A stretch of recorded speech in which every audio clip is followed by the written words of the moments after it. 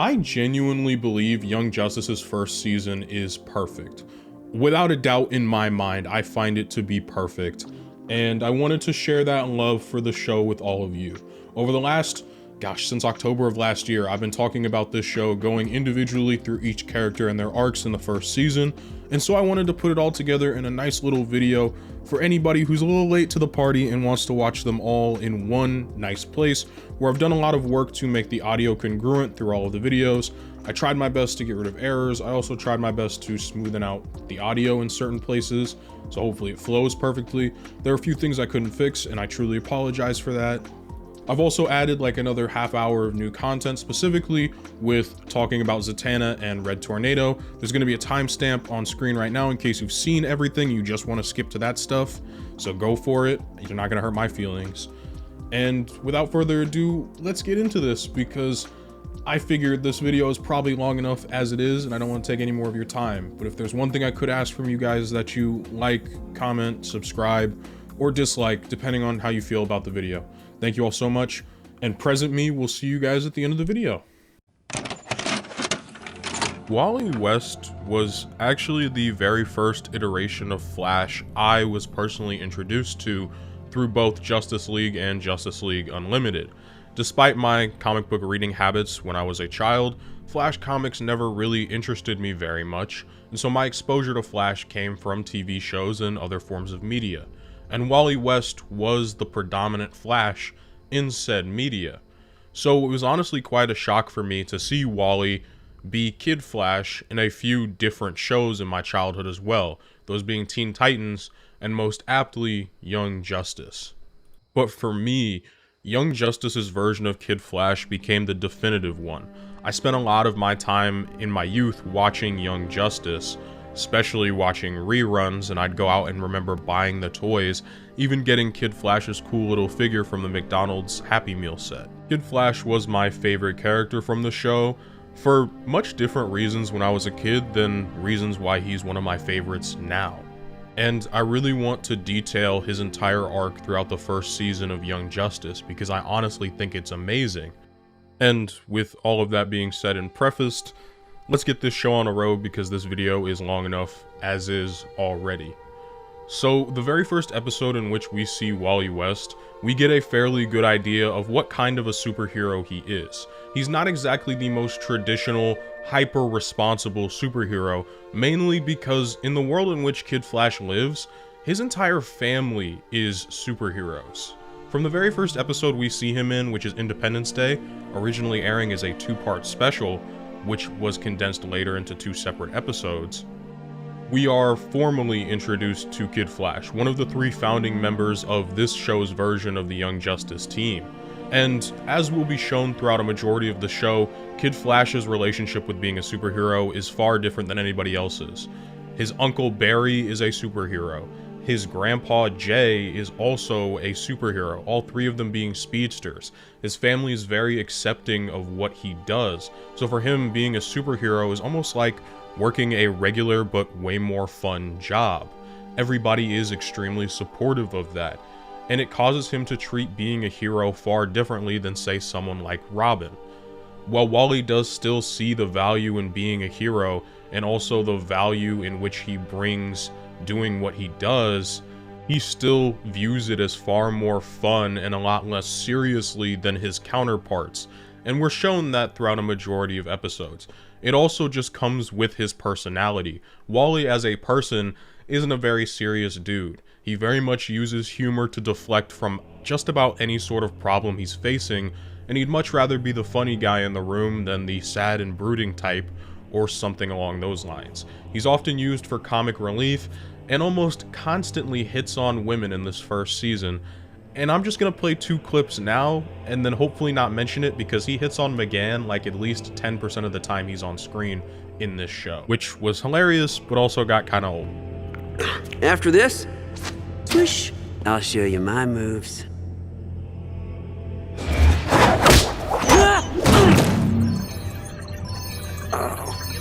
Hurts so good.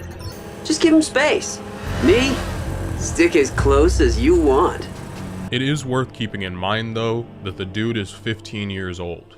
This is not exactly a team of hardened superhero veterans. Kid Flash is still very much a teenager.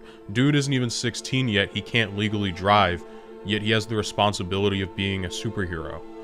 The first episode that we see KF in, he is supposed to be getting to join the Justice League. The sidekicks, those being Aqualad, Robin, Kid Flash, and Speedy, who would later become Red Arrow, are all sidekicks to different members of the Justice League respectively. And for the first time, they believe they're going to the Hall of Justice. The sidekicks believe they're going to get to join the Justice League. Speedy, being the oldest out of all of them, is the most frustrated that what they've really been brought to, which is the Hall of Justice, is just a charade for the public. He has been told to by his mentor Green Arrow that the real place in which the Justice League operate is the Watchtower, a giant floating space base, which I'd assume most of you know by this point. And when the rest of the sidekicks find that out, they're frustrated and hurt. Speedy absolutely quits on the spot because he's so sick of being treated as a sidekick. And this is where we get the entire kickoff of the show. The Justice League has essentially left their sidekicks in the dark, and Kid Flash doesn't exactly like being treated as a sidekick, especially when, in typical fashion of his family, he is seen as a superhero. This is kind of his birthright with his family. He even went out of his way to recreate the accident that happened to his uncle in order to make it happen to himself so that he could gain Flash powers. And he's always felt like kind of an outsider, even though his family is so well built on top of being superheroes. He's always kind of felt ostracized because of the way in which he had to go about getting his powers. His Uncle Barry wasn't exactly the most supportive at first when it came to him getting his powers. It also doesn't help that he is the slowest available speedster that any sort of group could need. So he has this want to prove himself. So between his convincing and Robin's convincing, they get Aqualad to join them in raiding what the Justice League has deemed as Cadmus. Apparently the building was having some sort of issues, but the rest of the Justice League were not going to check out on. And when the three arrive on the scene, what they end up finding out is that Cadmus is nothing more than a cover for a bunch of genetic experiments on these creatures they like to call genomes, typically aliens from other worlds that they have experimented on when trying to figure out how to build sometimes super weapons, other times mind control devices, or whatever the light wants. We'll talk more about the light later. And while the very primitive version of the team is there, what they end up discovering is an entire clone of Superman. One that isn't yet fully completed, but is technically Superman by genome. We'll come to know him as Superboy, so I'm just gonna call him that because that makes my job a lot easier. But they find Superboy, and Kid Flash is the very first member to want to try and rescue this new version of Superman, to try and get him out, because honestly, it's very unethical, especially because he's just being kept here frozen. And just like just about any suggestion Kid Flash seems to have in this show, this one does not go well, like, at all. The second that Superboy is able to get out of containment, he immediately starts by trying to attack the team that literally just freed him, mostly due to Geno brainwashing and genome mind control, which, of course, everybody loves a little mind control. They actually spend a majority of the first half of the second episode trying to convince Superboy to help them out, much to Kid Flash just kind of being sarcastic and a little bit standoffish. His character in this first two-part special is more of the comedy relief and teenage angst. You'd have my head for taking so long. Seriously? That's what you're worried about? The whole league will have our heads after tonight. Dude almost predominantly relies on sarcasm for his humor, especially throughout this first two-part special. The reason I'm even deciding to cover the two-part special is because I think it's important to establish little bits of continuity that happen throughout the show, especially when it comes to something huge like additions of team members. For the rest of the video post this two-part special, I'm really going to try and keep it condensed down to nothing more than Kid Flash analysis on his own, but I think especially from this being the first time I'm covering this show on the channel, it's okay for me to give exposition and to try and help you guys understand what this show is, the premise, and where we're going to be by the end of this 2-part special. Ultimately, the team is able to convince Superboy to help them out, and the entire team decides to escape together, adopting Superboy as the unofficial and soon to be official 4th member of what will become known as the Young Justice Squad, but they almost always just unilaterally call it the team, so that's probably what I'm going to continue to call it as well. The team used Kid Flash for, well, what he's best at, using his speed to try and find an exit, and all of that goes completely wrong. They get into a gigantic fight in which they barely survive, fighting off different species of genomes and aliens.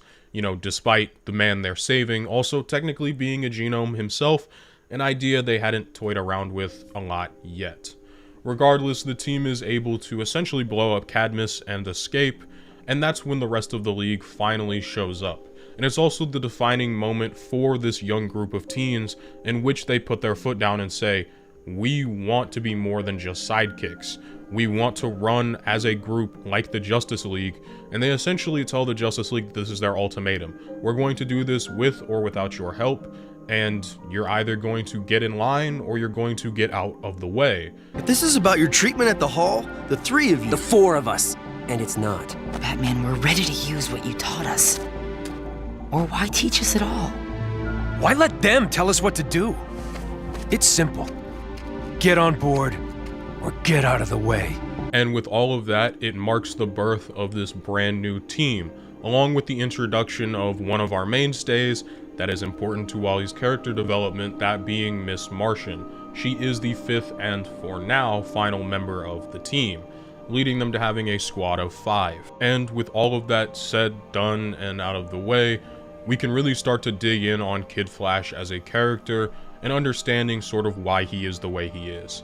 The next episode that I believe is important for KF involves the group's first official team mission together, in which they still haven't designated a leader. One of my favorite running continuity gags, I guess you could call it, throughout the show is how often Kid Flash eats. Because think about how much calories he has to expend going from mission to mission. It's a lot.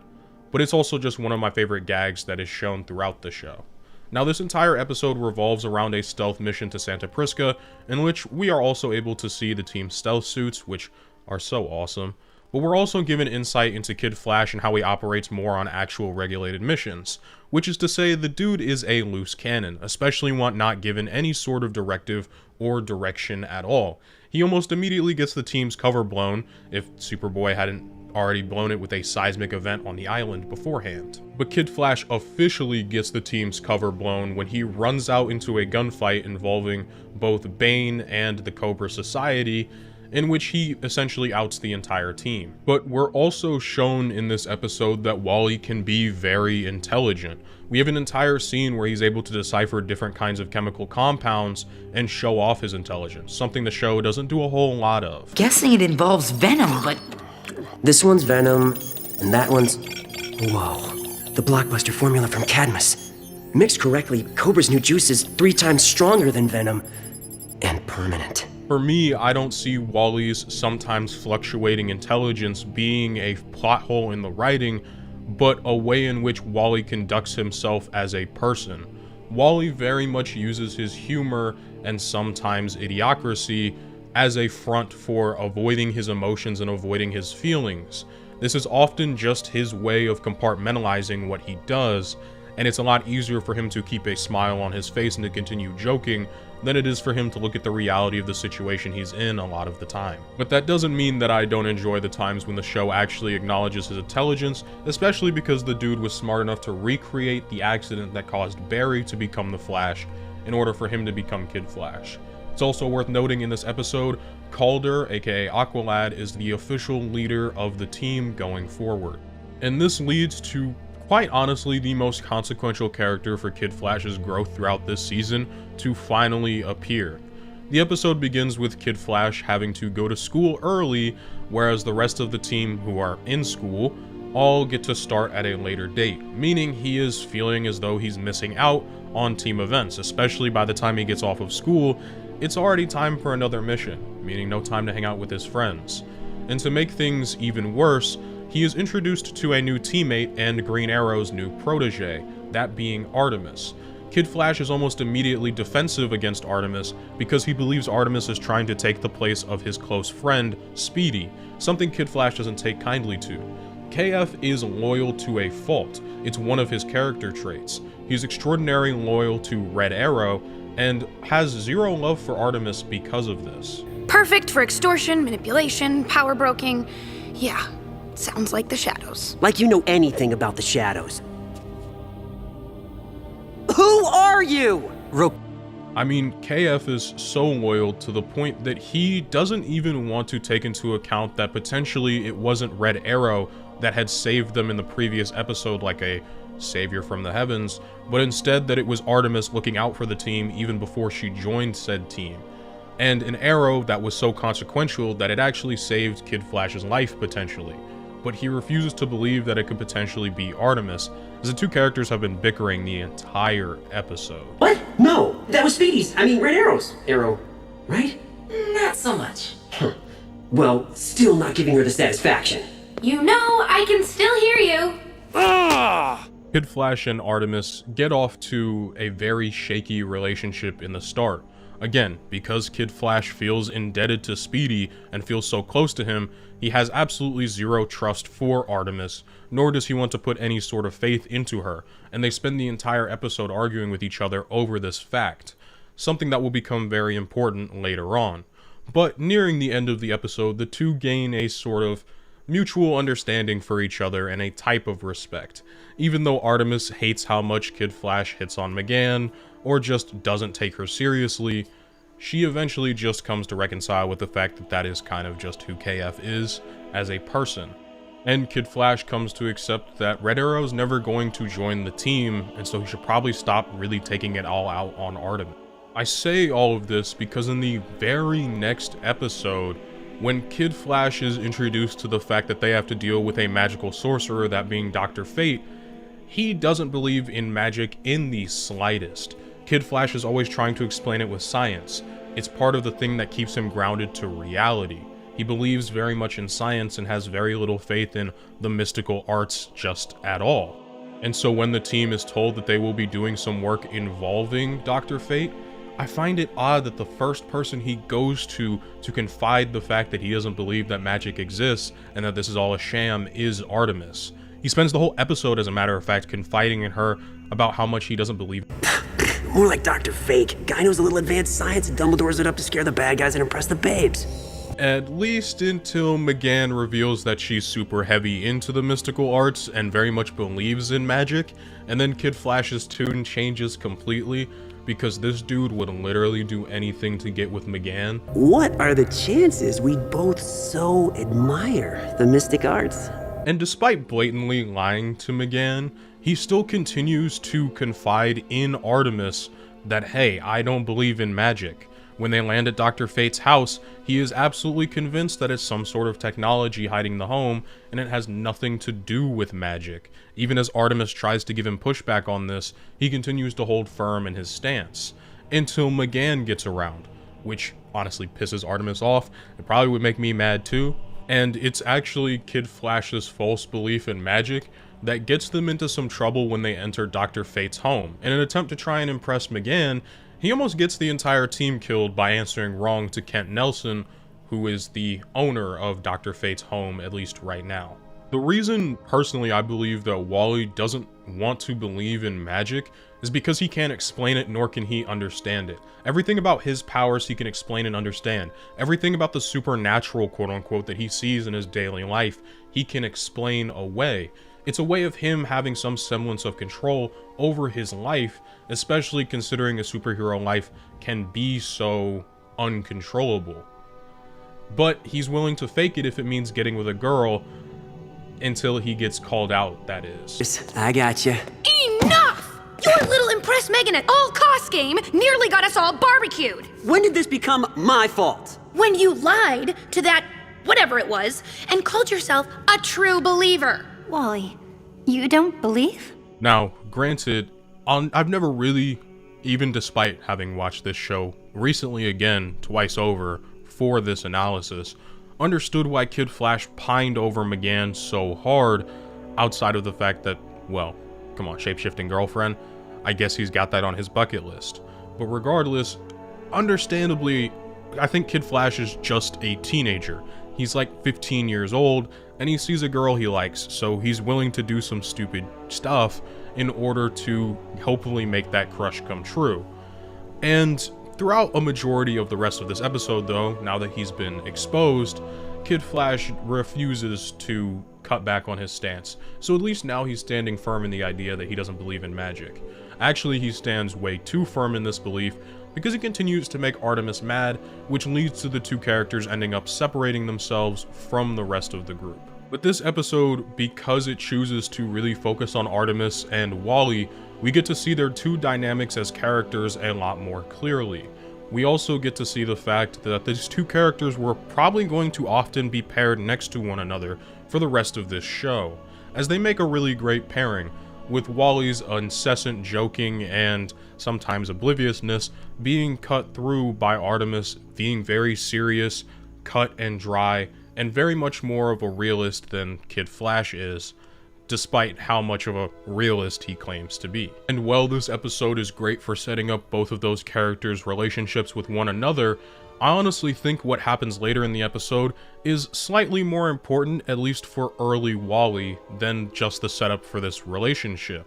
Wally is going to be trapped with Kent Nelson at the top of the building, in which Kent is slowly passing away. The dude is 106 years old, and he physically can't handle the toll that Dr. Fate takes on his body anymore. And so Wally has to choose to believe in the mystic arts and to step outside of his own comfort zone in order to protect all of those around him, namely Artemis, McGann, and the team. He has to do this much to his want not to. And so when he does choose to put the Dr. Fate helmet on, it is for the first time we see Kid Flash's willingness to give up control. Give up the control that he feels he has gained throughout his entire life by relying on science and logic. And so when Kid Flash does, he kind of just exists inside Naboo's helmet. We also, for the very first and only time, get to see the inside of the helmet and the way in which it works. Kid Flash is the only character that shows us the inside of the helmet and how Dr. Fate operates as an entity. Essentially, he takes over your entire body, leaving you with no choice but to be Dr. Fate until he decides to release you or you get too old to do it. The only reason Kent's soul is still inside the helmet is because he chose to try and help Wally, someone who's not necessarily magically attuned, in order to ensure that Wally has a way out of the helmet, because Naboo would very much keep him forever. Because Naboo is a Lord of Order. He believes that he is needed at all times across the multiverse, and that to be sitting on a shelf alone for eternity by himself is horrible, because he would truly be by himself. And I think it's a really important moment for Wally, the way in which he gets to leave the helmet, and it goes on to impact him for the rest of the season in the way in which he views using the helmet, as Kent ends up giving up more time spent in the afterlife with his wife to try and get Wally outside of the helmet. The kid's soul belongs to the world of science, not sorcery. True, but I do not appreciate being permanently hidden away, useless. Kent's wife has been dead for a presumably decent amount of time, considering he's 106, and he speaks about her like it's been far too long, and he's willing to stay and keep Naboo company until a next suitable person to take the Dr. Fate mantle comes along. And he does this for Kid Flash, while also imparting some wisdom on him before he goes. Some free advice before you go. Find your own little Spitfire. One who won't let you get away with nothing. For example, that. Something that I also haven't mentioned yet is that Wally wants to keep souvenirs for every single mission the team goes on. And at first, these souvenirs are nothing more than just cool items that he finds. As the show goes on, that will evolve, but it's also worth noting at the end of this episode, he has a decent little heart-to-heart with Artemis that is unfortunately cut short because dude decides to go chase after McGann, even after hearing the advice given by Kent, which is more of a throwaway gag than anything else. But I think the next episode that I want to cover actually goes into way more detail surrounding why Artemis and Kid Flash are genuinely so good for each other from a relationship standpoint, at least when they don't have the pretenses of disliking each other for arbitrary reasons. This episode's entire plot premise is that the Light are working on creating new types of technology in order to help destroy the Justice League, typical villain shit, but ultimately, their team is brainwashed by a villain named Simon who uses his mental abilities to make them forget the last 6 months. And so with the last 6 months being forgotten, both Kid Flash and Artemis end up meeting alone in the desert. And KF ends up coming to really like Artemis. As a matter of fact, Dude shows interest for her almost immediately. And as well, we also get more of a raw look at Kid Flash as a character. He is less jokey in this episode, at least in a hurtful manner towards Artemis, and actually seems to have more care about him when speaking to her, something we typically see he does with his other teammates that aren't named Megan and Artemis, for what I feel like at this point is very obvious reasons. Kid Flash in this episode, as well as Artemis, show great interest in not only keeping each other safe, but working well together. The two of them spend a majority of the episode by themselves, before reconvening with Megan. And what I find so personally interesting and absolutely hilarious is by this point in the show, it's not necessarily presented as though the two would get together, but of course it is hinted at and foreshadowed. But what this episode really establishes is, if the characters did not have the pretenses about one another that they have grown from the first time they met, they would be so much closer. As a matter of fact, Artemis gets defensive and jealous when Kid Flash mentions that Megan is beautiful and that he might know her, and Kid Flash immediately denies it because, well, he likes Artemis. It's so very clear. You know her? No, I swear, beautiful. Never seen her before in my life. At least, not that You've both lost your memories too. It's also very much worth noting that Kid Flash goes about expressing his interest in a relationship with Artemis far differently than he does with Megan or anybody else. This episode is also host to one of my favorite gags in the entire show. Quit touching yourself! Kid Flash is honestly way more genuine with Artemis than he is with any other girl that he hits on throughout a majority of this show. He often says that women are on his mind, but the way in which he treats Artemis is very different than any other love interest. He seems to have a genuine care for her, especially in being shown that he takes her hand before they get their memories back, although confirming that maybe when they do, they won't like each other nearly as much as they do right now, something Kid Flash was a bit fearful of. And of course it's awkward once they do get their memories back.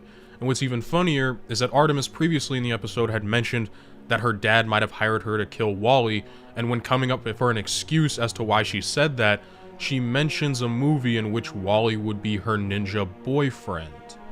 The two characters like each other. It's so blatantly obvious by this episode, it's hilarious. Some old movie I saw the other night about a ninja girl whose ninja dad ordered her to kill her ninja boyfriend because he was from a rival ninja clan. So, I'm your ninja boyfriend, huh? Hey, amnesia, remember? And yet, even despite all of this, when Wally wants to talk to somebody, Artemis is almost always his first pick going forward for the rest of the show. It's been like that since her introduction episode, of which, again, I find very hilarious because the two characters pretend to hate each other so very much. The following episode that I want to cover isn't exactly the most important or influential episode for Kid Flash necessarily, but it's important for continuity and it's important down the line in this video, so I figured I would mention it, hopefully briefly.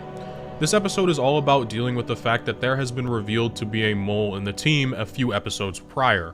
Only Aqualad knows about this, and of course, Superboy overhears it due to his super hearing when Aqualad was trying to explain this to Batman.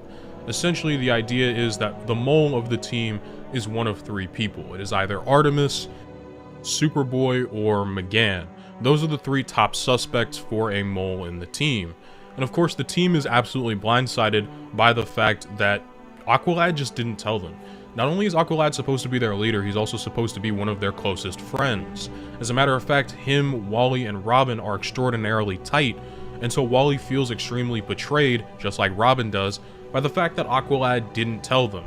Robin has his own sort of reason for being betrayed as well, outside of just not being told, but Kid Flash genuinely feels that. and so when the mission starts, the entire team fractures. The girls go off on their own, Kid Flash and Robin goes off on their own, and Superboy does his own thing while Aqualad and Captain Marvel try to piece the team back together. As a matter of fact, it doesn't exactly go well from a mission standpoint, at least until the end. Aqualad establishes that he is the leader, and regardless of being their friend, they have to listen to him on missions, and as well goes on to explain why he didn't want to talk about the mole issue, believing it was just a way to divide the team given by a supervillain. And Flash is the first character in the show to essentially acknowledge that Aqualad is still the leader, regardless of what happened on this mission or what happened with the mole situation. All in favor of keeping Aqualad as leader? The episode ends on a fairly decent note, and outside of the idea of setting up the mole and a small fracture in the team, it's overall unconsequential to Wally West's story in general. The next major episode I wanted to cover involves something to do with Dr. Fate's helmet once again. Essentially, the Light felt that the Young Justice group and the Justice League in general were getting far too close to discovering who they truly were. So the Light instituted the Injustice League as a way to distract not only the Young Justice team, but also to distract the Justice League, using Poison Ivy and a concoction of chemicals that were mentioned in previous episodes, namely that variant of Titan, all being used so that the team has something to fight against while the Light continue to work in the background, and the Justice League continue to feel successful. Also, in this episode, the team really gets their first true action against A-list supervillains, which is kind of what this team is made up with. Considering the Joker's on it, I'm going to call it a somewhat A-list team. Also, we get the hilarious running gag of Artemis constantly hitting Wally, and one of my favorite gags in the entire show. Ready? Ready for what? Ow! Will you cut that? Hello, Wally. If the big guns are fighting plants, who do you think we'll be fighting? I don't know. I guess we'll... Hello, Wally is one of my favorite running gags in this show, and this show has a lot of running gags. A lot of them I love, but I think that one is genuinely my favorite. But it is on the plane ride over that Wally notices Calder has in his duffel bag what he calls Plan B.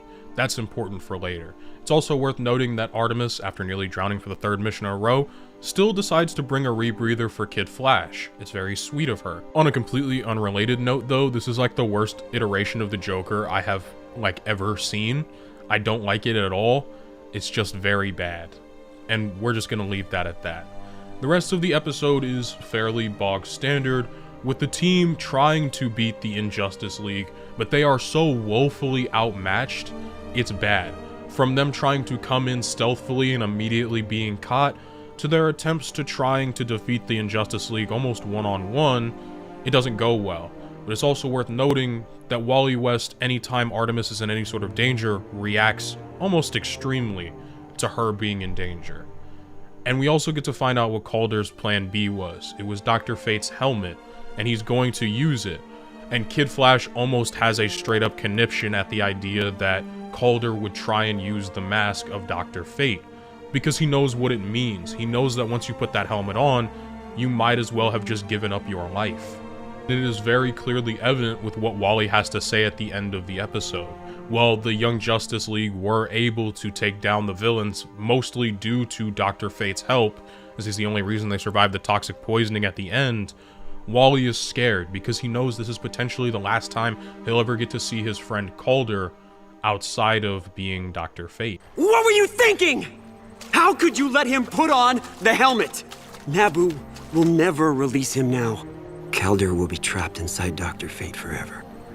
Thankfully for everyone involved, Calder is bailed out by Kent continuing to stay with Dr. Fate, and mind you, it has been a few months by this point, as he continues to stay with Dr. Fate and essentially just not allow him to leave, which is, in all honesty, absolutely insane and pretty sad. Another bit of continuity that this episode brings forth is that Wally broke his arm, and his arm stays in a cast for a pretty long time actually. The show doesn't really, in reality, take place over that many months. It's only like 6 or 7. The next most important episode for Kid Flash is one I feel a lot of Young Justice fans are familiar with. It was an episode that really stuck with me when I was younger, because the entire premise of the episode is that the Justice League are completely dead, all other heroes in the known world of heroing die trying to prevent an alien invasion from happening. Now, I'm just gonna come out and rip the band-aid off. Spoiler alert, the entire episode is a training exercise.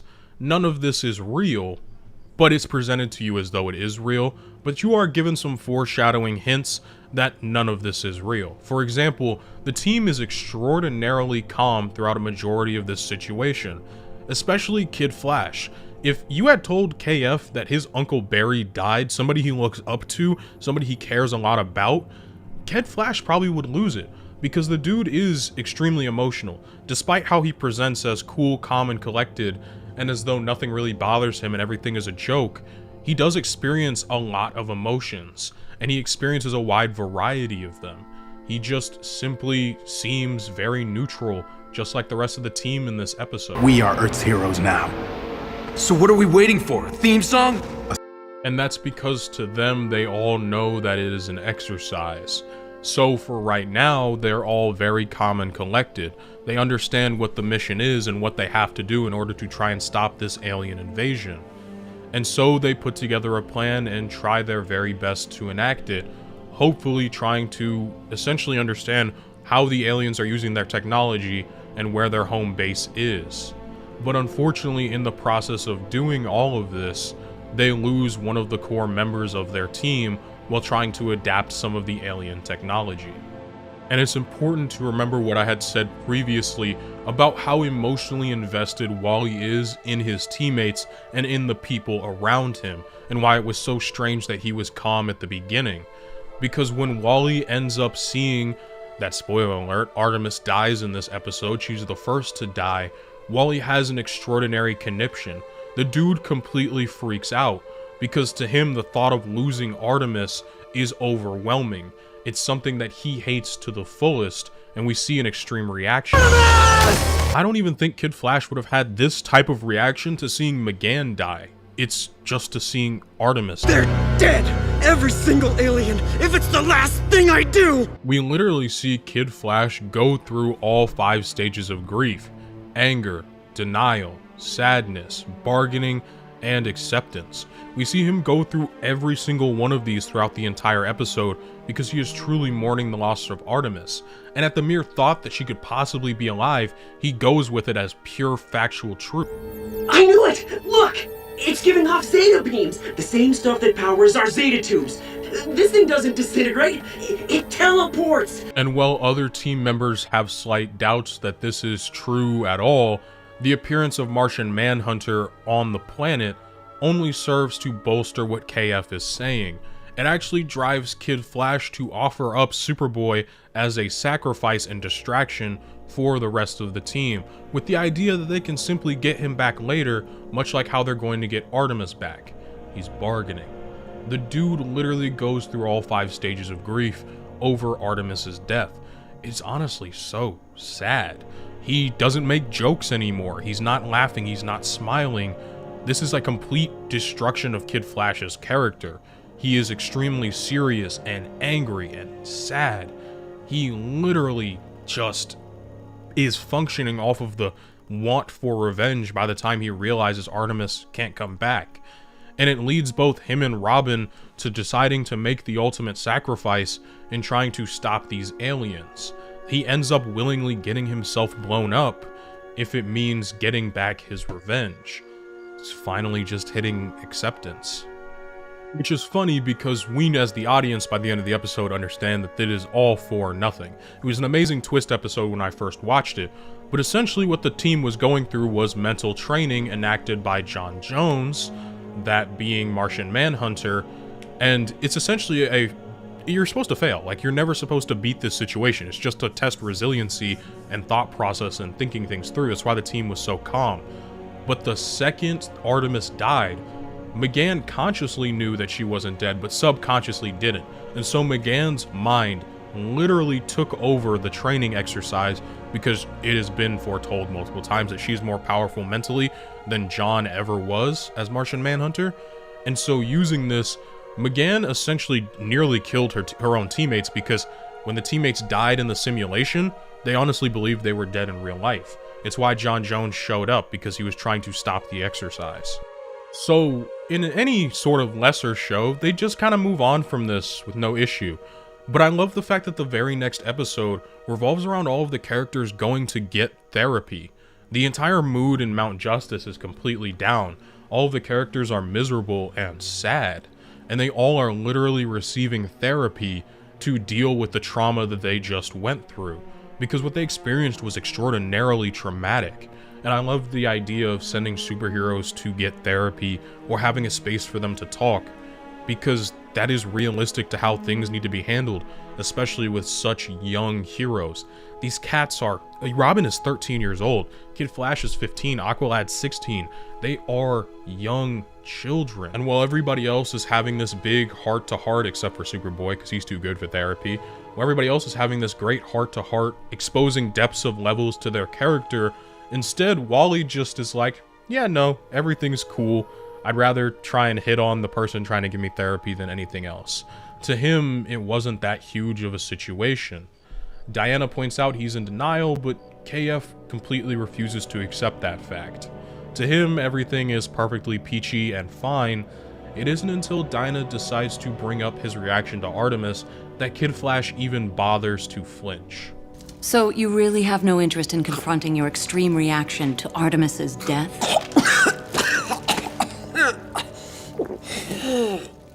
I'd rather talk about you, babe. Wally, you're in denial. I'm comfortable with that. Now, this is me just kind of speculating based off of the kind of character Wally is and what we've seen throughout a lot of the show, but the dude is so heavily in denial. I mean, he straight up refuses to talk about the fact that Artemis's death emotionally destroyed him. And honestly, I don't think the deaths of his teammates really hit him nearly as hard as Artemis's death did. It's something that he's going to harbor within himself, though, and keep to himself, because that's just the way things go for him. He once again doesn't want to recognize the life as real and as dangerous, because in his family, it's their job, it's something they do. For him, it's fun when he does it. So for him to have to acknowledge the fact that it is dangerous, that he could lose his friends, that the woman he loves could potentially die, the woman he really loves could die, for him, it's way too much. And so he'd rather live in a delusional dreamland where he can smile and laugh and be happy and not have to think about that at all. It's honestly really, really sad when you think about it, because the dude just refuses to acknowledge that he experienced an extreme traumatic event. And even Superboy, who in the episode refuses to acknowledge the event, eventually does come around and acknowledge it. That is the only interview that we got from Wally throughout the entire episode. They leave him in the state that he was found in because he doesn't want to change out of that mindset.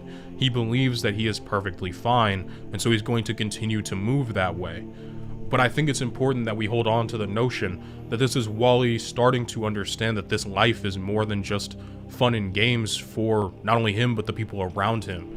It starts to slowly open his eyes to the fact that this game is dangerous, that the work of being a superhero is life and death. I think Wally starts to take the job a little bit more seriously, especially following this episode, and another one that's also a fan favorite coming later. The next really important episode that I want to cover for this also happens to involve everybody's favorite time mind-controlling helmet, being Dr. Fate. In this episode, we are formally introduced to Zatatana officially, as she's going to become a mainstay of the cast going forward, but the whole premise of this episode is that all of the adults and all of the kids have been separated onto two completely different worlds, so that Clarion the Witch Boy, who is a kid himself, can rule the world all by himself without having to deal with like the real members of the Justice League. And it's also interesting and worth mentioning that when the Young Justice crew is essentially gathering up young children and trying to give them a place to stay and be safe, Artemis's first thoughts is to ask about how Wally's parents are doing and to check in on Wally and make sure that he himself is doing okay. Did you call home? No answer. You could Zeta there. I've been collecting kids all day. I don't need to see another empty house. But because the kids don't know that their parents are all on a separate place, they all just assume the parents are dead via some sort of magic, which means that this is worst case scenario. It gets so bad that Wally even contemplates putting on Dr. Fate's helmet for himself. We're shown him staring at it. He's willing to take on that responsibility for life if it means doing the right thing as a hero. I mean, this thing could definitely come in handy. Yes, but we both know anyone who dons the helmet and allows Naboo to possess him may never be released from being Dr. Fate. And while the team isn't exactly that desperate yet, Wally's not ruling it off as a potential option or as not being on the table. Now, of course, just like for the rest of what's going on, the adults are on their own planet, meaning the Justice League is stranded between their own world without kids. And Shazam is the only person, or Captain Marvel I think he was still called in this show, is the only person who can bridge the gap between the two worlds because he is Billy Batson at the end of the day. And so what the teams end up devising is a plan using both parallel worlds, with the connection being Billy Batson, to travel between the two and organize between the Justice League and the Young Justice League in order for all of them to make a stand. Unfortunately, the stand doesn't go very well, and Zatanna ends up deciding to make the ultimate sacrifice to become Dr. Fate herself. And since she is so magically attuned, Dr. Fate was not going to let go of Zatanna even when the job was done. He straight up refused to. And unfortunately, she would have remained like that if it was not for Zatara, simply because Dr. Fate decided to jettison Kent from his mind space. Kent would never allow you! Kent Nelson did object strenuously, so I released his spirit to the afterlife. He is gone. And for the second episode in a row that I'm covering, Wally has to learn that this life has sacrifices, as what ends up happening is Zatara sacrifices himself to Dr. Fate because he is the more powerful magic user, giving himself to Dr. Fate instead of Zatanna. That way his daughter could live free forever and Dr. Fate could have a vessel of his own. It's once again that idea of sacrifice and of having to give something of yourself in order to save the day. It's also worth noting that Wally's souvenirs start to become more personal mementos and less just cool objects that he finds throughout the show. Wally has spent a lot of this show essentially learning what this life as a superhero comes with and just how hard it can potentially be. And I think the episode that exemplifies this the best is the episode that takes place on the character's birthday. Wally is finally healed out of his cast, meaning he no longer has to wear it.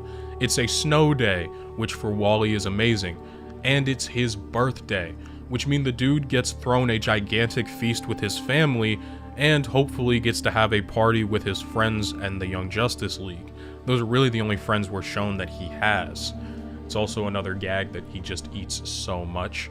I love that gag running throughout the show. It also, for Kid Flash, is another great day because his Aunt Iris decides to shout him out on national television. Kid Flash is having one of the best days of his life, especially because he just found out that the snow canceled school. So that's just another reason for him to enjoy the rest of his birthday. For him, this is like a dream come true, and Wally's birthday is almost unanimously all about him, as he had been hinting at a surprise party for weeks, hoping the team would throw him one, and of course, because they're just great people, the team does throw him his own party, something he's more than elated and excited to go to. This day is all about stroking Wally's ego and making it wonderful, as he shamelessly hits on Miss Martian repeatedly, much to Artemis's upsetness. And what's also absolutely hilarious is, like, Miss Martian and Superboy have been dating since like episode 6 or 7 of this season, and it's not until this episode where Artemis has to blatantly point it out to him that Wally even notices that he doesn't have a chance. And of course Artemis takes the most glee in pointing that out. It's also worth noting that in this episode, the whole reason snow is even happening is because the entire ice gang, basically any sort of ice user, has escaped prison, and they're all causing havoc outside of Bel Rev to change the temperatures of the world. And everybody is assigned a team to get the first official Justice League and Young Justice team up, except for Kid Flash, who is given a very different mission, one that's not so glamorous. You'll need to pick up the donor heart in Boston and run it 3,000 miles across country. No! He can't seriously expect me to skip the first ever League team up! Wally this day is supposed to be all about himself, and he selfishly doesn't really think of the girl he's going to save, but instead thinks of the team out he's missing up on. He doesn't take this mission extraordinarily serious almost at all. What I love about this episode is we spend the entirety of it with Wally. Just about every single scene he is in, and as well, it's one of the very few, if only, if I'm remembering correctly, episodes where we hear a character's internal monologue. It is all Wally the entire episode.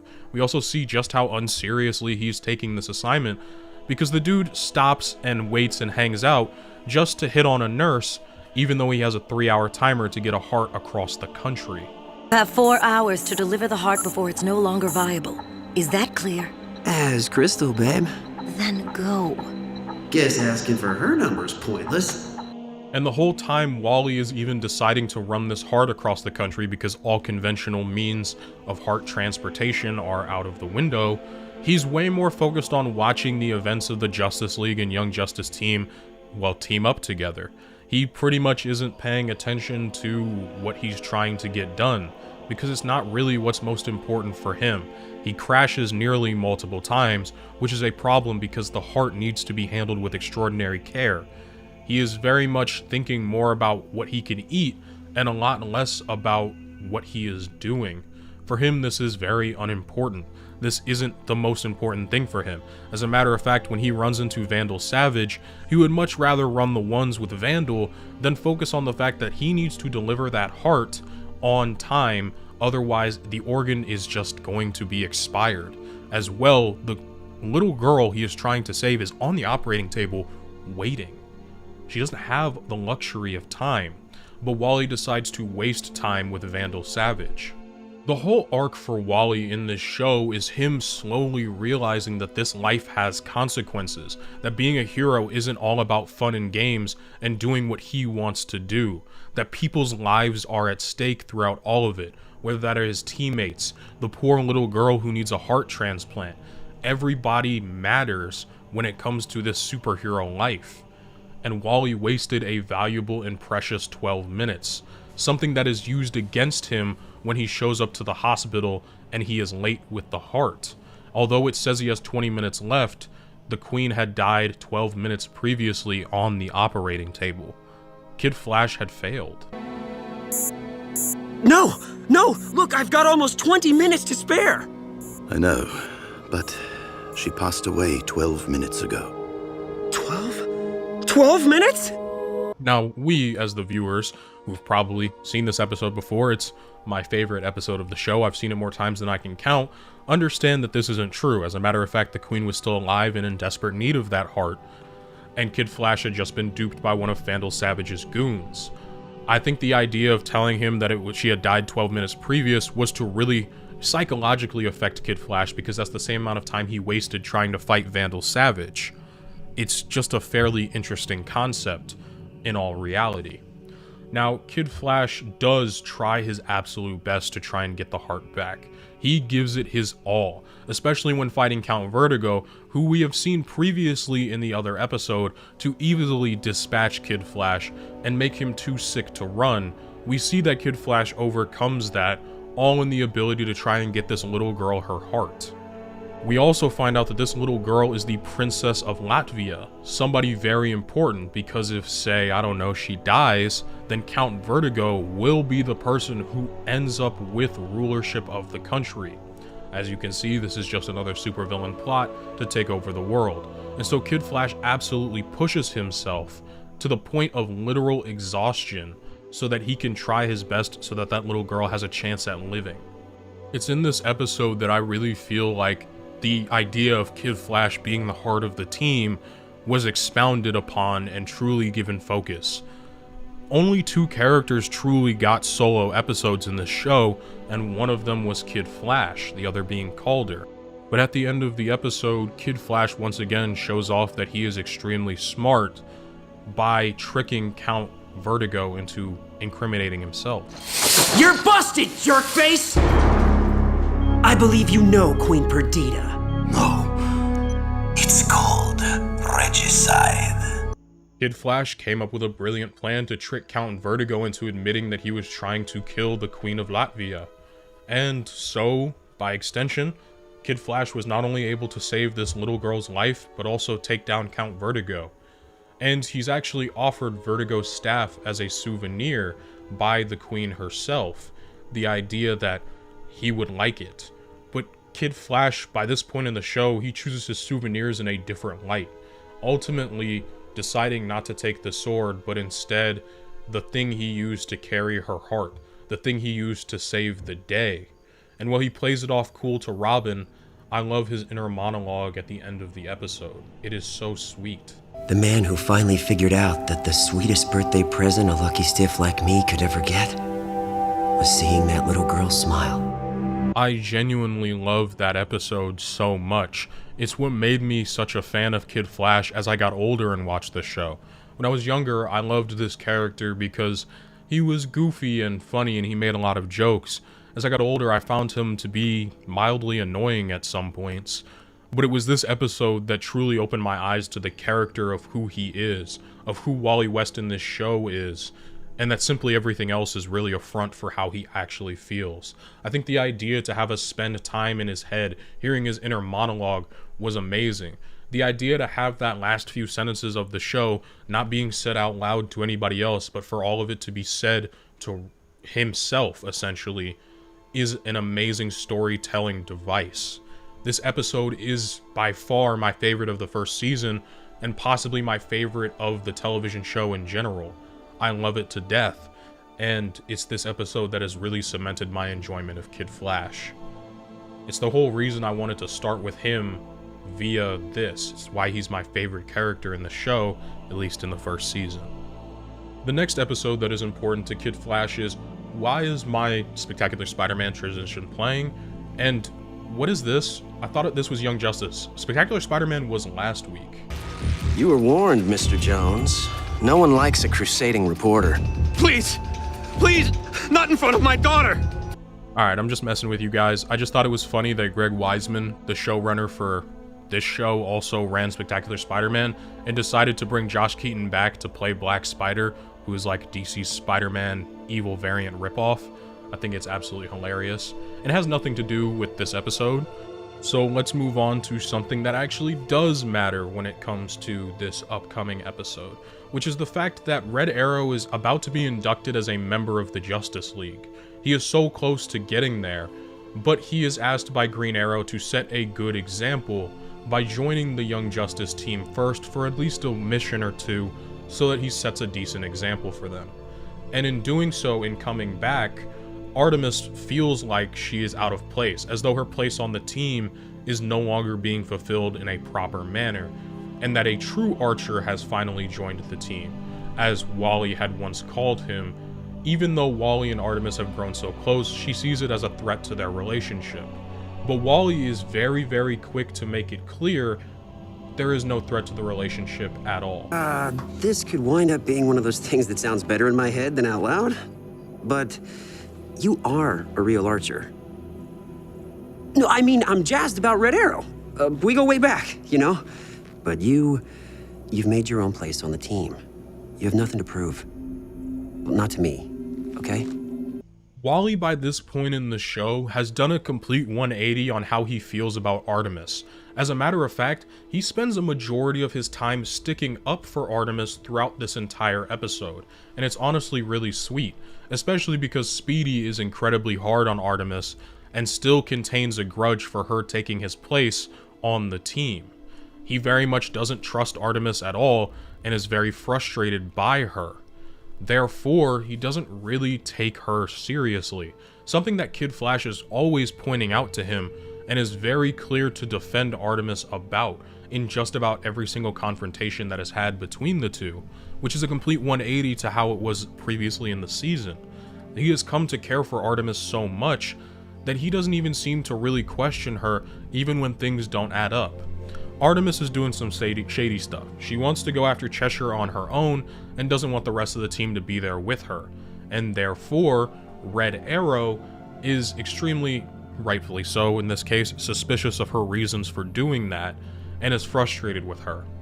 But Kid Flash doesn't even bother to see it that way. He takes what she says at face value because he trusts her. She must have ditched it. Yeah, figured.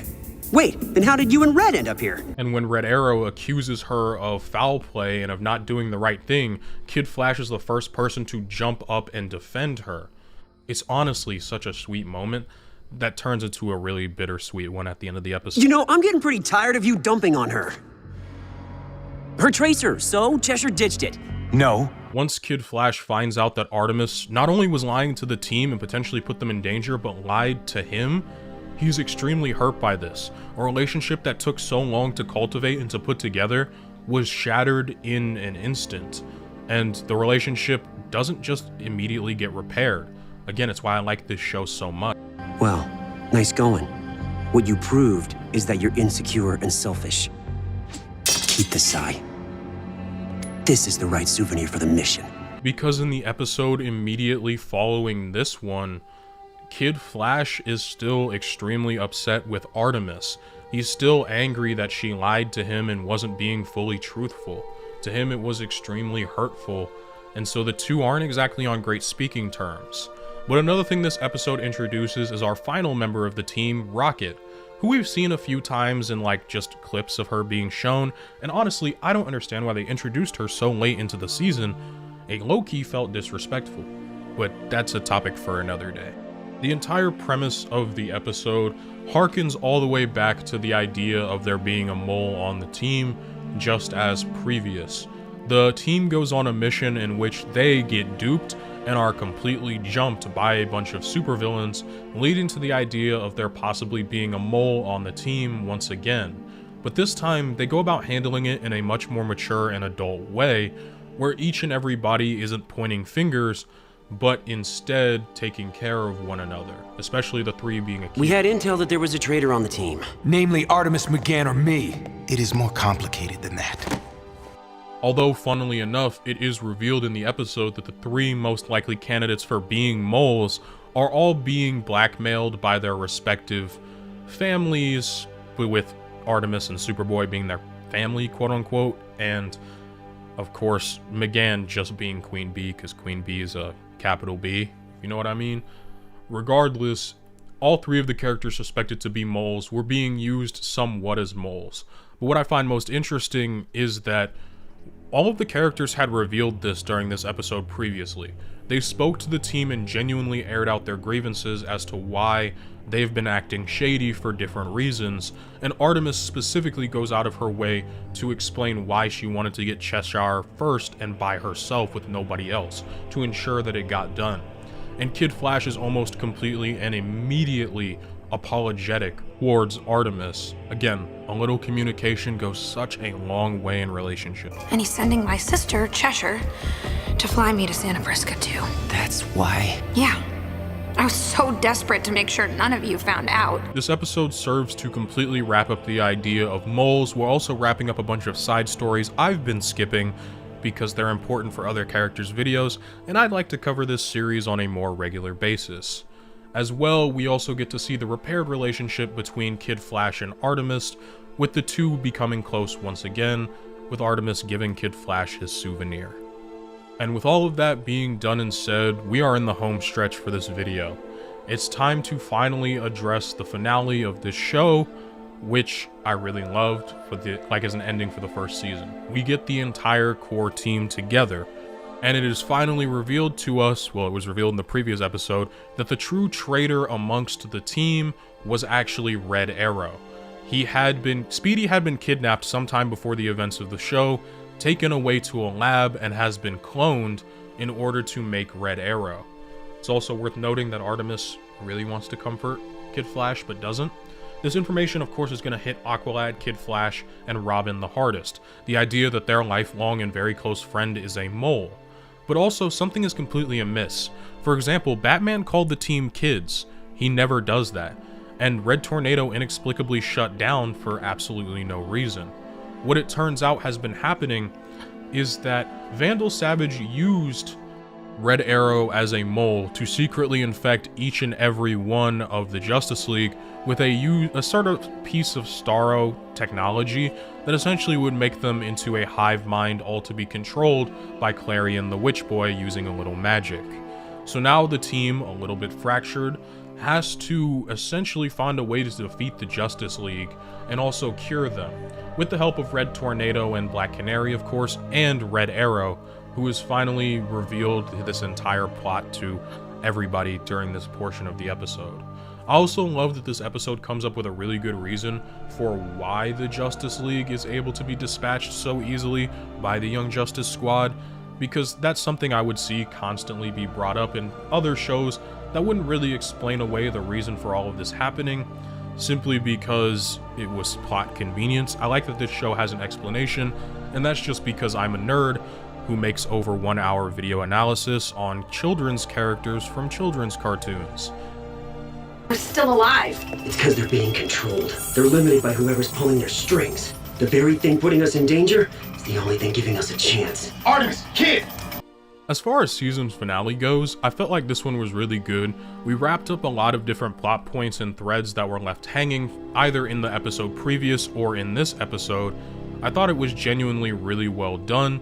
I love the final fight with Superboy and Robin, and while that isn't important to Kid Flash, you might be asking, well, what is? Because I'm going decently in depth about this season finale. And that's the idea that it took all of this for Kid Flash and Artemis to finally get together. The show has taken place over the course of like the last 6 or 7 months, basically, because they give us time codes at the start of the season and at the end of the season, and the show ends on New Year's Eve. It's a big celebration between the team and the Justice League for hoping to save the day, and in the end, we finally get to see Artemis and Wally make their relationship official in a very sweet and cute way. I really enjoyed how satisfying this season finale was. I should have done this a long time ago. No kidding. Young Justice really amazed me with how they handled some of their side characters.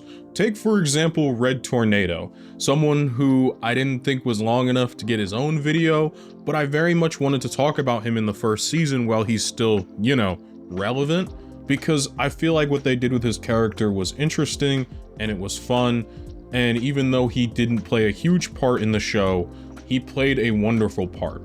We were first introduced to him as the team's den mother.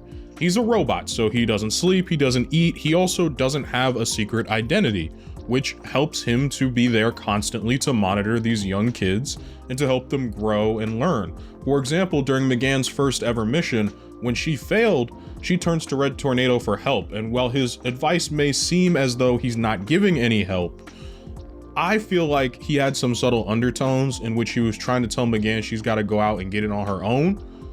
And that gives McGann the idea to pretend to be Red Tornado to help fight Twister, who happens to have the exact same power set as Red Tornado, which leads us into the actual overarching plot Red Tornado gets throughout this early season, and that's his lineage, his bloodline, and his family, essentially, his father and his 2 siblings. And it also deals with a lot of the classic notion of what does it mean to be human. It's a storyline Red Tornado gets pretty often because he's an android that knows he is an android, but at the same time he values human life like a human. He walks, talks, well, talks, but he walks like a human, and he somewhat does act human. But at the same time, he is constantly reminded that he is not human. He is a robot, someone that is looked at as though he is heartless, cold, potentially cruel, somebody that isn't exactly ever going to be... You'd never go to Red Tornado for therapy the way the kids in this show went to Black Canary for therapy, because he's not that kind of guy. He's not warm like that.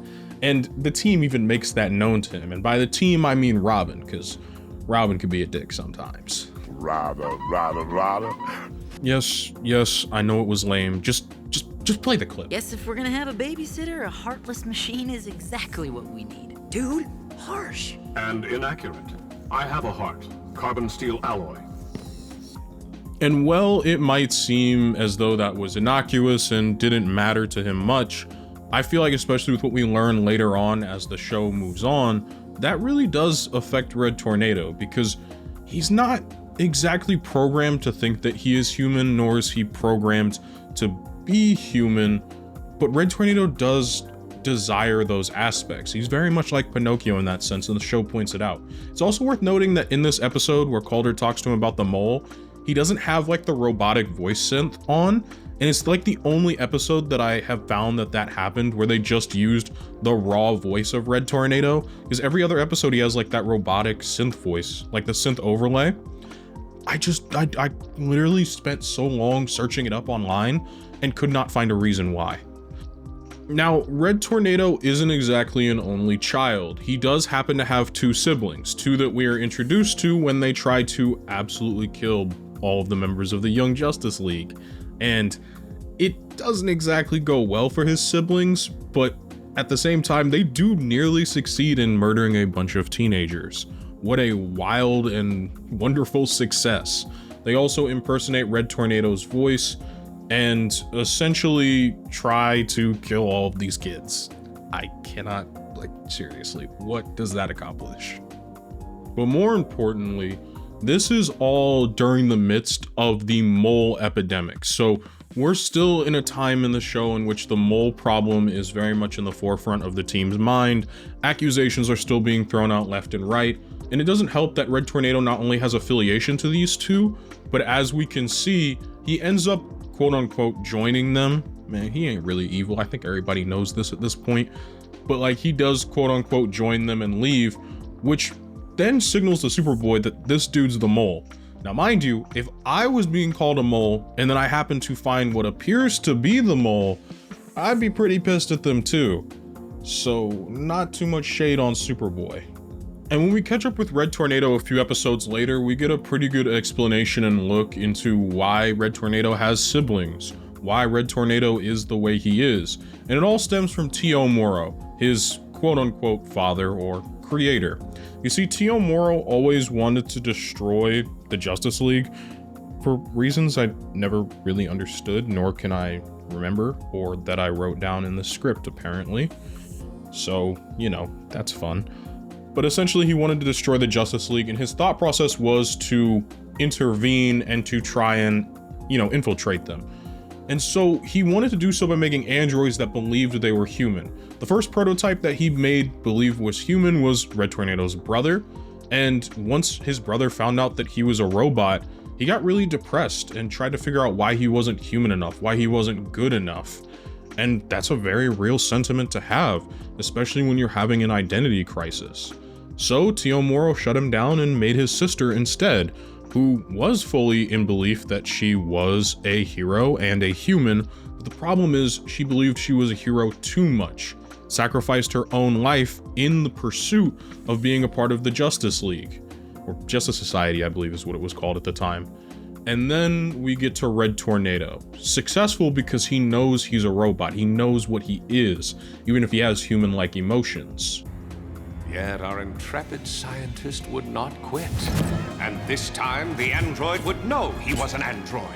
The new approach worked. Red Tornado, the robot hero, was inducted into the Justice Society. The scientist believed he had triumphed. And Red Tornado, of course, is a failure in his father's eyes, because not only was he supposed to be the perfect robot, but unfortunately, he was too heroic, too much of a hero. So Tio Moro said, forget subtlety, and instead we just gonna destroy the entire Justice League. Yeah, let's just say this planet didn't exactly work out for him so much, and we also figure out that, you know, maybe a dude who's been making robots since the 1930s and the early 2000s wouldn't exactly be that young and chipper. He is a robot. A big shocker. Dude who made robots made a robot clone of himself to make more robot. That's actually kind of confusing now that I think about it, but that's whatever. But now, left unchecked, baby brother wants to set off Yellowstone and wipe out all of humanity Ultron style. This dude's just plain insane. But as it turns out, this entire time, Red Tornado has not been a mole. As a matter of fact, he's been in his right mind the entire time. He's simply been there trying his best to keep the collateral damage away from the team. It's something he said in the very first appearance he had, which was, he does not fight the team's problems. He doesn't solve the team's problems. And he does not expect the team to fight his enemies and to solve his problems. And so he was trying to tackle it by himself to gain more information and also to understand where he's coming from and who created him. Because a lot of the questions surrounding Red Tornado is, who am I? What was I meant to do? Am I supposed to be human or not? And it always conflicts with the ideology to be a hero, because in order to be a hero is to fundamentally have empathy for your fellow human beings. Even though Red Tornado isn't human, he's still a hero. The premise of your question is flawed. You were never human, but you were heroes. And it is in that speech that he inspires his brothers and sisters to take on Baby Brother and ultimately sacrifice themselves for the greater good to be heroes, to be what they were made to be, even if it was with like lies and deception. Red Tornado's story is deceptively simple, and it's one that is usually played up the most. I remember first seeing it in Brave and the Bold. What does it mean to be human, right? And I think that didn't necessarily need as big of an arc as some of the rest of the characters in the show. And I think with the limited amount of screen time Red Tornado got, they did a wonderful job exploring this aspect and exploring the idea that Red Tornado wants to be more human. The idea that humanity doesn't simply extend to the flesh and blood that we see every day, but to a mentality to protect your fellow man, to care for them. It also proves that, you know, he's not the mole and he's not a bad guy. I genuinely think there's something to take away from the idea that humanity does not just extend flesh and blood. It doesn't just extend to what we look like, but rather a mentality to take care of each other. It's how we made it so far in the first place to being the dominant species. We took care of each other.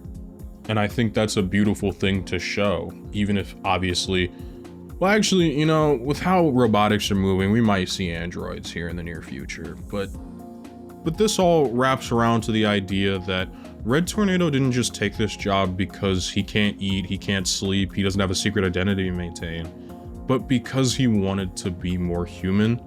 And there was only one real way of doing that, because the Justice League sure as hell is not going to teach you how to do it. And it was to be around these kids, and it was to take care of them, and to have something to truly care for would allow him to feel what it means to be human. And I think that's beautiful. And if I understand the term correctly, I believe I have come to care about you all. We see this reflected in his ending. We find the real Tio Moro, who's broken down, old, and slowly dying. A man that is unequivocally evil. Somebody who wanted nothing but pain for Red Tornado. And yet he still chooses to take care of his father because that's the human thing to do. Red Tornado is human, at least in my book. So way to go, Pinocchio. You did it.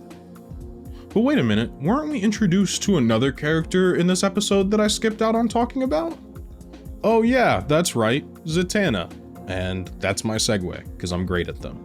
When we first meet Zatatana, she's living a fairly sheltered life, hero-wise, relative to the rest of the team, whose parents just kind of said, yeah, go be heroes. You'll be perfectly safe and fine. Just go be heroes. Zatanna's dad is very, very protective of her, and, well, like, yeah, be a good father. And when I say protective, I mean just like, you know, not gonna let her go out and be a superhero. Smart dad. Smart dad. But not smart enough, evidently, because he trusts Black Canary when she says, oh yeah, these are good kids, you can leave your daughter with them. They totally won't go out on some super dangerous mission where she could possibly get hurt. But let's be real, Zatanna is more than capable of taking care of herself. She's a very adequate and well-versed spellcaster, something her father has been teaching her for a long time. And so the team wasn't exactly shy to take her out on a mission, especially Robin. That man was crushing hard. But, you know, that's just kind of comes with the territory of being on a teenage team. Like, half the team gets with each other and then not gets with each other, and then never mind. We're getting off track. More importantly, they're going to go find Red Tornado, who they've believed to be a traitor, and is currently going to Yellowstone to blow up the world. And by blow up the world, I mean he's gonna blot out the sun. And when you blot out the sun, you can't grow crops and rain and all that other fun stuff. And this also gives me a great chance to make an addendum to my McGann video, in which I said McGann got the information off of this dude on screen right here, when in fact it was actually Zatanna. Zatanna proving to be extremely useful for the team, and also proving to be a wild card the Light wasn't planning for. For example, Hugo Strange wasn't planning for them to get any information out of him because obviously he was a robot, so they couldn't read his mind. But instead, they had Zatanna, who simply utters a spell and it works. It's also that element of surprise that Zatanna brings to the team that helps them win against Red Tornado's baby brother. Because Red Tornado's baby brother has had quite literally every single memory of the team and of the Justice League uploaded into his mind, so he can anticipate for them and take them down fairly easily, but he has no data on Zatara or Zatanna, so her being a wild card truly helps absolutely overwhelm the dude and make the job a little bit easier to take him down. And by a little bit, I mean a little bit, because man, the team was still struggling. But eventually they win the day, and unfortunately probably get Zatanna grounded for the rest of her life. She's grounded for life! They're good kids, Giovanni. Don't worry, Giovanni. She's never joining this team. Now the next episode Zatanna's in doesn't really do a whole lot for her character that we didn't see set up outside of the first episode, other than showcasing that she's a really good friend. When having to break the news to Artemis in secret that like Connor is crushing on McGann and the two are dating, Artemis gets pissed and she just wants to go on patrol all night. Well, technically she wants to walk off and do nothing. Instead, it's actually Zatanna's idea for them to go on patrol together, to not leave her friend by herself to loathe, because that really probably wouldn't have ended well, especially if she went on patrol by herself. Instead, the two characters spend the episode together while Zatanna tries to genuinely break down Artemis's walls and tries to get closer to her, even being a really good friend at the end of the episode, encouraging that secrets are bad and that they should share them because eventually, like, it'll weigh on you too much and you just have to say it. If you're a good person, that is. Some people can keep secrets and have no issues with it, but you know, I'm not one of them. It also depends on the secret. Context matters. Artemis, talk to me. Secrets don't stay buried, obviously. It's better to bring them into the light. It's really Zatanna's last appearance before officially joining the team that I want to focus on and talk about. Clarion the Witch Boy, he's so goofy, man, has decided to split the world into two Earths because, you know, he's a Lord of Chaos and he likes to do bullshit. He's essentially separated the Earth into one with kids and one with adults. And his whole goal here is to cause chaos. Like, literally, he has no other plan outside of that because he thinks it's funny and he's got the mind of like a sadistic 14-year-old. And while all this is going on, the Young Justice Squad is completely overwhelmed because there aren't a lot of young heroes, at least shown throughout this show, specifically outside of the team, as of right now anyways. But ultimately, Billy Batson is going to be the bridge in the gap because he's 10, and he's also on the Justice League. And he gets to stay on the Justice League because, you know, Batman's the GOAT, and said, yeah, I knew he was 10, but I let him risk his life. He's also like second strongest next to Superman, so, you know, he's gonna be cool. Regardless, the entire world has been split, so the adults are trying to figure everything out, and so are the kids in the Young Justice crew. And we get to see, like, Zatanna being separated from her father is a really big deal. She really, really dislikes it, and Zatara starts to, you know, panic a little bit himself too. Something that he's not used to is not having that control of where is my daughter, is she being taken care of, is she safe? It gets to a point where they're so desperate they're thinking about using Nabu's mask and bringing Dr. Fate into the equation, who's already been cock-blocked twice at this point, so dude is ready to take over whoever puts on his helmet next, presumably. I would do anything to get my daughter back. Yes, but we both know there are many ways for you to lose her. So, not that desperate. Again, it's so desperate that Wally and Calder even debate whether or not one of them should don the helmet one more time. Even though they're not as magically attuned, Nabu's probably still gonna keep whoever puts the helmet on next. So it's a huge gamble neither of them are willing to take, at least at this moment. I love the reminder that Batman gives Zatara about more than one way of losing your daughter. I think it's really poignant, especially with how this episode ends. Because during the fight with Clarion the Witch Boy, such a funny name, it's not going well at all, and Zatanna pulls the ultimate trump card. She puts on the helmet of Dr. Fate, and this is where everything I mean, technically goes right for the good guys. They win the day. Clarion the Witch Boy gets defeated even though he gets away because he's a Lord of Chaos, and even the Lords of Order seem to need them to function properly. Ultimately, Zatanna has essentially signed her life away to Dr. Fate. Once he has you, he's not going to let you go. He ran Kent Nelson dry until Kent was in his hundreds and quite honestly couldn't wear the helmet anymore, and he couldn't do anything. And of course, Naboo was not going to let a truly magically intuned host go. And so he quite literally let the soul of Kent Nelson go to the afterlife, banish him to the afterlife in order to keep this girl because Kent kept telling him no. And that's where we got this. No. Witness the havoc wrought in these hours. The world needs Dr. Fate, and the girl's natural affinity for the mystic arts makes her the perfect candidate. So instead, Zatara offers himself up in exchange to be Dr. Fate if it means his daughter gets to live a, she's a superhero, so relatively normal life.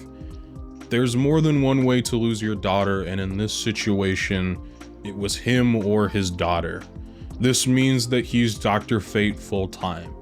And while we know in future she's worked it out to get one day with her dad a year, this is essentially her dad dying. It is almost, it might honestly be worse, because she has to watch somebody masquerade in his body every single day and use him as a puppeteer to be a quote-unquote Lord of Order. She feels that guilt as though it was possibly her fault, as though the reason he needed to put on the helmet was because she put it on. I don't think that's fair to have that guilt. The show twists the knife even more by showing the rest of the heroes getting to go home to their families. Wally gets to go home to his. Billy Batson gets to go to his family. It's genuinely horrible. We have to see Zatanna move into Mount Justice, and even though she has a support system around her, sometimes you just gotta cry alone, man. And that's just so real. I'm gonna keep it a buck. It's so real. I connect to this a lot because my dad was gone a lot when I was a kid. And before y'all start making all those jokes, my dad was gone because he was deployed in the military. It wasn't like he had a choice as to whether or not he wanted to be home. He was gone up to 9 months at a time sometimes. Sometimes I'd see him for like maybe a month or two, and then he was gone. And as a kid, you don't understand why your parent is gone for so long. I can't describe what kind of stress that would put me under as a kid, knowing my dad was actively either coming home himself or he was coming home dead. I don't know how to accurately describe how that made me feel, but I'm guessing it's gotta be somewhat similar to Zatanna. And while I might not have lost my dad, thankfully, obviously, I am still understanding of what it feels like to know they're there, but they're not there. Because for me, it was halfway across the world. For her, it's even worse because they're closer. And she has to see him being played as a puppeteer in somebody else's body. This story really hit home for me, especially when I was a kid. And it's something I wanted to share and wanted to talk about a little bit on my channel, but I knew definitely would not make time for a full video. It's extraordinarily sad, even in this first season, just seeing where Zatanna ends up as a character. She's one of the few characters in this show that gets a really sad ending for the first season. And it gets even worse when in the finale she tries to take off Dr. Fate's helmet once she's put her dad down under with the cure for the Starotech chip. And she can't take the helmet off, and she just cries. And that was bad enough without seasons 3 and 4 making it oh so much worse from an emotional standpoint, obviously. So yeah, I know you guys were requesting the Zatanna part, so here it is. Also Red Tornado, because man, Red Tornado's the GOAT. Now back to your regularly scheduled Season 1 full review. Young Justice was my introduction to a fair bit of DC characters, with just how expansive the show's roster was. And one of those characters for me was Superboy. Outside of the comic books I read, which were mostly Batman, Nightwing, things of that nature, I never really knew much about the Superman family, and so getting to see Superboy was something brand new for me. And this show completely introduced me to the character. A brash hothead, for the most part, especially in the first season, that seems to only want to get things done in his own way, but underneath all of that, he is a conflicted and nuanced character, something I'm really glad the show chose to do with somebody like Superboy, because they could have just easily made him the angry muscle and never moved on from that stereotype. It's a direction that I truly enjoy the character taking, and something I really wanted to cover on this channel. And boy, and let me tell you, when Superboy starts out in this show, he is quite angry. But you know something that would probably help Superboy cool off? So there was a sponsorship portion here, and since this isn't the Superboy video, and this is its own unique video, doesn't exactly have a place here. So instead, I'm just going to ask that if you've made it this far in the video to please like, comment, and specifically subscribe. Other than that, continue on with the video. And with all of that said, back to your regularly scheduled program. Superboy in the show is one of the founding members of the Young Justice team. Somebody who was basically, for all intents and purposes, there from the beginning. He's not a part of the original trio, but he is a founding member of the team, at least in my eyes, as they didn't officially form until after the OG trio found Superboy at Cadmus. And just to catch you all up a little bit to speed, the main trio are frustrated that they are not considered real superheroes and are treated as sidekicks, so they decide to go and help with a Cadmus fire, only for them to discover that Cadmus itself is nothing more than a gigantic cover-up for what is essentially a genetic mutation lab that specializes in making something called a xenomorph. Xenomorphs are genetically modified and completely engineered inside of Cadmus to be workers, laborers, slaves for all intents and purposes, some with the ability of mind control, other with the ability of enhanced strength to help move things around, etc. They are all genetic experiments used as weapons or helpers. Now, xenomorphs are actually highly intelligent creatures and can think for themselves, but are all currently being controlled. But there are also another set of xenomorphs, ones that look almost identical to regular people, and some that are even more secret, such as a contingency plan for if Superman were to go off the rails or be completely wiped out from the planet, that being Superboy. A Kryptonian clone that, for all intents and purposes, is supposed to be a mimic of Superman. He, at this point, is really only about a month or two old, but has been aged up to 16 in order to hit a biological wellness point. Really, it's just to keep him in the teen age range, but that's besides the point. That's meta reasoning. Regardless, when Superboy is first conducted and released, he is not exactly very sound of mind. I wouldn't imagine many genetically modified creatures would be, considering the fact that he knows nothing outside of implanted memories and falsehoods. He has essentially been brainwashed and lied to, just like most of the other xenomorphs inside of the Cadmus facility. He has never seen the sun, he only has implanted memories of it. And if you can imagine, that's not exactly very cool. It also doesn't help that Superboy himself is naturally prone to being fairly aggressive. The second that he wakes up, he almost immediately attacks the OG trio in an attempt to put them down completely, and he does succeed in doing so quite easily because Superboy is pretty busted in this show. Superboy is pretty much nothing more than a generic Cadmus weapon for the majority of his appearance, very small appearance, in the first episode, which was originally a two-part special that got split up into two separate episodes in every subsequent release of the show. Regardless, Superboy himself is nothing more than a guard dog and essentially is just watching over the Young Justice trio right now and not doing much of anything else. But it's actively through their efforts that they try and convince Superboy that there is a life outside of Cadmus that they could potentially show him. one involving seeing the sun, and something that catches Superboy's ear almost instantly, which is the idea of being able to see Superman. Superboy has been hard-coded genetically to want to replace Superman, so he wants to obviously understand him. It's something he was born with, and considering the fact that he is quite literally a newborn right now, that's kind of the only thing he really wants. And so when they offer that to him, it's very intriguing. I am the Superboy, a genomorph, a clone made from the DNA of the Superman, created to replace him should he perish, to destroy him should he turn from the light. He can show you the sun.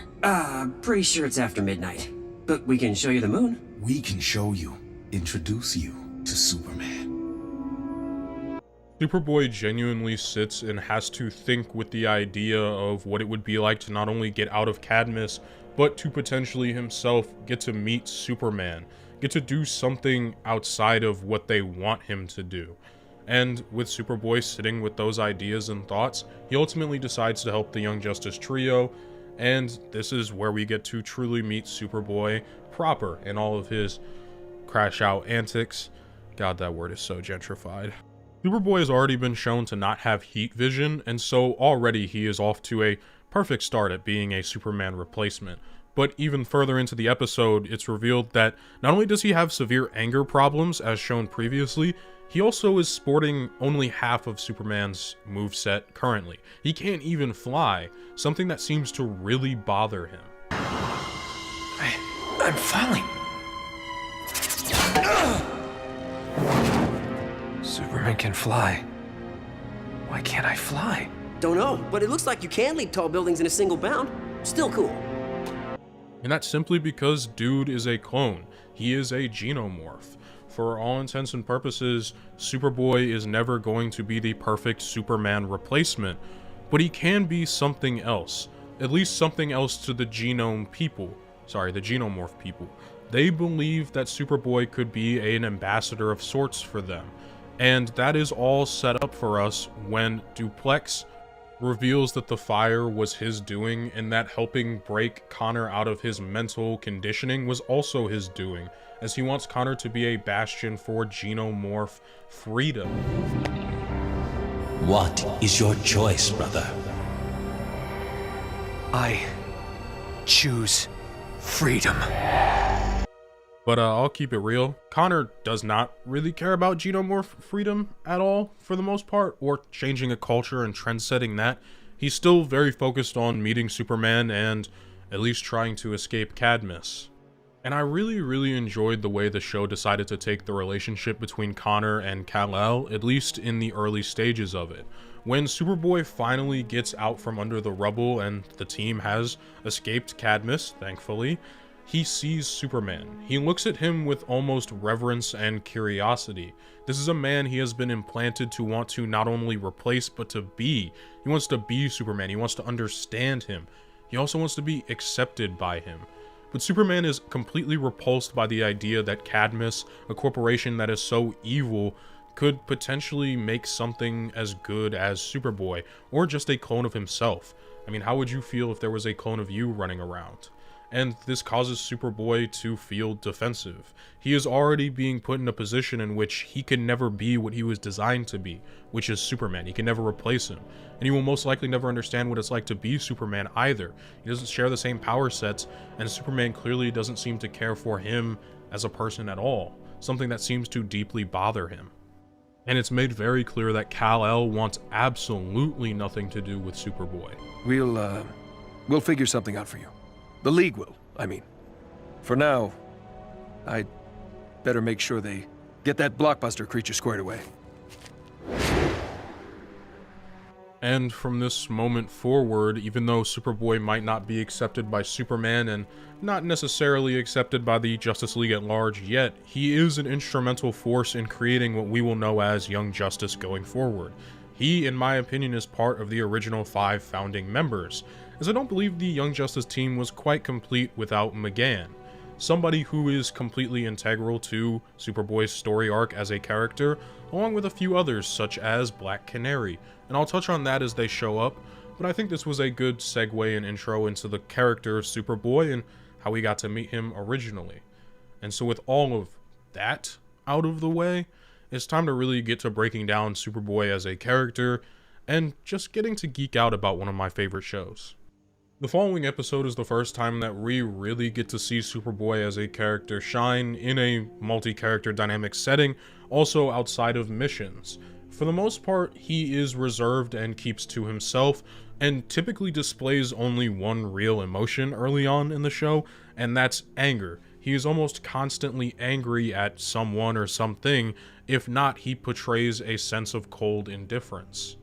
Something that is in stark contrast to M'gann, who is by nature an empath, considering the fact that she can read people's minds. Something that Superboy doesn't exactly take too kindly to due to his past with the Xenomorphs, who were using that to manipulate him. Something that frustrates him mightily. But his reaction to Miss Martian, when she decides to read his mind, is violent and extraordinarily angry. He doesn't really have the empathy to see outside of himself, to see that M'gann, for her this is normal, but for him it's a huge invasion of his privacy. But then again, he's like, what, a week old? Don't worry, Superboy. We'll find you an Earth name too. Get out of my head! Superboy continues to be extraordinarily hard on M'gann throughout a majority of this episode. He basically wants nothing to do with her, especially knowing that she is a telepath, because to him, that's something that deeply bothers him. I mean, he has trauma surrounding that. So for him to not want her to be in his head makes a whole lot of sense. It also makes sense that he lashes out in the way he does for a few reasons we'll talk about later in the video, but also for the fact that, again, he's like a month old. Superboy, please? Don't talk to me. But something that we also notice is Superboy does genuinely feel bad for the way that he snapped at M'gann once he's been given enough time to cool down and think about it.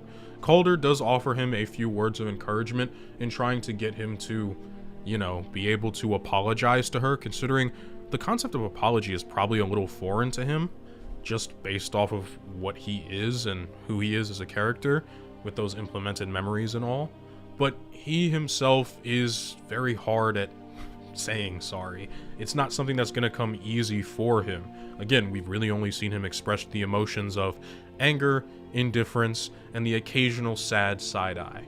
His entire arc in this episode is really just about him not only being able to accept the fact that A, he has a telepath on his team now, but also accept the fact that, you know, it's okay to apologize and to also learn how to apologize. This episode does a lot for Connor in trying to help him not only empathize with the characters that are around him, but also trying to get him to express and show more emotions outside of his typical anger. Especially considering he was once again extraordinarily hard on M'gann when she messed up during a combat mission. This probably being her very first one ever, he doesn't really hold back in the way in which he speaks to her, and it's very rough. And it really takes M'gann having a backbone later in the episode to convince Superboy and the rest of the team to trust her. All of you. What did we tell you? I know, and I know I messed up, but now I'm very clear on what we need to do. Please, trust me. And by the end of the episode, not only does M'gann prove herself to the team, but Superboy is left feeling pretty bad, but also left wanting to spend a little bit more time in M'gann's company. And we even get a really sweet scene at the end of the episode, which shows growth for Connor, not major growth, but some, as he learns to apologize. Sorry. The following episode doesn't do a whole lot for Connor's character, but it helps to establish his early relationship with M'gann and how he's somewhat dealing with it. He didn't exactly get off to the greatest start with her, but it's so very obvious M'gann has a crush on him to just about anybody except Superboy and Wally, because Wally is Wally. Other than that, I mean, the two characters just get a few nice moments together, and they actually start to be cordial with one another. It's really the beginning of their talking stage, if you will. Don't you want to lead? You? After the Mr. Twister fiasco? You did all right. Also, I don't know where else to put this in my script, but Nolan North voices Superboy, and I didn't know that. And I watched this show when it released in 2011, and I watched it through Cartoon Network, and never did it once click for me that Nolan North was the voice actor, and now I physically cannot unhear Nolan North's voice from Superboy, and it's kind of annoying me. But since I know that, I figured I'm gonna make you guys suffer too, in case you didn't know that. Now, this upcoming episode is really Superboy heavy. The beginning of the episode is all about Superboy and really his events to try and not only be a hero, but live up to the heroic reputation of Superman. But unfortunately for him, his brash style of saviorism isn't exactly conducive to saving the most amount of lives, and Superman calls him out on this. Also because Superman finds himself to be very frustrated with not only Superboy's antics, but just with the fact that Superboy exists in general. And it's very much reflected in the way in which he interacts with Superboy. I had that. I didn't want to take the chance. As it is, your landing could have destabilized the entire bridge. It didn't, but it could have. We don't yet know the limits of your powers. Well, maybe you could, help me figure that out. To Superboy, Superman is almost like this mythological absentee father figure that he quite literally never gets to spend any real time with, nor does he get any time of day from his father figure, something that seems to bother Connor a lot. And obviously we can see this from Superman's perspective. Can't really imagine you would want to hang out with your cloned son very much either, especially because the Justice League seem to know who Cadmus is being run by. But we see that Superboy is fairly jealous because just about every other member of the Young Justice Squad gets to have a mentor for them, and he doesn't have one at all. It makes him almost completely reject the notion of getting a mentor or getting training in general, because the idea that he can't have his own exclusively, I believe, is super harmful to the way in which he feels about it. So when Black Canary tries to show him how to do combat techniques, Connor is extraordinarily avoidant of it. He just gets angry and defensive, especially when he loses, because obviously this is Black Canary. She's gone up against people stronger than him probably all the time. That's it. I'm done. Training is mandatory. Black Canary thankfully doesn't take it too harshly. She recognizes that Superboy is hurting in some way and simply just offers to be there for him. Something that he hasn't really been offered by any other member of the League, really. When you're ready, I'll be here. This episode does a lot to show us Superboy's brash and oftentimes angry nature. He's almost constantly frustrated by the fact that he feels as though he is lesser compared to Superman, and that Superman won't give him the time of day. He takes it out a lot of the time, not only on the people that surround him, but also the villains. And Superboy is oftentimes, especially early in the season, prone to going off on his own and bottling up his feelings and trying to deal with it all himself, not necessarily knowing how to reach out to others. Which leads to Superboy being separated from the rest of the group when parts of Amazo are being stolen by his creator in order to reform the robot that could literally destroy the Justice League. But I want to divert a little second real quick, because the show itself does, to a conversation between Bruce and Superman. We are quite clearly shown that Clark is very adverse to Superboy, even in conversation with other Justice League members, and he expresses his fears and worries around Superboy in general. And I mean, it's a kind of weird conversation when Batman is the one who's most calm and Superman's actually getting angry and upset. The entire idea of Superboy as a concept deeply affects him, and it's not something that he is ready to deal with personally yet, which is going to end up leaving Connor in a lesser emotional state and stunting Connor's growth, because unfortunately it is kind of directly tied to being able to get Superman's praise, at least early on in this show. And because of these feelings of inadequacy, he'll often run off on his own to try and solve issues, which leads to him getting his ass kicked 9 out of 10 times. Ultimately, and thankfully for everybody, the Young Justice Group is able to defeat Amazo and re-separate him into his different parts, but at the same time, Connor himself has definitely cooled off significantly by the end of the episode, and is once again kind of looking for praise from his father figure. The job. Your ability to handle them has impressed the League. The whole League? Given time, yes. Kryptonians, as you know, have very hard heads. And despite not getting that praise necessarily, he is far more open to Black Canary's previous offer. I'm ready. Good, because I'm here.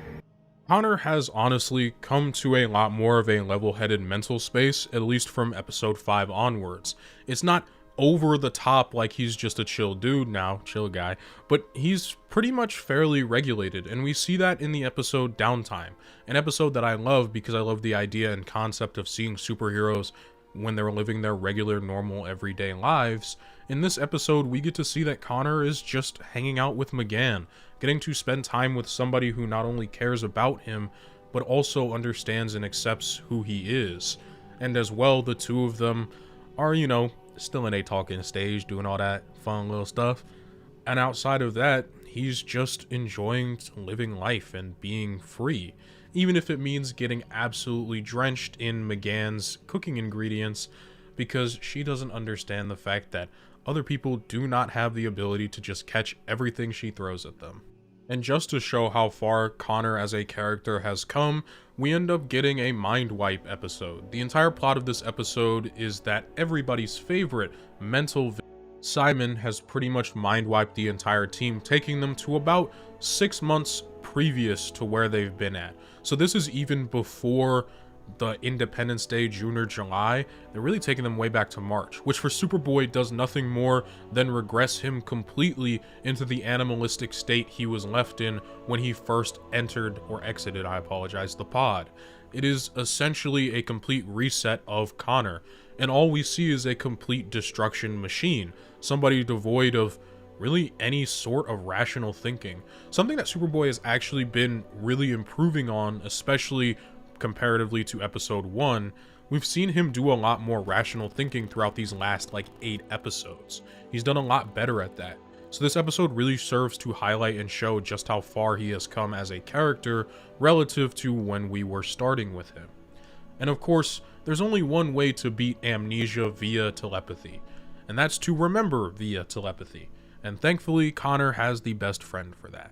It's through McGann's mind space that Connor is able to once again find himself and to find a little bit of that peace he was starting to find with the team and with the family that he was building.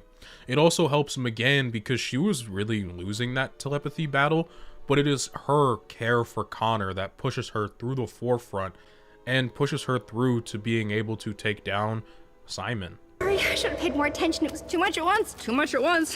Hello, Megan. That's so me.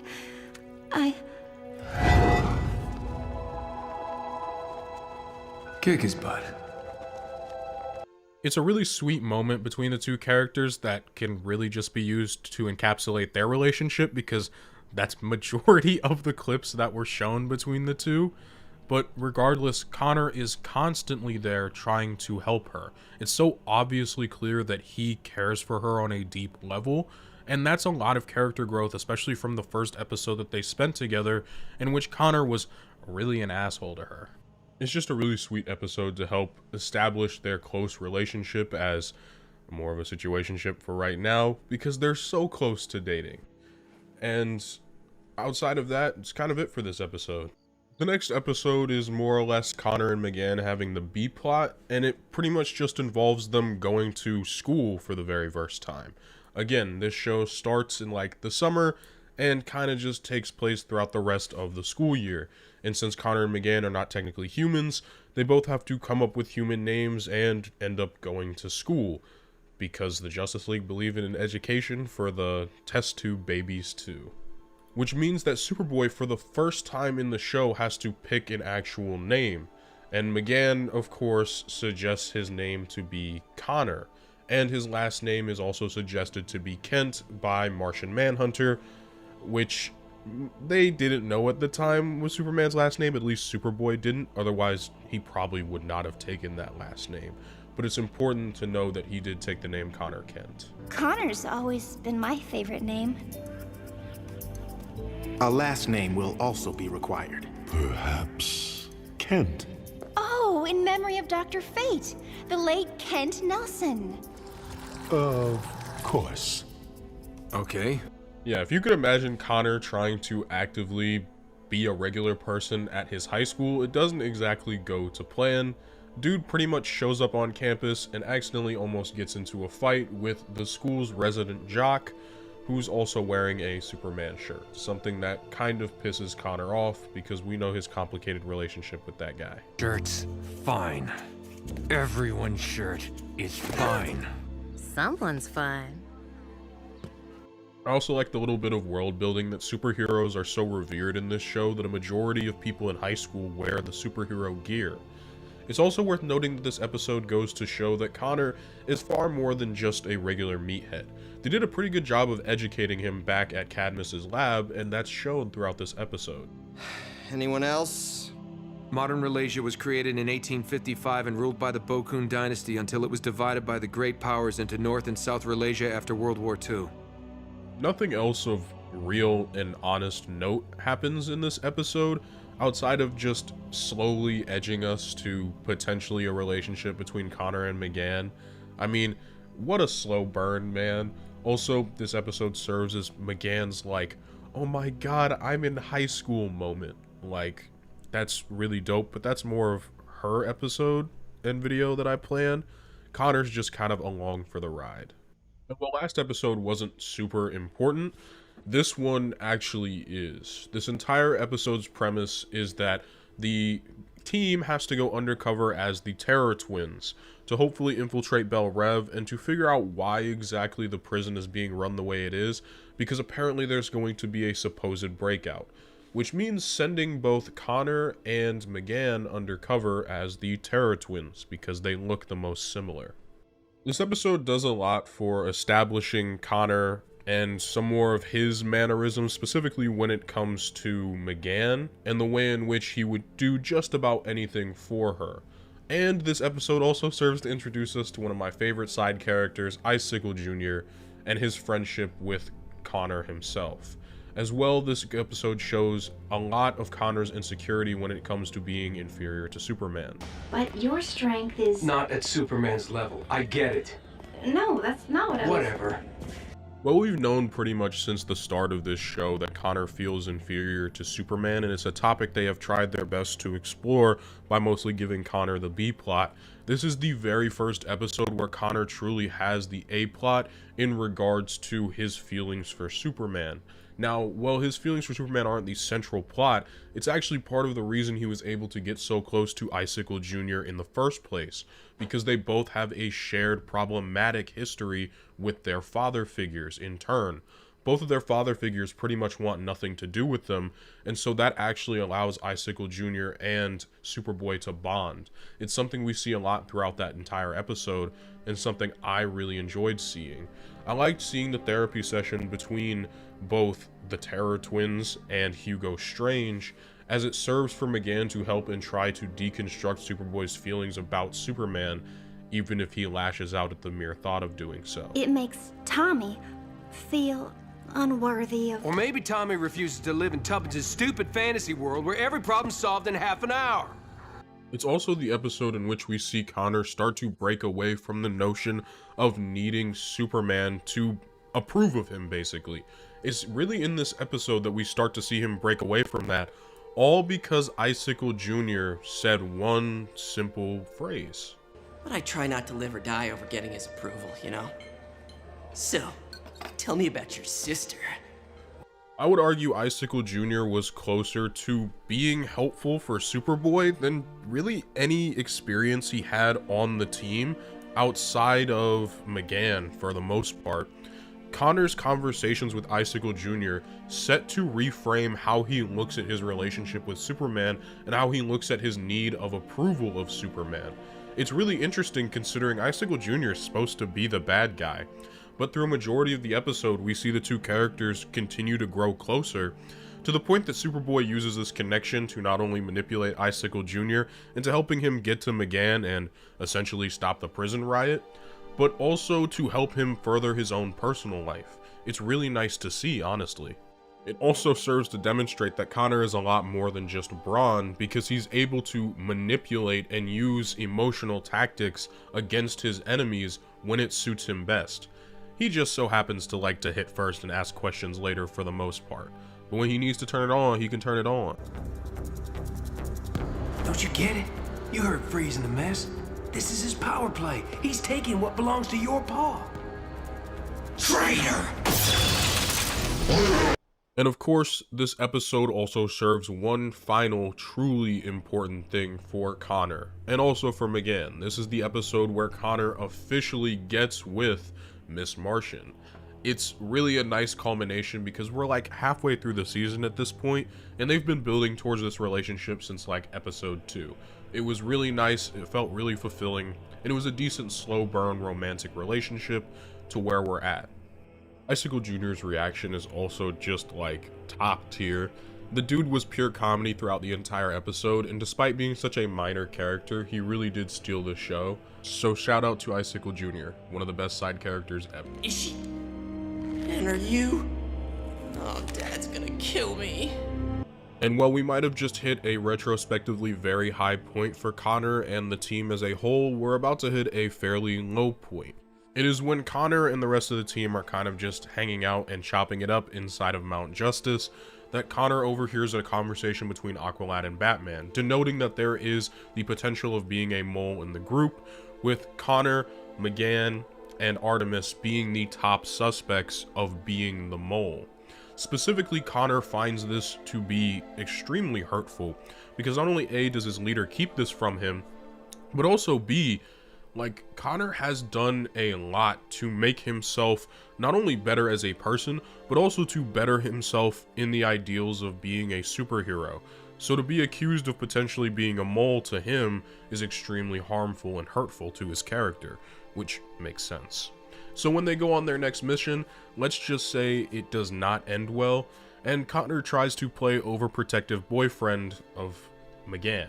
Again, doesn't end well. Come on, I'll keep you safe. You're my boyfriend, Connor, not my keeper. Stop behaving like a character from a 70s sitcom. I just want to protect you. Like Aqualad protected us? I'm not sure your protection or your patronizing is good for our health. This episode for Connor serves as a slight deconstruction to masculinity and the idea that he has to protect his woman when it comes to being a superhero. Basically, Connor, since he's been in a relationship with McGann, and this has been building over the last few episodes, has not really treated her as though she is a capable member of the team like he used to, but instead treating her as though he is his girlfriend, and that McGann can't protect herself at all. Something that Connor has been struggling to deal with throughout a majority of the last few episodes, basically from 11 to 14, which is where we're at right now. And it's something that this episode wanted to help deconstruct because it's been proven time and time again that McGann is more than capable of taking care of herself. Either that or I'm simply just reading into it way too much, but that's the way in which I view this, considering Connor spends a majority of the episode by himself fighting wolves. But that's kind of the whole premise and idea behind this episode. Outside of establishing that there might be a mole on the team, and establishing that the team has to come back together after almost breaking apart due to this revelation, Connor also has to realize that his girlfriend is more than capable of taking care of herself and being independently functional without him, and that she doesn't need him but wants him. And I think that's something important for Connor to learn, and important for the audience of young kids to learn. Although that subtext was 100% lost in me when I was a child, but I wasn't exactly the smartest kid in the world, so there's that too. Overall, for Connor and McGann, it was a sweet episode between the two of them, and for the team, well, they haven't broken up yet, so that's good, I guess. Oh, and Connor manages to pick up another stray. This makes 2 out of 3 by this point, I believe. Aren't you? Again, I'm sorry. I was just worried. And that's sweet, Connor, but on a mission, I'm your teammate, not your girlfriend. Agreed? Yeah. And while this episode was mostly grounded in reality and decently sweet, even if it did almost involve the team breaking up, the next episode is not sweet in the slightest. And it's also one of my favorite episodes of this first season. And of course, I'm talking about the episode Failsafe, in which the entire Justice League gets obliterated off the face of the earth in a mock training exercise, because, spoiler alert, none of this is real. The League didn't actually get wiped out, and an alien species isn't actually coming to destroy the world. This is essentially just a training exercise done mentally through John Jones, aka Martian Manhunter, in order to teach the team about failure. They're never supposed to win. My apologies, I'm a little under the weather. They're never supposed to win this objective. This is supposed to be a lesson in failure. They're all supposed to die. Now, they all know this going into it. It's why almost none of the team is distraught at the idea that the Justice League and a majority of their mentors and friends and family are probably either dead or severely injured. It really doesn't seem to bother most people on the team. And it doesn't really bother Connor at all, outside of the subtext that he is the only Superman left. Connor is the Superman now. He gets to understand the one thing he's wanted to know for a majority of his life, which is he capable of being Superman?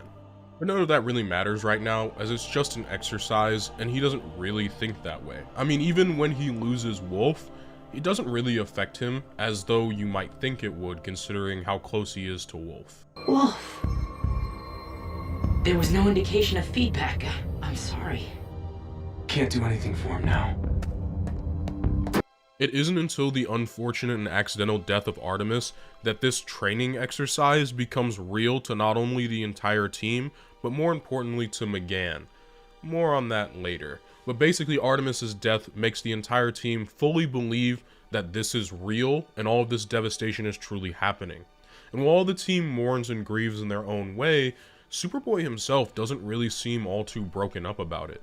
As a matter of fact, he seems pretty level-headed, something that is quite the opposite of his usual demeanor. And this is truly where that idea that I mentioned earlier of Connor being the only Superman on the planet left truly comes into play. I'm not Superman. I don't know who you are, son. And right now, I don't care. You wear the S and you got the job done. I'm not Superman. Tell that to the enemy. And for the rest of this episode, Connor truly and honestly tries to live up to the ideals of being like the Man of Steel, of being Superman. He was programmed from the very start to act as though he is Superman. So that idea that he can finally be that, it's amazing for him. It's something we see a lot in this episode. And at the mere thought that Superman might be alive and not even dead, Connor seems to freak out a little bit. You and Superman! And everyone! Jones is revealed to be alive, and of course that sparks the idea that this is a teleporter and not necessarily a death beam is what the aliens are doing. They're just holding the superheroes, not killing them. Connor almost seems distressed at this notion and idea. He seems to almost dislike the fact that he is no longer the sole Superman, that he is no longer the sole hero. And it's really something subtle that I didn't really pick up on as a kid, at least until further rewatches when I got older. I started to realize this is all Connor has ever wanted. And even in his description to McGann, when he says he's going to be put up as bait to basically potentially die, it's what Superman would have done. It's everything he's been programmed to want to do, to want to be. It's okay, McGann. It's what Superman would do. And while Connor had spent a decent amount of time throughout this show separating himself from Superman, carving his own path, and getting to make meaningful relationships outside of just his want to be Superman, and just starting to live his own natural life, when that opportunity presented itself, he couldn't have been happier. Connor was happy during this event. Up until he died, he was fairly level-headed and happy. It was everything he had ever really wanted. And so when he finds out it was nothing more than a training exercise gone wrong, because McGann's mental telepathy was able to take advantage of John Jones's and make the scenarios real post-Artemis's death, Connor was left feeling miserable. And that ties in directly to the next episode, which is all about these heroes going to therapy and dealing with probably what is the most traumatic experience of their life, if not probably second, considering we got people like Dick Grayson's Robin here. Connor spends a lot of the following episode in which most of the characters are getting therapy and talking through their issues, avoiding the entire concept. He doesn't want to talk about it at all. As a matter of fact, he seems fairly angry. Some people can interpret this as him feeling miserable about the scenario that happened, but the reason he's like this is because he feels guilty, and he doesn't want to talk about it at all. Vulnerability. You don't know what I feel. Connor! Just leave me alone! And so instead of addressing the potential feelings of guilt and honestly sadness at the idea that while all of his friends and people around him were suffering and sad and upset, he was extremely happy and content with his life. Instead of dealing with any of that, Superboy decides to go on a mission that involves his friends, I guess, his strays. It's kind of a sweet episode and something that pisses off the rest of the league because they're all not supposed to go out on any missions. This entire episode, at least in its A-plot, serves to set up the gods of New Genesis as well as set up concepts such as Darkseid, Darkseid's underlings, and things of that nature. Basically, one of Connor's strays that he picked up, being Sphere, is nothing more than a piece of New Genesis technology. I'm sorry, we see it as nothing more than a piece of New Genesis technology. To them, Sphere is a live and a living being, someone that they want to take care of. And of course, the whole reason they're actually there is because a lot of the tech from these new gods, and of course from Darkseid, is being sold on the black market, and they want to destroy this technology and bring it back to them. This whole A-plot just really sets up a lot more ideas, but doesn't do a whole lot for Connor as a character, outside of showing him another team that works together and cares about one another. But it is also worth noting that it shows to set up the fact that Connor feels a kinship with these essentially stray characters that were once used as experiments or just tools of weapon and warfare, much like himself. Connor sees the intrinsic value in Wolf. He sees the intrinsic value in Sphere. To him, these things are not merely objects, but extensions of the things that he cares about in his own life. And so when the New Genesis gods think about taking away the Sphere, bringing it back, because, quote, we only see it as a piece of technology, Connor refuses to let it go, because to him it is something more. They bonded. To you, she's merely technology. No, it's not like that! Then what is it like? We bonded, okay? And it's through this experience not only opening up to the New Genesis gods, but having to deal with the idea of potentially losing Sphere, that Connor was finally ready to talk about his experiences during the training session. Here's the ugly truth. I wasn't devastated. Even with Superman, Tornado, you, the whole league dead. Even though I didn't save Wolf, I watched Artemis and Kaldor die, and abandon McGann. I felt at peace. Connor was happy. He was at peace. It was everything he was designed to be as. He was Superman. It was everything he had ever wanted, at least told to want. And so Connor felt good. He felt great, actually. And that just doesn't sit right with him, because the rest of the team was absolutely miserable. They were sad. They were mourning the loss of each other, but he wasn't. He didn't even care. He was just happy to finally be what he always wanted to be. And I think the idea that that sits poorly with him is a really great reflection of Connor as a character, as he is now, comparatively to how he was just a few episodes ago at the start, let's say about 10, where I guarantee you episodes 2 or 3, he probably would have been completely fine, and I doubt he would have felt a whole lot of guilt towards the situation. But by this point in the show, he has experienced a lot of life outside of the pods and outside of his programmed conditioning. He has made friends. He has, in reality, made family with the people around him. He has a girlfriend. He has people he truly cares about. He has Sphere. He has Wolf. It's just a whole lot of things for him.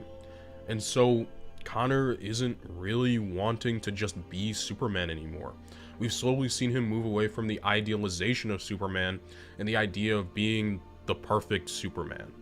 My whole point in saying this is Connor has done a lot of growth as a character, even if it doesn't seem like a whole lot, because sometimes they do really just default to angry man hits thing a little too often.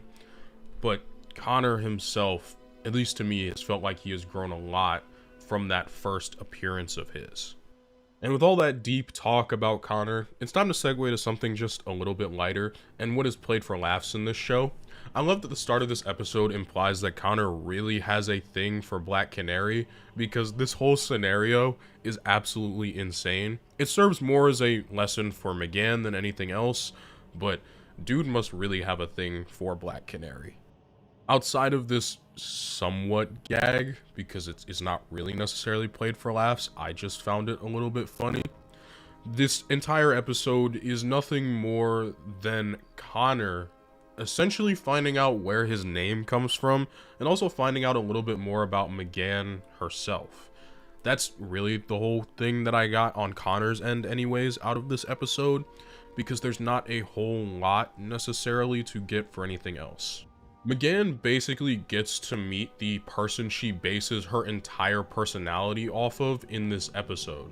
And while that's a huge thing for her and something I really am excited to cover in her episode of the show, Connor doesn't really get a whole lot of what this means to her at all, but he also doesn't really get much of anything out of this episode except for like two major things. Firstly, the dude finds out his name is based off of the boyfriend of Megan in Hello Megan, who also Megan bases a majority of not only her personality on, but looks as well.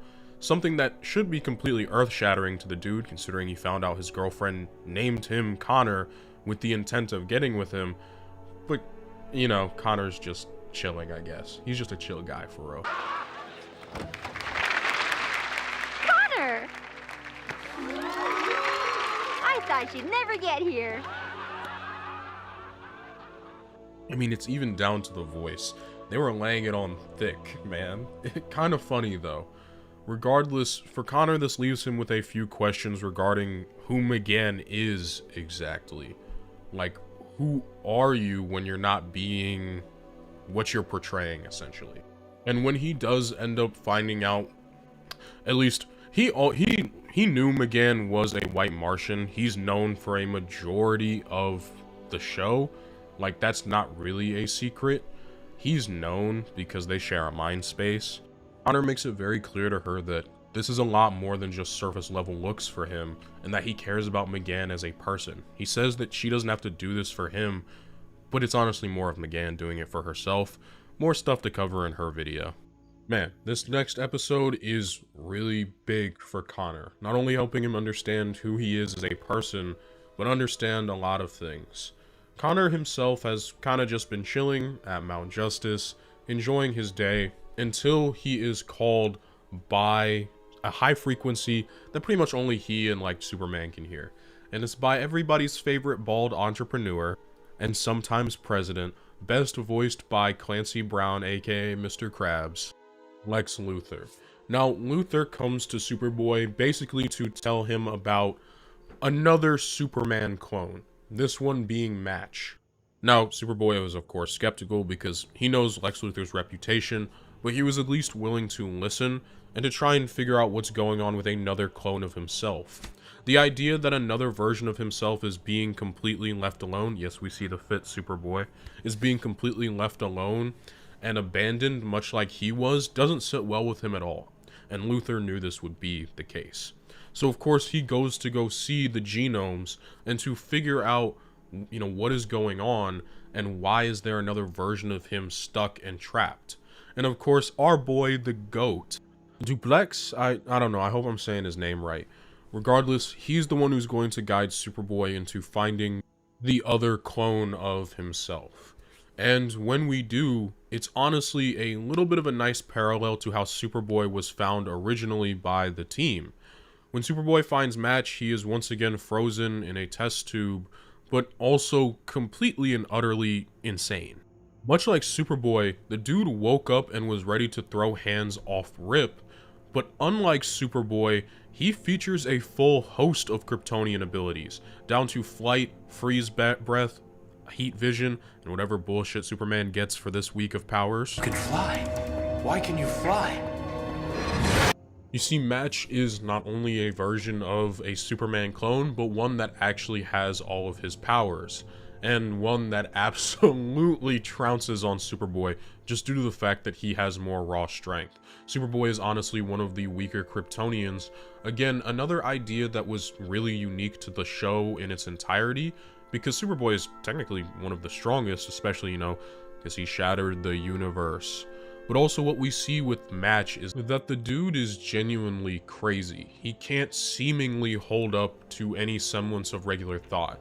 And while Superboy himself might have gotten healed and fixed up, he has to learn a really terrible truth, and that's he's not fully Kryptonian. As a matter of fact, he is part human, and to make everything worse, that part human is Lex Luthor. The gaps in the sequences were bridged with human DNA, robbing you of your full Kryptonian powers. No flight, no heat vision, etc. I'm part human. And so Lex Luthor offers Superboy a way to make himself whole once again. They call them shields. I don't know why I thought they were patches as a kid, like, you know, that Venom type stuff in Batman Beyond, which they kind of are like that, but not necessarily.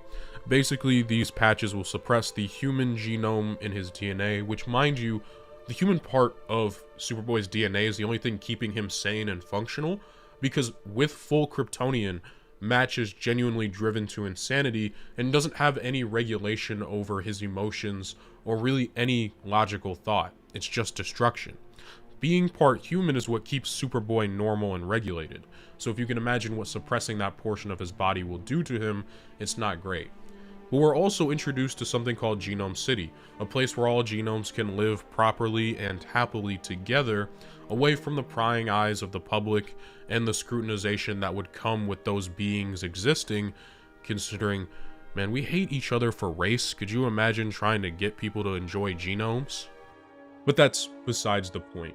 The entire premise of this episode is Superboy figuring out that he is not fully Kryptonian, he's part human, and the ramifications that comes with considering he still kind of wants to be like Superman, and the patches allow him to do so.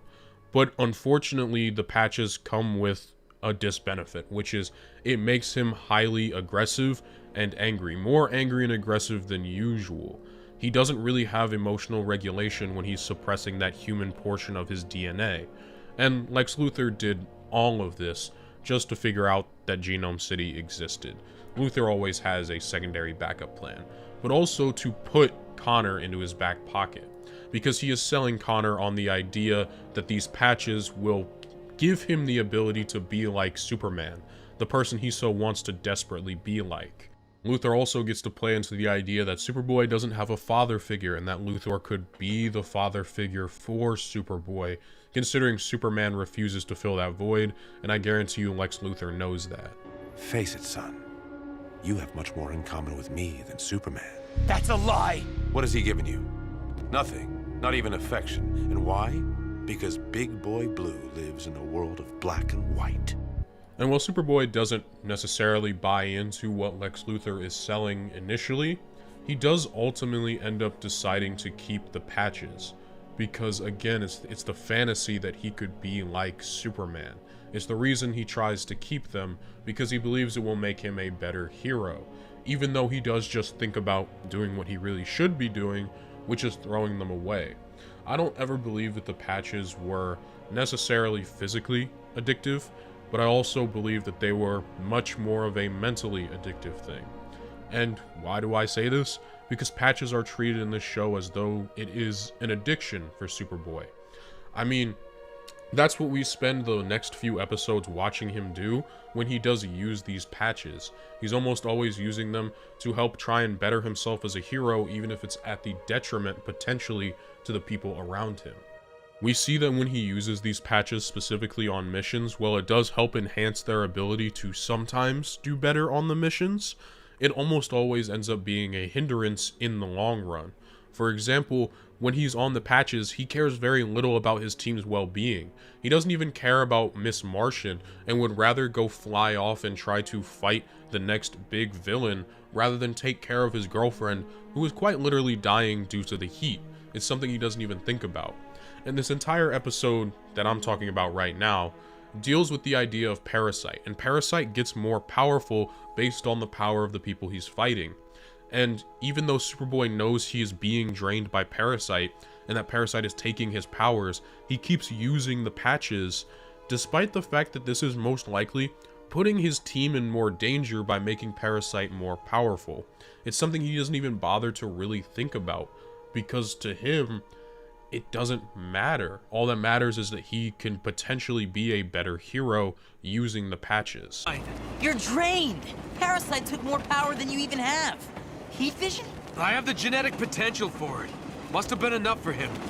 He lies to those closest to him to keep the patches hidden and to keep them a secret, because he knows what they would say if anybody figured out A, where they come from, and B, what they do. He knows what they would say, but it doesn't really matter to him, because again, while not physically addictive, it is mentally addictive. How many times am I going to talk about addiction on this channel this month? Jeez. And this idea persists until almost the end of this first season, basically. The idea that he is using these patches to help further himself is at least what he thinks. As a matter of fact, he almost gets one of his teammates killed. During an ambush of the team, Superboy decides to use his final patch in the hopes that he will be able to help the team get out of the nasty situation that they're in, but in return, he almost genuinely gets one of his teammates killed in the process because he doesn't have full control of his heat vision, and as well, again, the patches just make him more unstable and more angry, something Lex Luthor probably wanted. And it takes being confronted with this reality for Superboy to finally put down the patches. That and the fact that dude's completely out of them by this episode, and would need to re-up with Lex Luthor. Intel that there was a traitor on the team. Namely Artemis McGann or me. It is more complicated than that. But your recent behavior does concern me. Your attack on Mammoth nearly got Artemis killed. Which, for all intents and purposes, is something Superboy almost considers doing. As a matter of fact, he does end up going to Santa Prisca, in which he is being asked to go. And we are shown that the three mole suspects, him, Artemis, and Miss Martian, are all technically under the thumb right now of different facets of bad guys. Each will get their own episode explaining why and how they got there, but for right now, Superboy is under the thumb of Lex Luthor, or at least that is how it appears.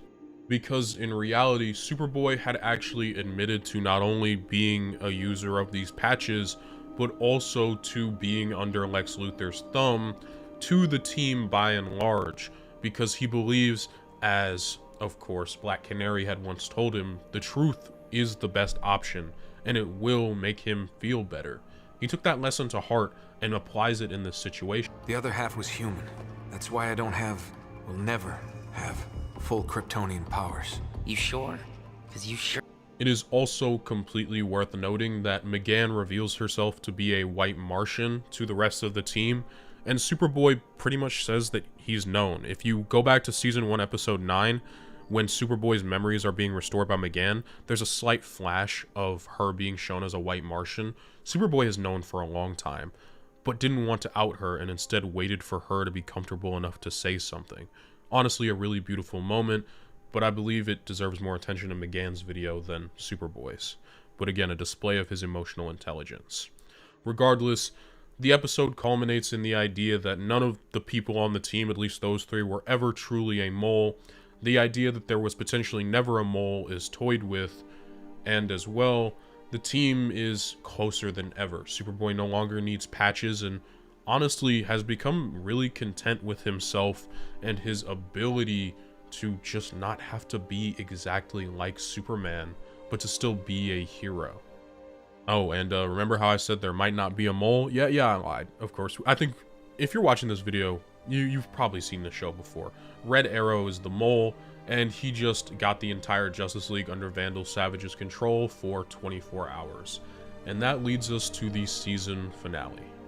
The final episode isn't something super duper major for Superboy, as it has to wrap up a ton of plots for about the entire team, plus deal with two brand new members in Zatatana and Rocket. So it's just not like they couldn't spend a whole ton of time on Superboy, but what they do give us is perfectly fine, which is a majority of his arc was already done by this point. So really there was only one thing left to address, and that's the fact that Superman still was not giving him his flowers at all. The entire reason this team even started in the very first place was because a lot of these sidekicks wanted to get out of the shadow of their mentors. They wanted to make names for themselves as superheroes outside of whatever their mentor was giving them. And for Superboy, I think this is very poignant to his character. He very much wants to get out of the shadow of Superman, but also to stand next to him at the same time. Because to Superboy, the idea of being Superman, while not what it once was, is still appealing to him as being closer to Superman and less of wanting to be him. Superboy has become comfortable in his own skin and finding out who he is as a person. He has cultivated a group of people that truly care for him as well. And so the final fight in this show, the really big fight, I think is really awesome that it's between both Robin and Superboy against Superman and Batman. I think it is highly, highly important that Superboy and Robin, who are both dealing with similar issues in regards to being their mentor-mentee relationship, get to fight alongside each other and to help each other out. It's a nice bit of symbolism, as well as Superboy kind of getting the catharsis of beating the crap out of Superman for all of the BS Superman put him through. It's honestly a really nice action sequence and a really nice way to end the episode. And it also all comes full circle because Superman is only ending up defeated because he is fully Kryptonian and fully weak to kryptonite, whereas Superboy takes less damage from the kryptonite due to not being fully Kryptonian. It's a nice little, thing that's there. And in the end, not only does Superboy get his girl, but he also gets the respect and admiration of Superman. And even more importantly, he is officially accepted as Connor Kent, as somebody who is a part of Superman's family. He has truly gotten the mentor he so deserved. You did good work. Thanks. So, I heard you took a name.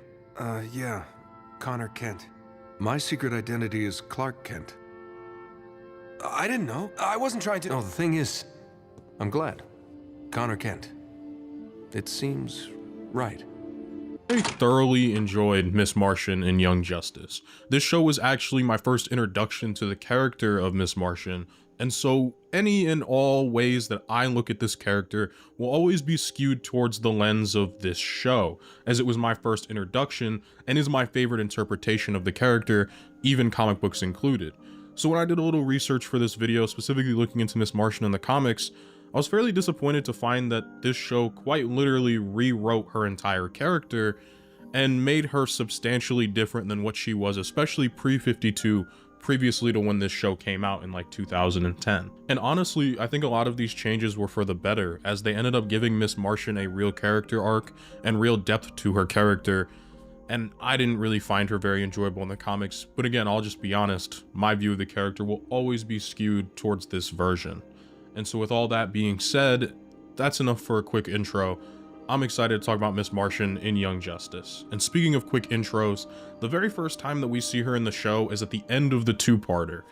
At the end of the two-parter, Miss Martian is introduced as the final official member of the team, at least for the core group that we see throughout the first episode. M'gann is first and foremost introduced to us as Martian Manhunter's niece, and for the only time that I will probably mention in this video, Wally West's first love interest, because the dude is all over her for like half the season, if not more, and is constantly making jokes towards that. And this is the only time I mention this because I don't want to keep bringing it up every time Wally does it because it's just so frequent, even if it is one of my favorite running gags. Regardless, Miss Martian isn't exactly very in tune with human customs. She's coming from Mars, a place in which reading minds is just as normal as speaking the way humans do every single day, as well as using all of her Martian abilities. Her entire life, it has not been abnormal for her to use her abilities in the slightest. So when she has to come to Earth and adapt to Earth's new customs, especially since she's maybe only been on the planet a few months by this point, it's definitely going to be a rough start, surrounded by a bunch of already traumatized teens, much like she is, but to a lesser extent, and we'll talk about that more later. I mean, her whole idea of human culture is quite literally an American sitcom, so her whole idea behind how to talk to people and how to resolve conflicts and deal with everything is based off of a sitcom where everything gets solved in like 22 minutes, so it's actually kind of funny. And she is super big into cooking, especially early in this first season, and she's absolutely terrible at it. So she was in for a quite rude awakening when she tries to use her telepathy on Superboy, and it goes horribly wrong. What's wrong? I don't understand. Everyone on Mars communicates telepathically. McGann, stop! So yeah, McGann's not exactly off to a great start, but at least she's trying and very much apologizes for doing these things, even if Superboy is less than receptive to her apologies, which hurts her in a way. But for right now, she's kind of perfectly fine, and we get introduced to Bioship, who I will just affectionately call Ship for the rest of this video because that's what everybody else calls her. It is a Martian piece of technology that's essentially mentally linked to McGann, and she's able to fully control it using her mind. It's super cool. It's really awesome, and it doesn't really need much mention past this. And this eventually leads into McGann's first true combat scenario, and boy is she fresh. She's definitely has the most raw talent and power on the team. I think that was made very apparent throughout the first few episodes, but she is the most raw. Even Superboy has a lot of Superman's memories implanted, so he's not nearly as raw as her, but the other three have quite literally been doing this for at least 2, 3, 4 years on a lot of their lives. So, of course, McGann is the first to make a rookie mistake, assuming this is nothing more than a drill from Red Tornado. Hello, Megan! Mr. Twister is Red Tornado in disguise! He's inorganic, an android. But how many androids do you know that can generate tornadoes? Suffice to say, McGann was pretty wrong, like really wrong, and ends up lowering the guard for her entire team and unfortunately getting them all completely destroyed. Now, it is her quick thinking that is able to save the team, but at the end of the day, making a rookie mistake like this when it means life or death isn't exactly going to go over well with the rest of the squad, and since there is no defined leader, she pretty much gets the boot by majority vote, and Superboy is not very kind about it. Again, I find it a little hypocritical that Superboy was so quick to tell her to get kicked out, but, you know, considering he's so new himself, but I guess it's kind of whatever, and it works for the episode. It is ultimately, though, McGann who comes up with the genius idea to pretend to be Red Tornado in an event to lower the guard of whom they're fighting, that being Mr. Twister. While McGann did ultimately display that she is fresh in the game, it's also good to note that her ideas and her creativity, specifically with her power use, will oftentimes lead to a lot of the team's victories throughout this show, while also highlighting how McGann's own insecurities are really what's holding her back a lot of the time. That and the occasional poor communication, like when she found out that this dude was a robot and crushed him to death in front of the team without, you know, saying anything first. And even better for McGann, not only does she smooth over just about everything with every member of the team, she also gets Superboy's most heartfelt apology that he could possibly muster, which is just a simple "I'm sorry," but that seems to really do it for McGann. And that leads us into McGann's first big, mini arc in this first season, which is her love and subsequent crush on Superboy. She is very, very clearly had a crush on him since the first episode. And I know I wasn't going to mention Wally and her again, but I don't know if she was purposefully ignoring his advances or just blatantly oblivious, but it was kind of funny watching her just ignore Wally's love for her constantly. I thought it was hilarious. But this whole entire episode does nothing more than to further McGann's for Superboy and her want to be around him, and the little fun dialogue interactions they have like this one. Don't you want to lead? You? After the Mr. Twister fiasco? You did all right. It's definitely kind of sweet, and one thing I'll say about Young Justice is I feel like it's one of those few shows where I don't feel like I can skip an episode. I don't feel like there's a whole lot of filler in this first season specifically, and I don't feel like there's any episodes I need to skip or that are worth skipping on a rewatch, but not every episode will further every single character's arc, so I'm not going to cover every episode in this video, just the ones that I think are truly relevant to McGann. And of course, with her crush will naturally come jealousy. The following few episodes are introducing us to Artemis, one of the core members of the team going forward, and in the episode she gets introduced, her and Wally are really just arguing with each other all episode, and she ends up hitting on Connor, much to Miss Martian's dismay. That boy. He can hear you. We can all hear you. One thing I really seem to clock about McGann's character is like for the first half of the season, she's really more tied to Connor than anything else and does a lot more for his character development than her own personal character. And so for like the first half of the season, a majority of these episodes, she's just kind of there. Very much enjoyable, but not doing a whole lot to further her own character. And we also see some of that in Downtime, in which she is directly paired with Connor because they're the only two people that actually live at Mount Justice. Also, big apologies if you can hear my fan in the background, but like my room is 20 degrees right now, and I really need to warm it up. Downtime, though, does serve to give us some really sweet moments between the two characters, and I just am a real sucker for seeing what these superheroes do in their day-to-day normal lives. At least that is until it's all forgotten. Now, this episode is highly important for McGann because it introduces what I would say is her true arch nemesis throughout like at least the first 2 seasons of this show. That being Simon, another telepath in which McGann is going to have a little bit of issues trying to handle. But she herself is trying to not only regain her memories, but also help the team regain theirs because everybody has been mind wiped up to 6 months previous to when they have met. And by this point in the show, that quite literally takes Superboy back to being in his primal state of nothingness. Takes to McGann to well before she ended up on Earth, and so a lot of these characters no longer know each other in a good manner, essentially. So a lot of this episode ends up being spent with McGann trying to recover the memories of her teammates, while we also get to see different team dynamics be changed and shifted a little bit due to the lacking of memory. We're also treated to what I feel like is one of the most beautiful scenes in the show. I'm a real sucker for this kind of ethereal look they have going on with this scene. I really enjoy it. I thought it looked cool. This truly felt like one of the first episodes that was really focused on McGann, and I truly enjoyed that. I loved her battle with Simon in mental space, and it also is going to tie back to something later in this video. But her and Superboy getting to connect and mind meld was really cool. Is that mindless creature supposed to save your mind? No, I save his. This show and Wolverine and the X-Men really did change how I looked at telepathy, and it made me think it was actually a cool power and not something that was totally lame. But this also serves as the first time that McGann truly let loose with her powers and was not playing around when it came to straight up destroying a telepath that is supposed to be out of her league majorly just due to the fact that he has used his powers for longer. She is raw power when it comes to being a telepath. And now we've kind of hit the point in the season where McGann gets to have a lot more episodes that aren't 100% tied to Connor, but she's got one more left that's very important. And that's the episode that they go undercover as the Terror Twins.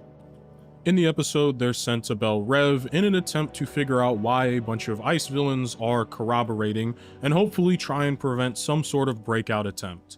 Now, the collars they're wearing are like, think anti-mutant collars from X-Men, except they are specifically tailored to each meta-human and can only shut off certain powers. And since the Terror Twin that McGann is portraying doesn't have any telepathy, she's able to freely use hers throughout the prison, which is going to help McGann be able to communicate throughout the entirety of this episode.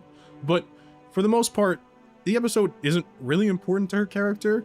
It's honestly way more important to Superboy's character, if we're being honest. McGann goes out of her way, especially during the therapy scene of the episode, to try and get Superboy to work through the issues he has with Superman and the way in which he feels about the whole situation. Tommy really wants to be like our father. Be able to fill Pa's shoes, you know? But Pa's distant at best. Refuses to give Tommy the time of day.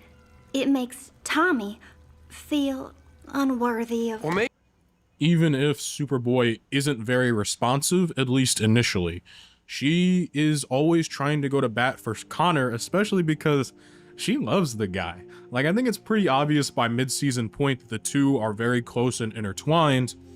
This episode in particular finally stops teasing us with the whole will they, won't they thing, and finally just confirms their relationship. All, of course, off the back of McGann almost dying because she couldn't help but play the hero during the Belle Rev escape, But thankfully Superboy kept his cool and was more than able to save M'gann, and we get their very first kiss. To which is probably my favorite side character's great confusion, because they're supposed to be twins. Man, I love Icicle Jr.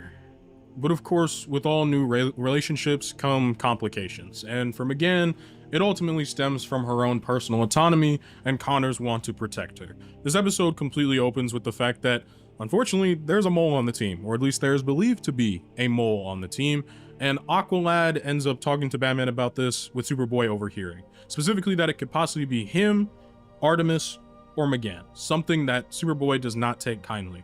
And we see throughout this episode, he is being very overprotective of M'gann, which, like, again, is cool that Superboy wants to protect his girlfriend. I don't know if I made that clear enough in the Superboy video, but there are limits and there are boundaries. M'gann's her own person and is probably more capable than Connor will ever be. She is most likely more powerful than he will ever be.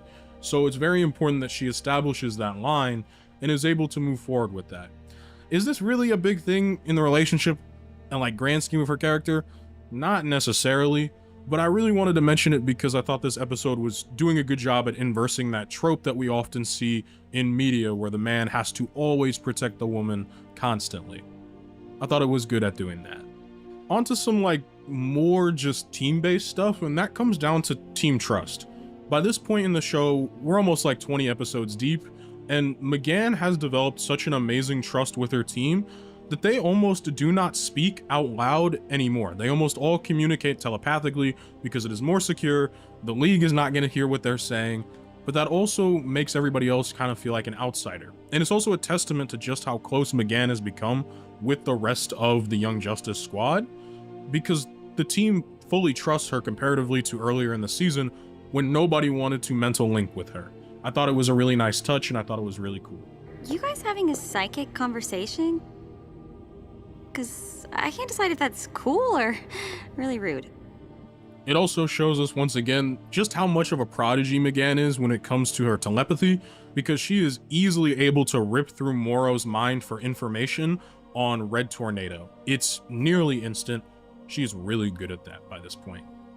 But having all of that raw, untapped, mostly untrained power ultimately becomes M'gann's biggest downfall. I'm not going to pretend like I don't know the whole thing behind this episode, so let's just be honest. The episode's fail-safe. The entire idea behind it is that this is a simulation where the Young Justice Squad can't win. The Justice League has been wiped out completely. There is nobody left on Earth to protect any of the people except for the Young Justice Squad. It's a training exercise to, I guess, see how they handle continuous and constant failure. So the team isn't really too upset when they see the Justice League die or they see Wolf die later in the episode, but it is when we see Artemis pass away that M'gann's mind, because this is all done through John Jones's telepathy, this is when M'gann's mind completely takes over and the simulation goes from being fake to being very, very real. M'gann basically took a basic training exercise and turned it into a true life or death experience, because even though her conscious mind understood that this is training, her unconscious mind did not. Her subconscious treated it as real. And because she is a far more powerful telepath than John Jones, she was able to easily overwhelm and overpower him. Even when John went in to try and stop the entire exercise, his mind was overwhelmed by M'gann's. This episode serves to show that she is extremely powerful, but also extremely untrained. And unfortunately, due to all of this, M'gann quite literally almost got her entire friend group killed. Since M'gann believed this to be real, she was killing her friends IRL just to make a point, I guess her mind was doing, because she thought it was over for them. Either way, first of all, this training exercise is really dumb. Like, I don't see the point in doing something like this at all, but all it ended up causing was an extreme amount of trauma for the entire group, and especially M'gann, because at the end of the day, this was her fault.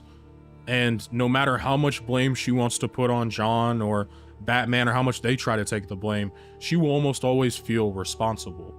In terms of raw power, she has the strongest telepathic mind I have ever encountered. Stronger by far. than mine. And that's when I get to talk about one of my favorite episodes of the entire season, which is what comes after a situation like that. And it's very simple. You go to therapy to deal with something as extremely traumatic as that. And when McGann goes to therapy, we start to really break into her character and why she is the way she is. During the time she's talking with Black Canary, she quite literally turns herself into being white, to look like Megan and not McGann, because that's where she feels comfortable. She is not feeling comfortable being herself. And that's the core root of McGann's growth throughout this first season, is trying to learn to be comfortable within yourself. And as much as Black Canary or anybody else tries to encourage it, McGann will never be comfortable with herself until she chooses to be. Which, by the way, I tried for a while after my very first canary cry nearly deafened my entire first grade class. So I get how you feel. But not being yourself is never the answer and won't make your feelings of guilt go away. And that's where a majority of the conflict will stand for her character. Something I can definitely resonate within myself, which is being comfortable in your own skin and being comfortable within your sense of self, no matter how difficult it is. And McGann just isn't there yet. Now, on a little bit of a lighter note, let's talk about the party episode in which McGann decides to go to a Halloween party with Wally and Superboy at their school.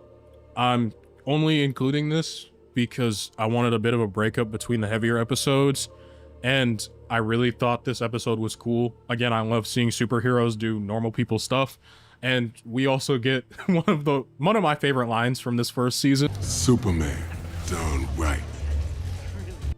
He gives heavy Rand, and I love him for that. Outside of that, this episode has literally nothing, any sort of relevance to McGann as a character, just them going to a party and hanging out.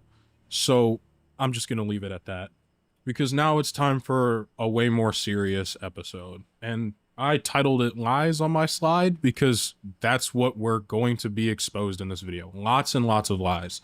Let's start first and foremost with the fact that McGann was bold enough to go at her boyfriend with Black Canary and kiss him on camera. This is actually hilarious. And while it's really funny, it also services to show that McGann is still wildly out of touch with what is appropriate when dealing with IRL people, because this is definitely not. But one thing I found really interesting is when Dinah goes to confront McGann, what she ends up finding out is McGann is literally playing Megan Moore in her own room by herself. She is choosing to put on a skin color that is not her own, to actively not be herself. And I find that fairly interesting. I'm not upset anymore, but please, McGann, from now on, just be yourself. This is myself. And if McGann didn't learn enough from that situation, she also has to learn that she's going to meet the greatest inspiration for the way she looks, the way she acts and carries herself. She has modeled her personality based off of Megan from the show Hello, Megan. Yeah, that show. For her, this is like amazing. It's like meeting your idol. But for Megan, or in this case, Marie, doing that thing was just a job. Listen, Hello Megan was a job. The person you saw on TV isn't who I am.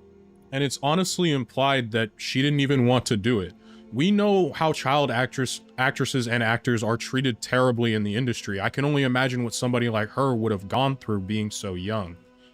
And throughout this episode, we're shown that her reality is she doesn't care for that character and doesn't want to be reminded of it. And it's even worse when her son gets hurt being attacked by the Queen Bee, who is currently in control of a fictional country state. And we are shown how powerful McGann is for like the 9,000th time. But we're also shown that McGann can save lives via blood transfusion, which I never thought of an application of using her powers like this, but very interesting. Regardless, the rest of the team is able to finally learn who McGann has essentially based herself off of completely. Who she acts like, talks like, and literally modeled herself to look like. And even gave Connor his name based off of the Connor from this show. She wanted to build that perfect life, that perfect sitcom life that was portrayed in like the 90s and early 2000s. Everything could be solved in 22 minutes. Everything was easy, everything was perfect, and there were no real issues. McGann chose to hide herself behind this because that's what was easier for her. I'm gonna take the wool off because everybody knows and Simon knows. McGann is a white Martian. Now, one of the biggest departures from the comic books and this show is that the white Martians in the comics went to bloody war with the green Martians and the entire planet got wiped out. But in John Jones's original character arc, in his original story, Mars was thriving and he simply went to Earth to be a superhero. So they took on a more classic interpretation and instead had the white Martians play allegory for subjugated races and or minorities in general throughout a majority of Mars. Growing up on Mars, McGann was quite literally viewed as nothing more than subhuman and as ugly, terrible, and less than the green Martian counterparts she was around.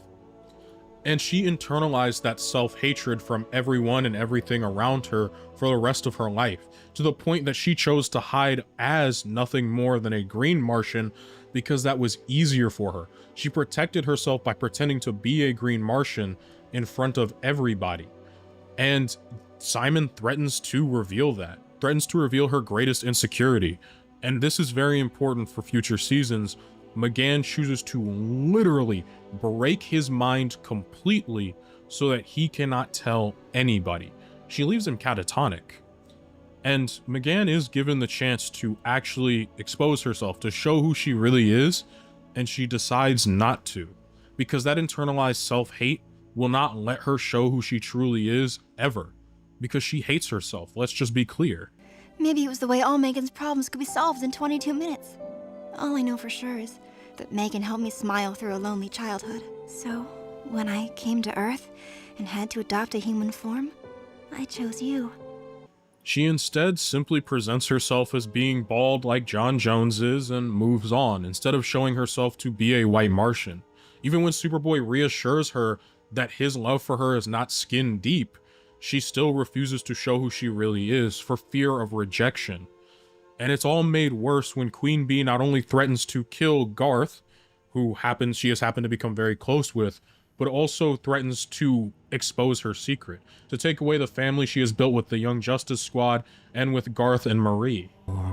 And if you don't cooperate, I'll make sure everyone knows what you really are. I'm gonna pause for a moment just to talk.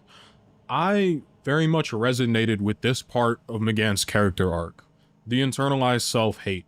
The idea that she can't be who she always wanted to be and she can't be herself, and that it was far, far easier to hide behind a caricature of herself than to be who she's supposed to be and to be the person that she wants to be. Instead, it's easier to regress and to pretend to be McGann, to pretend to be something she's not. In this case, pretend to be a green Martian instead of embracing her white Martian heritage. Can you see the allegories here? For me, growing up black, I grew up in a place where there wasn't a lot of people that looked like me. I was the black kid. I was often scorned for it because I grew up in the Deep South. I understand that feeling when you look in the mirror and you absolutely hate what the reflection that looks back at you. I know what that feels like. And I didn't understand how to put it into words as a kid, but when I watched this on TV, I instantly knew. There's a reason I gravitate so heavily towards the X-Men. There's a reason I gravitate so heavily towards McGann as a character, because she deals with the exact same thing I had to deal with growing up. That internalized self-hatred that will literally eat you from the inside out. And so I'm not surprised that given the opportunity, she didn't really reveal what she is to the people around her for fear of rejection and for fear of harm. There was a point in my life, specifically, where I just wanted to be white. Because if I was white, I wasn't going to get bullied. I wasn't going to have racial slurs yelled at me. I wasn't going to be accosted for the way I look, the way I walk, the way I talk, the way I carry myself as a black man in America. I think doing that with McGann's character and to give her that depth on the back end was a really great idea and something that hits deeply personal to me. This is the reason why I'll probably never be able to separate this version of McGann from any other version that she appears as, because this version is so near and dear to my heart, especially from a younger me. it's a reminder that it's okay to be who I am, and it will always be okay to be who I am, no matter how I look. And that goes for a lot of things. It doesn't just go for race. It goes for physical disabilities. It goes for being the way you are as a person. You should never feel like you can't be who you're supposed to be because of what other people tell you. And if you're going to take anything from this video, I hope you take that. And I think having a positive reinforcement specifically from Black Canary throughout this entire show, telling McGann constantly it's okay to be yourself, it's okay to use your powers, it's okay to be who you are, was a great driving force. Because if you don't have an adult to tell you that, it can get really dark, especially at those formative ages. So I really do hope that some of you guys have a person like that. And if you don't, please seek it out. Okay, hopping off the soapbox and getting back to talking about McGann. The episode starts out with the team going on a mission that doesn't exactly go as planned. They basically are barely able to win and almost lose, which unfortunately sparks the notion that the mole may or may not be back at this point in time, which is extremely aggravating to majority members of the team. But by this point, the team is actually full of moles. For example, Miss Martian is currently being a mole, kind of. I mean, the episode presents as though she is being a mole for Queen Bee in order to protect her family, both being her Young Justice family from her identity, but also protecting Garth and Marie in hopes that Queen Bee will leave them alone if she does what she says. And it's revealed to us throughout the episode that McGann's not the only one being blackmailed. Superboy is also in on it, as well as Artemis. And while the episode presents as though they've all gone bad, oh no, the mole accusations were true, what really ends up happening is the team ultimately decides to come clean. Those 3 members decide to expose the reasons in which why they are going to go meet the Injustice Society and the reasons they were in cahoots with these people in the first place. And the answer is simple for McGann, at least. McGann is actually, for the first time, more than willing to reveal who she is as a person because she trusts the people around her. She's willing to be herself, even if it's only for a brief moment. McGann finally exposes herself to the people she feels closest to, the people she could probably call family. She decides to expose that she's a white Martian. She decides to expose partly the reason she chooses not to be, because of the hatred, the bigotry, and the classism that exists on Mars. It's the reason she pretends to be green and the reason it's easier for her to pretend she's in a sitcom and that she's playing a different character. There's a reason McGann does this, and she's finally explaining it to the group. There's also a reason all of her white Martian transformations are almost made to look horrific, because that's how she believes that side of her to be. But that's not what her team thinks, and it's by far not what her family thinks. Calder's the first one to say something, but it isn't skin deep with McGann. And Connor's always known. It was always about who McGann is on the inside. It was more than just skin deep. I realized you would never accept me if you saw what I really am. McGann, did we truly seem so shallow? I couldn't take the chance. Being a white Martian among the green on Mars, I endured constant rejection. I couldn't face that from me? It's honestly a really sweet moment and something that I thought was very, very well done, but ultimately kind of feels a little bit undermined because McGann chooses to still be her green Martian self. She doesn't really embrace who she is, even if the team does. She's still not ready to embrace who she is. And I can resonate with that. Like I said, it took me years to finally be able to look in the mirror and be comfortable with who I am. And that just takes time. It doesn't just get fixed with one conversation. So while it feels great that it feels realistic in that sense, it also sucks because I would have loved to have seen her at least embrace some more portions of her culture and of her people going forward. And that does get addressed more in future seasons, which I'll talk about eventually when I get there. But this all leads to the season finale, which I have no notes on because there is nothing to talk about. Roy Harper's the real mole. The Justice League's been infected by Vandal Savage and Starotech, and they're under his control. They did some really shady shit over like the 48 hours, or was it 72 hours that he had control, or maybe it was 24, I can't remember. One of those three, lots of numbers. Either way, there's not much to say. McGann's character arc is completely wrapped up. Young Justice went out of its way to reinvent a lot of the characters that they put their hands on, whether it was Artemis, Wally, even Robin to some extent, but especially in characters like Miss Martian and Superboy. But no character was altered further than Aqualad himself. And it all comes down to a fundamental change in the character of Aqualad. That being the decision to make what was supposed to be a brand new character, Calderon, for the TV show, except for the fact that Jeff Johns got winds of it and debuted him a few months prior in an official DC book. But to keep it real with y'all, Calder was originally supposed to debut for the show Young Justice, and so this show completely remodeled the origin of Aqualad to encompass the fact that not only does Garth exist, but also Calderon. It's just that Garth simply chose not to be Aqualad, instead staying behind in Atlantis, and this Earth we see Calderon choose to be Aqualad, and I will go forward just calling him Aqualad. And it's, funnily enough, this interpretation of the character that was actually my first real introduction to Aqualad, because I don't know if Teen Titans, like the 2003 show, really counts, because he's not really characterized in like the one episode I remember seeing as a kid, comparatively to this Aqualad, who set the framework in my mind for what it means to be a leader. And that's a lot of what Aqualad does throughout this first season of Young Justice, demonstrating a style of leadership that is seldom shown in fiction specifically, whether it was from his vulnerability to the way in which he handles himself, not only emotionally, being a far more emotionally sound character than a majority of the cast, especially for his age of 16, but also with the level of empathy that he shows throughout the show for not only his fellow team members, but even the villains that he ends up facing throughout the show. And I think that's part of the reason that I ended up falling in love with this specific variant of the character so much, and it's kind of a shame that he really only exists in this show as he is present.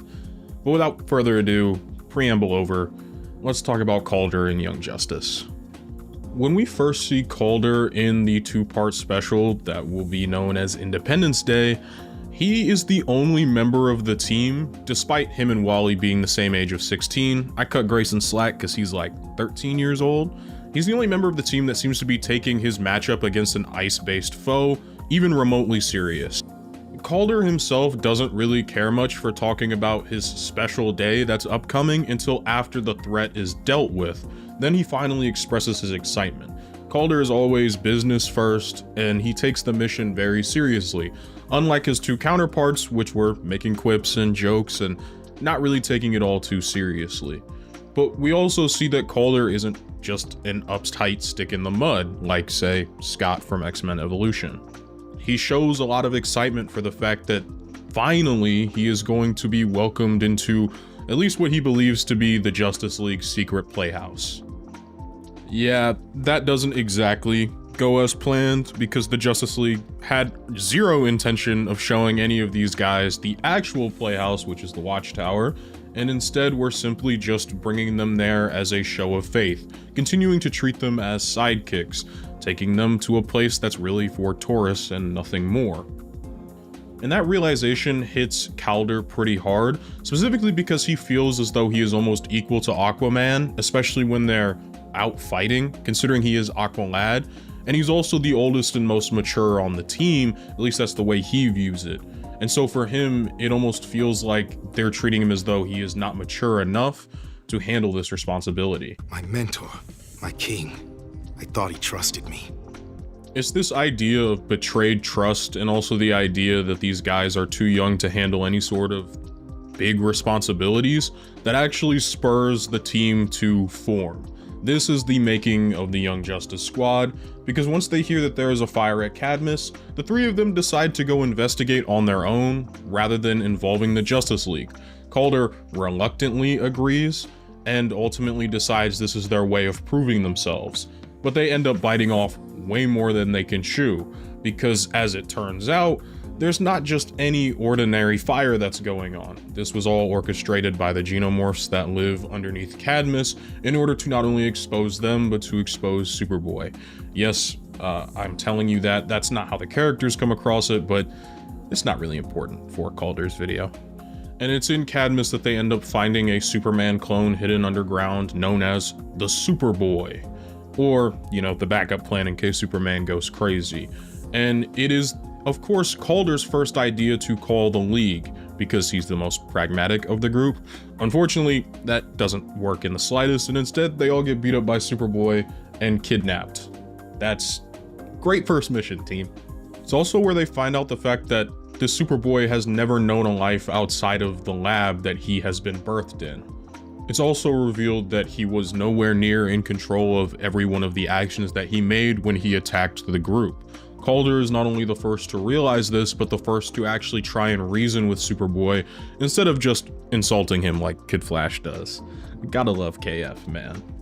Calder has this level of emotional intelligence that is honestly rarely seen, especially for a character in what is ultimately a kid's show. And I think that's part of what makes his character so special, was the fact that he was emotionally intelligent enough to somewhat subtly manipulate Connor into wanting a life for himself outside of Cadmus. It's actually Calderon's words that spur Superboy into breaking the team out. You live. That gives you the right to follow your own path. A weapon or a person.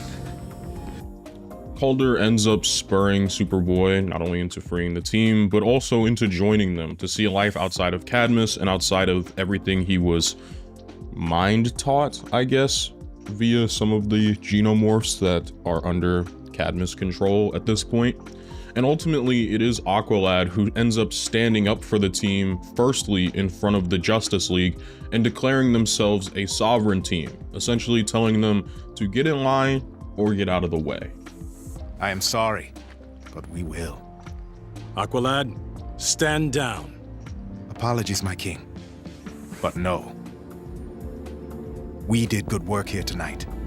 The work you trained us to do. Together, on our own, we forged something powerful, important. And it was from this moment forward that we are officially going to recognize these guys as the team. They never call themselves the Young Justice team. They just always call themselves the team for covert ops. Covert with like very heavy quotations.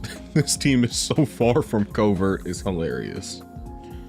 On a more serious note, this would be the beginning of the team, fundamentally, but there's one thing they're lacking, and that's shown in the very next episode, that being leadership. The team in and of itself is all just kind of running together based off the fact that 3 of them were friends. They picked up Connor along the way, and McGann has just joined. They don't actually have any sort of structure or semblance to leadership, but we can start to see qualities as to why they will eventually elect Calder to be the leader of the team. Mostly that being his ability to stay cool, calm, and collected under distressing situations. For example, when McGann is first getting introduced to the team, she uses her abilities to mind read, which is obviously not something we're cool with here on Earth, because it's not a normal thing. Calder's the only person who doesn't overreact and instead simply tries to explain to McGann why it's uncool and why Superboy might have lost his mind. Things are different on Earth. Here, your powers are an extreme invasion of privacy. But he was also there for Superboy to help guide him in understanding how to apologize to McGann, because he was able to recognize Superboy felt bad for his reaction. I may not have psychic powers, but I can guess what you're thinking. You overreacted and you don't know how to apologize. Just say sorry. As for the rest of the episode, their first true mission together does not go well in the slightest, because there is no sense of leadership. There is no sense of ideas. It doesn't help that McGann is completely fresh and trying her best, but isn't exactly known for being of superhero prowess. Neither is Connor necessarily, but I guess having like 16 years worth of mental training helps him out far more than McGann's 40-something years. Regardless, it's very clear that this team is suffering from a lack of leadership throughout not only this episode, but the following episode. On the team's first officially assigned mission, they were simply supposed to go to Santa Prisca. It was supposed to be recon and nothing more. So Calder drops out, he's going to swim to the island and try and disable all of the anti-air tech they have going on so the team can land. But when the team does, we are shown immediately why they're not known for covert ops. Just Connor casually causing a seismic event, Robin absolutely disappears and goes off in the middle of nowhere after anointing himself leader because he has the most experience despite only being 13. It also doesn't help that Wally, in making first contact, ends up exposing the team if Superboy didn't do it enough with his seismic event. The team is in complete mess and disarray because Robin has no clue in how to manage the team. His role with Batman was so defined that essentially he knew what to do, and so did Batman, but the team doesn't. Wally also throws his hat in the leadership ring, but he was never a serious candidate, let's be honest. And ultimately, at the end of the episode, the team collectively comes to the decision that Calder is their best option for leader, because he is the most level-headed. He is the one who is able to talk and communicate with the team at its best. He's also the person that understands each member of the team the best. Throughout the last few episodes, not only has he been understanding and compassionate to McGann, but to Connor as well, along with his two very, very close friends. And so ultimately, they vote for Calder to be the leader, but he also makes it very clear that this team is eventually one day going to rest on the shoulders of Dick Grayson, because he was born for this. He was made for this. This is everything he has been working towards. But for right now, Calder has to shoulder the load of being the leader, even if he doesn't necessarily want to be. Even if he's not the best suited to be the leader in the long term, he is the best right now. Then I accept the burden until you are ready to lift it from my shoulders. You were born to lead this team. Maybe not now, but soon. I think putting Calder in this leadership position and the way in which they chose to write Calder as a character did a lot for me personally growing up, and probably a lot for people who looked like me. You gotta remember, this was 2010, so the idea of a black teen male specifically having a leading role in a TV show in which they are presented as being the leader, they're presented as being calm, they're presented as being collected, they are presented as having emotions such as empathy, sympathy, the ability for Calder to be emotionally sound and not just be an angry black teenager was something that was so huge for me as a kid. And I can only imagine was also big for people that were my peers, that wanted to see themselves on screen in a positive role, in a positive light. I wasn't really an angry kid. I spent a lot of my time trying to be empathetic, trying to be sympathetic, trying to understand the people around me, and that's something Calder does to great effect. I saw a lot of myself in this character, and for me, it's something I aspired to be. The style of leadership Calder had always spoke to me on a personal level, because he cared about the people around him. He always cared about doing the right thing, even if it wasn't going to be the easiest. He cared about understanding his friends. That's something that was put on display in this show, and I don't think it gets enough credit for doing this, especially in the early 2010s. It's part of the reason I love this show specifically so much. And building off of what I've said previously, Calder spends the rest of his time as leader throughout these early episodes being the team's rock. When we're introduced to Artemis and Wally's absolute disdain for Artemis being the new archer of the team instead of Speedy or Red Arrow as he goes by now, they are tasked with a very simple mission, actually from Red Arrow, funnily enough, which is to help protect this scientist as they're trying to destroy something called the Fog, which would essentially eat up a bunch of data and tech and destroy it. Very bad for the whole world, not cool. But throughout the entire episode, Wally and Artemis bicker like an old married couple, and it's honestly so funny. It's so funny. But Calder is basically there playing mediator the entire time. As well, he's also trying to help this poor scientist to not only take care of the job she's supposed to in finding the Fog and disabling it, but also deal with these 13 through like 16-year-olds that are supposed to be watching her and yet argue constantly. He even plays the role of comforting the scientist when explaining to her that simply she's got to go online in order to find the fog, and assuring her that she will be protected by them. We will protect you. Tracking the fog now.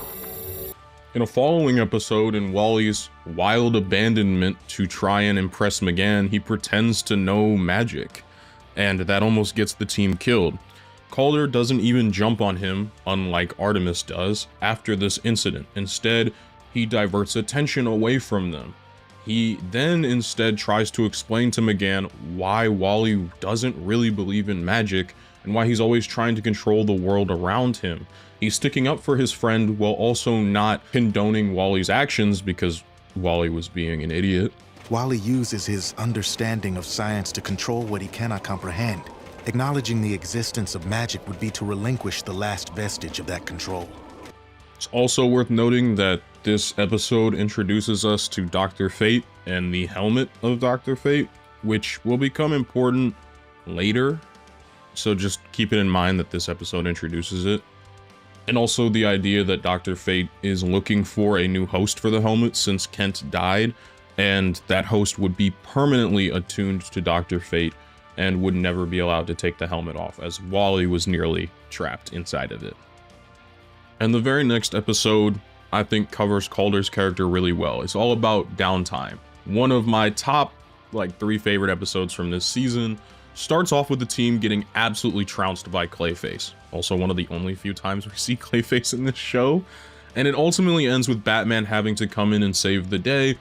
And it's all because Calder's head wasn't in the game. The rest of the team came ready to play, but he wasn't. His mind wasn't in the game, and his mind was elsewhere on somebody else. Of late, I am not even convinced I belong on the surface world. For so many years, it filled my every thought. But now that I am here, my dreams are all Atlantis. Atlantis? Or someone you left behind? Calder is quite the lover boy. He is missing Atlantis because he left a girl behind, somebody he cared a lot about. That would be Tula. He loved her more than anything else. And in all reality, the dude's only been on the surface for 2 months, but in those 2 months, he has not gone back to his home, Atlantis. He has not gone back to see Tula, he has not gone back to see Garth, or even Queen Mara. He has been living his own life on the surface world and has been doing all of these things with the Young Justice group. So he hasn't been home. And that idea of missing home is something I can relate with a lot. But Calder is also faced with the harsh reality that a lot of things change, unfortunately, especially when you are gone for so long. It's not going to be the same when you come back. You would no longer be in Tula's class, or Garth's. Throughout a lot of my life, I moved around a lot. And so once you leave and you for me, it was states. So I would leave the state that I had made a lot of friends in and I had been close with people in.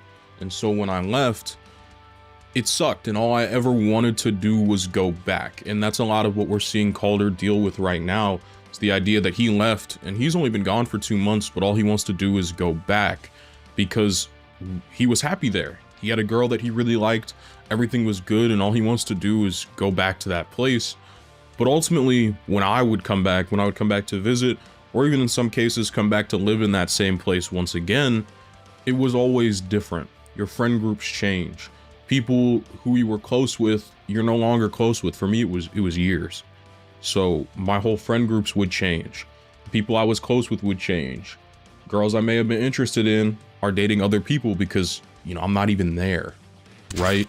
And so now you're holding on to this memory of this place that you believed to be so awesome and grand and perfect for you, and you were so frustrated and upset with leaving, only to find out when you come back, it's never gonna be the same as it was. And I think that's the lesson Calder has to learn in this episode, is that you need to be okay with moving on. And that's something Aquaman tries to instill in him in a few conversations, but ultimately his heart was dead set on Tula. It wasn't until she had told him that she is now dating Garth that he was finally able to let go. Calder, I'm sorry. We wanted to tell you sooner, but Garth and I, we are together. Yeah, to me, that's definitely a little bit of a funny and wild twist, is to be like, yeah, by the way, dating your best friend. But again, Calder left. He never expressed his feelings, and he left. And that's okay. And it's finally at the end of the episode that Calder comes to realize that his new life with his new friends and his new family that he's making on this team is good. He enjoys what he does, and he enjoys living the life that he does. And that's really all that matters. So he can go visit his old friends as often as he'd like, and he can take care of everything in that area. But ultimately, his heart isn't there anymore, and that's okay. And it's okay to move on and to do other things. I didn't really get this episode very much when I was younger. I kind of always found it to be boring, and I skipped it a lot of the times. If only I had known such a sentiment would hold dear in my later life, maybe I would have paid more attention this episode. But I found it to be very, very enjoyable. I also found the final sequence between Garth and Aqualad to be really, really funny. Have you ever wondered what would have happened if I had stayed behind and you had become Aqualad? Never. No, neither have I. It's also 100% worth noting that the dude handled this very, very well, especially considering that's like his best friend. Very, very demure of you, Calder. Very demure. But unfortunately for Calder, while he may have found his reason to stay on the surface and continue to be leader and found his heart here, being leader isn't exactly going to be easy. Red Arrow ends up calling Aqualad for help because of the summit between North and South Malaysia that is apparently being stung out by one of the League of Shadows assassins, Cheshire, someone who seeks to cause chaos and war continuing between the two countries. Unfortunately, this also means protecting Lex Luthor. And while Red Arrow has his own story to deal with regarding this, he ultimately asks for Calder's help, and Calder ends up obviously agreeing. Like, the two are quite close to being best friends.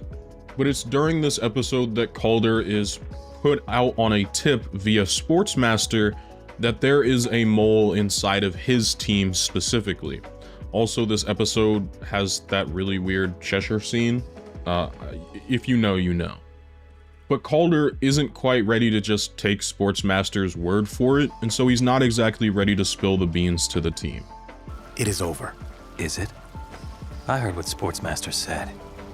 Do you really think there's a mole on your team feeding him intel? I cannot rule out the possibility. I will investigate, quietly. I think what Calder's doing is very smart. He wants to investigate quietly. He wants to make sure that he doesn't A, tip off the mole, or B, cause undue unrest amongst his teammates, which is obviously something that could be a severe problem, especially in a team so young. But the biggest issue with doing this is the fact that they built their entire team off of trust. The entire team's formation via the big three was because they felt like sidekicks who were never trusted with any sort of information, who were never given any sort of true autonomy from the people in charge. And so now to have their leader, someone they look up to, be holding secrets from them is definitely not a good look for the team.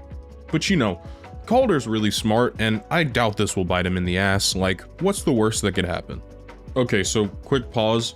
I just found this out while I was doing the editing for this video, but apparently the episode previously, Targets, was weirdly postponed by like 6 months.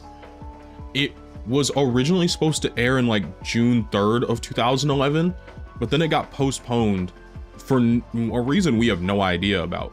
And then on 13th and 14th, it was briefly released on Cartoon Network's website before it was screened at San Diego Comic-Con in July, and then came out officially in September, meaning like the show started airing in March of 2011, and then after episode 9 just took like a 6-month hiatus, which is insane. And we have no information on that at all. If anybody knows why Targets was postponed, please leave me a comment because I am now stupidly curious. Anyways, back to your regularly scheduled video. So like 2 episodes later, Superboy may or may not overhear the fact that there is a mole problem and that he is one of the suspects of being the mole on the team. So yeah, it did come back to bite Calder in the ass pretty hard. So if you could imagine, this doesn't exactly inspire trust not only in their leader, but in the team as a whole. And this is really terrible timing because they're all about to go on another mission and their entire leadership structure has been thrown into chaos. Calder, in and of himself, now no longer has control over the team, nor any Calder has built his entire leadership style off of being open, being honest, being trusting, being empathetic, being sympathetic, putting himself in the shoes of the people that he is supposed to order and make march with him to certain doom in some cases. And now he has lost any and all goodwill and trust. And so when the team lands for their next covert op, they all just kind of go off and do their own things. Wally and Kid Flash are off working together, Artemis and McGann go off together, and Connor just goes and does loner Connor things, because why not? And throughout the episode, Aqualad is trying to regain control over the team, but nobody is respecting him in the slightest, and he gets to a point where he can't just be who he normally is. He can't just be his calm, collected self because they're not listening to that version of Calder. And unfortunately, Captain Marvel is actually the one who points this out to him. Batman takes command. He has to, for the good of the League. Thank you for helping me understand. And so that's what Calder does. After getting the wisdom of Solomon and after Captain Marvel gets kidnapped because Billy is like a 10-year-old child, which I still find hilarious, Calder is able to rally the team by basically telling them, I'm the leader, you all elected me, we're going to finish this mission, and then afterwards, like, I'll be done. But for now, we gotta get this done. This is not up for debate. You all chose me to lead. When the mission is over, if you wish to select a new leader, I will happily step down. But until that time, I am in command here. And surprisingly, that actually works, oddly enough. It's just, all of this could have been so easily avoided if, again, Calder wanted to keep this partially a secret, not to tip off the mole, but if Calder had simply just been honest with his team from the get-go and explained to them the situation previously, this probably wouldn't have been an issue. And I think that it's something he needed to learn as a leader going forward, that these secrets do not behoove him or the team. A lesson that Dick Grayson clearly doesn't learn. And given how this mission went, he nearly succeeded. But you had to consider it might be true. Yes, as leader I did, in which case I did not wish to alert the traitor. Hate to say it, but makes sense. I am still prepared to step down. All in favor of keeping Aqualad as leader? And this is just one of the few flaws that Aqualad has as a leader, which I feel like make him an interesting leader. And his next biggest flaw is his over-infatuation with self-sacrifice. Throughout like a 3-episode span, Aqualad was more than willing to sacrifice himself for the betterment of the team, which is all good in theory, except for the idea that like now the team doesn't exactly have a leader. When the Injustice League is debuted as the big bads of the season, and in Batman's infinite wisdom, he ultimately decides the Justice League is better spent fighting plants, and he is instead going to send his covert op team of teenagers to go fight the Joker and the Injustice League, which has literally, like, we're looking at Poison Ivy, Black Adam. This team has Black Adam, and they sent the covert ops team. I don't know what the thought process was behind this from Batman, but like, my boy, it was not a great idea. On a more serious, character-appropriate note, Calder knows pretty much that they're going to be outmatched, so he brings a plan B, that being the helmet of Dr. Fate, and he fully intends to wear it considering he's actually somewhat attuned with the mystic arts, he fully intends to put it on and wear it if things get too dire. He knows this means that Naboo would have him for the rest of his life, but he ultimately does not see that as a problem in the slightest, nor does he really care, especially if it comes down to needing the helmet. And when the team proved to be outmatched completely, he ultimately decided to put on the helmet, much to Wally's dismay. And he takes on the mantle of Dr. Fate. Now, Dr. Fate completely shifts the momentum of this battle. Not only is he able to easily deal with the majority of these villains due to the fact that Dr. Fate is one of the most broken DC characters to ever exist, but ultimately, Calder was about to be trapped inside of the helmet forever, and he very well knew this, and he's the leader of the team, and yet he was more than willing to take this sacrifice. Now, whether that makes him a good or bad leader, I want to discuss after I show you another instance of Calder himself doing this whole self-sacrifice thing. Because ultimately, this has no real consequence, as Calder is easily able to take the helmet off, thanks to everybody's favorite previous owner of the helmet, Kent. Failsafe is the next episode in which Calder decides to self-sacrifice. In a world in which the Justice League are being eradicated by some unknown force that can easily and handedly dispatch them without a single issue, the Young Justice Squad is left to fend for themselves. This is nothing more than a training exercise done by Martian Manhunter in order to get the team accustomed to failure and facing overwhelming odds, and knowing what to do when there's nothing you can do, as Granddad would say. But it all ultimately becomes way too real when Artemis ends up quote-unquote dying, but McGann's mind can't comprehend the fact that this is fake and this isn't real, and so she believes it to be real, and all of a sudden, what was supposed to be a simple training exercise is now a true life or death battle. And it is in this moment that the team literally forgets that this is a training exercise. They believe that they have just lost one of their closest friends, and now they must be able to handle it. So Calder steps up as leader. He rallies the troops using his emotional intelligence. But that doesn't exactly last for too long. When they get to the Hall of Justice, they are ultimately able to find Martian Manhunter alive. He's really come in to stop the whole training exercise, but because McGann's such a powerful telepath, he completely forgot about that. So the team believes that these things are nothing more than Zeta tubes that are beaming them to a place where the heroes are being held and nobody's actually dying. And so with this very shaky information, Calder ultimately decides to make a decision that would alter the course of the team, because he ultimately decides to sacrifice himself in order for Superboy and just a few more of the soldiers on base to get to safety. It is a very noble act, something that he didn't necessarily need to do, but ultimately chose to do in order to protect the most amount of people. It's something a hero would do, but he also needs to recognize that he's not just a hero in this situation. Calder is the leader of the team. What does it do to the team when you choose to save Martian Manhunter instead of yourself? And that's what he has to deal with, obviously, in the Fallout episode that covers the ending of this one. This is obviously where I want to come in and talk about his actions as leader. Calder's not a natural leader. He never wanted the position of being a leader. It's not what he wanted, it's not something he usually does, but it's a role that he has taken upon himself because unfortunately, nobody else on the team he believes can do it. And that's very much shown in the following episode, in which each character is getting therapy for what they just went through. Artemis is too raw and untrusting. Kid Flash too rash and impulsive. Miss Martian remains too eager to please. Superboy carries too much anger. Making Robin the logical choice. But he is so young. Calder, you're all young. I cannot shift this burden to him. Not yet.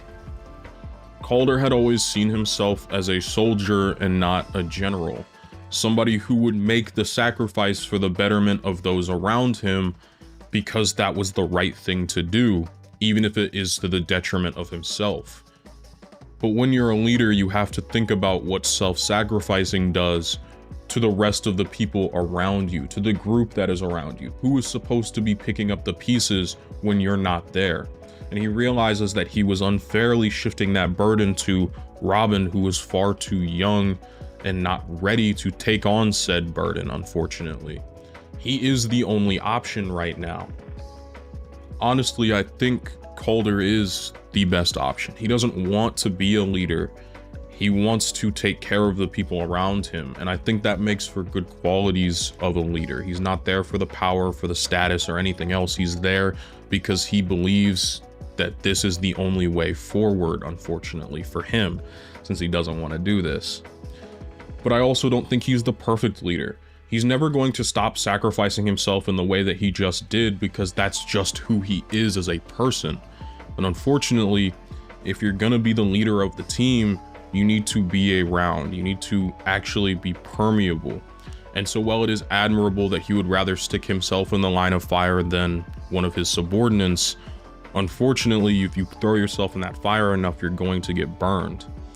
And that's the reason that he's not perfect for the job, but it's also the reason I think he is the best option, and he is as close to perfect as the team will probably get for that job. And for the rest of the season, we kind of just get the fallout of Calder having to deal with the burden of being the leader of the team, which honestly isn't a lot. That after that episode, they kind of just didn't give Calder a whole lot to do. And again, it's because the production of the show was kind of weird, at least in the way in which they aired, because after this episode 19 that you're probably seeing on screen, Misplaced, they took prior to this episode 19, Misplaced, they took like a huge, another like couple months break. Like episode 18 of the show airs in November 18th, and then Misplaced doesn't air again until March of 2012. I don't know what the production of this show was looking like, but it was definitely like abnormal. But Calder is basically not given almost anything to do. The last thing I have of like reasonable note is the idea of using Dr. Fate's helmet once again in the episode Misplaced, in which the Justice League and Young Justice Squad are separated into two Earths with kids and adults. But unfortunately for Calder, like, they end up not using it. Well, at least those two don't. He values being there for his team more than anything else. And after that, like, he goes missing for a string of episodes just in a row, where he's nowhere to be found because they're focusing on other characters. Calder pretty much gets pushed to the sideline for the rest of the show, although he does have a few absolutely wonderful moments that I find to be great. Like, for example, when the team is revealing their secrets to each other, the three proposed moles are being shown that they weren't really moles, even though they were being blackmailed by the villains. Calder's the only one on the team who doesn't react horribly when M'gann transforms into her true white Martian form. He is the first to accept her next to Superboy. M'gann, did we truly seem so shallow?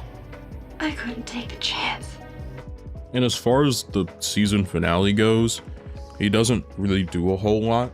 Like, he's there for Red Arrow when Red Arrow needs somebody, because Red Arrow low-key got revealed to be the traitor, and the Justice League are hunting him down because they're all under the control of Vandal Savage. And well, that's all well and cool and good.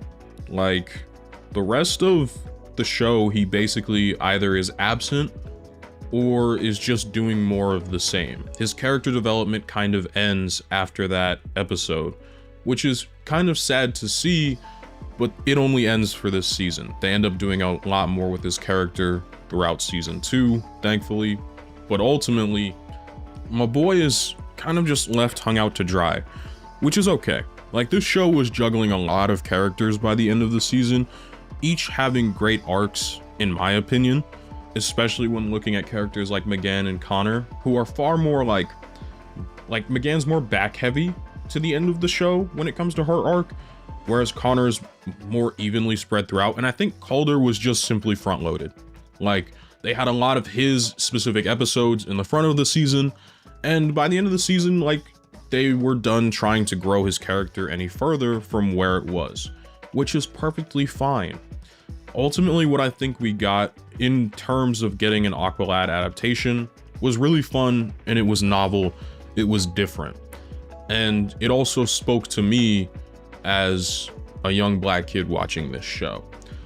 But no wonder I couldn't keep up with this show. Like the airing and production, like the production order seems fine, but the air dates of this show, no wonder I couldn't keep up with it growing up.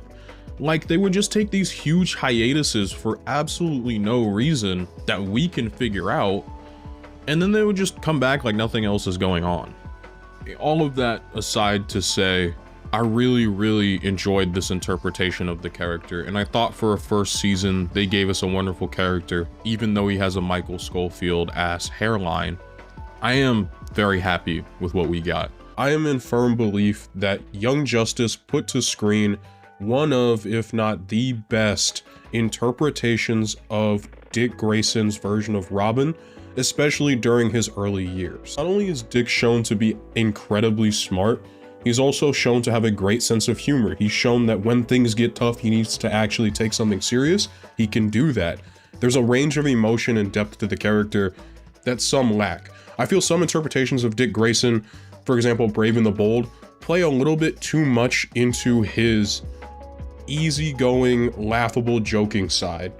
And adaptations such as Batman, The Batman 2004, don't really give too much substance to his character, nor even bother to show any of the darker elements that he might have, especially being a kid from trauma. And I think this show does that way better and shows a better depth of emotion and range to his character. Not to mention, he has some of my favorite TV show catchphrases of all time. But did anyone see what he did wrong? Ooh, he hit on teacher and got served?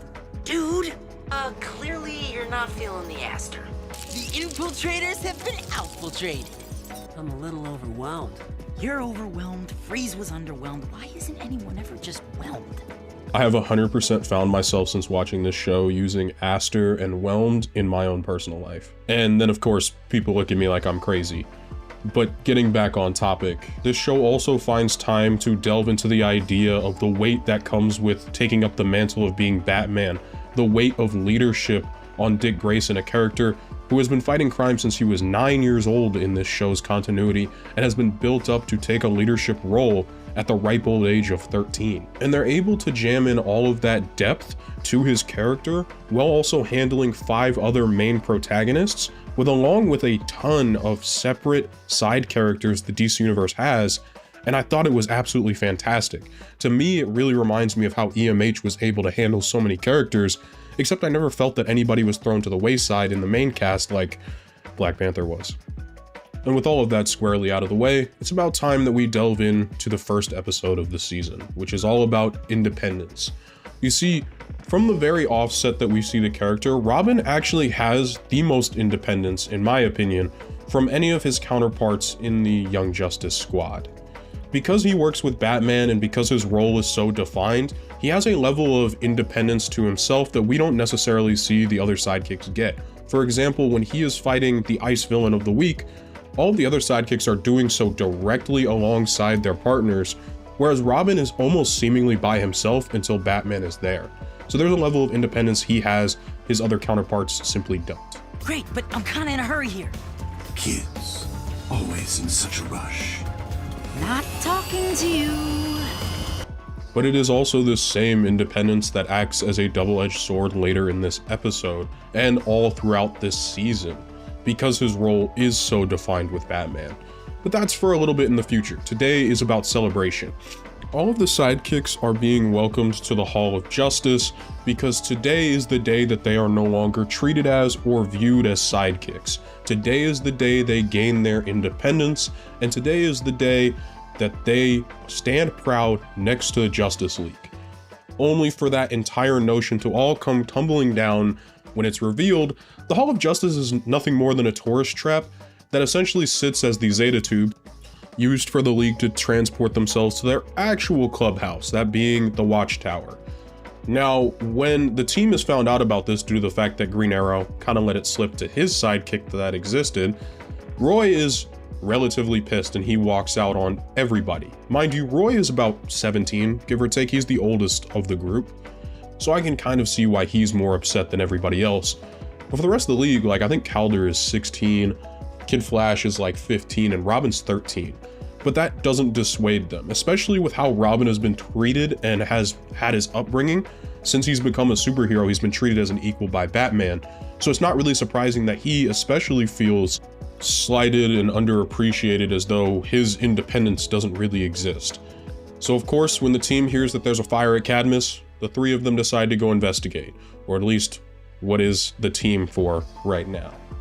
But outside of that, the Independence episode is really spent trying to build a foundation for these three characters, and so it does a lot more of Robin's stuff, I would say, earlier on and in the beginning.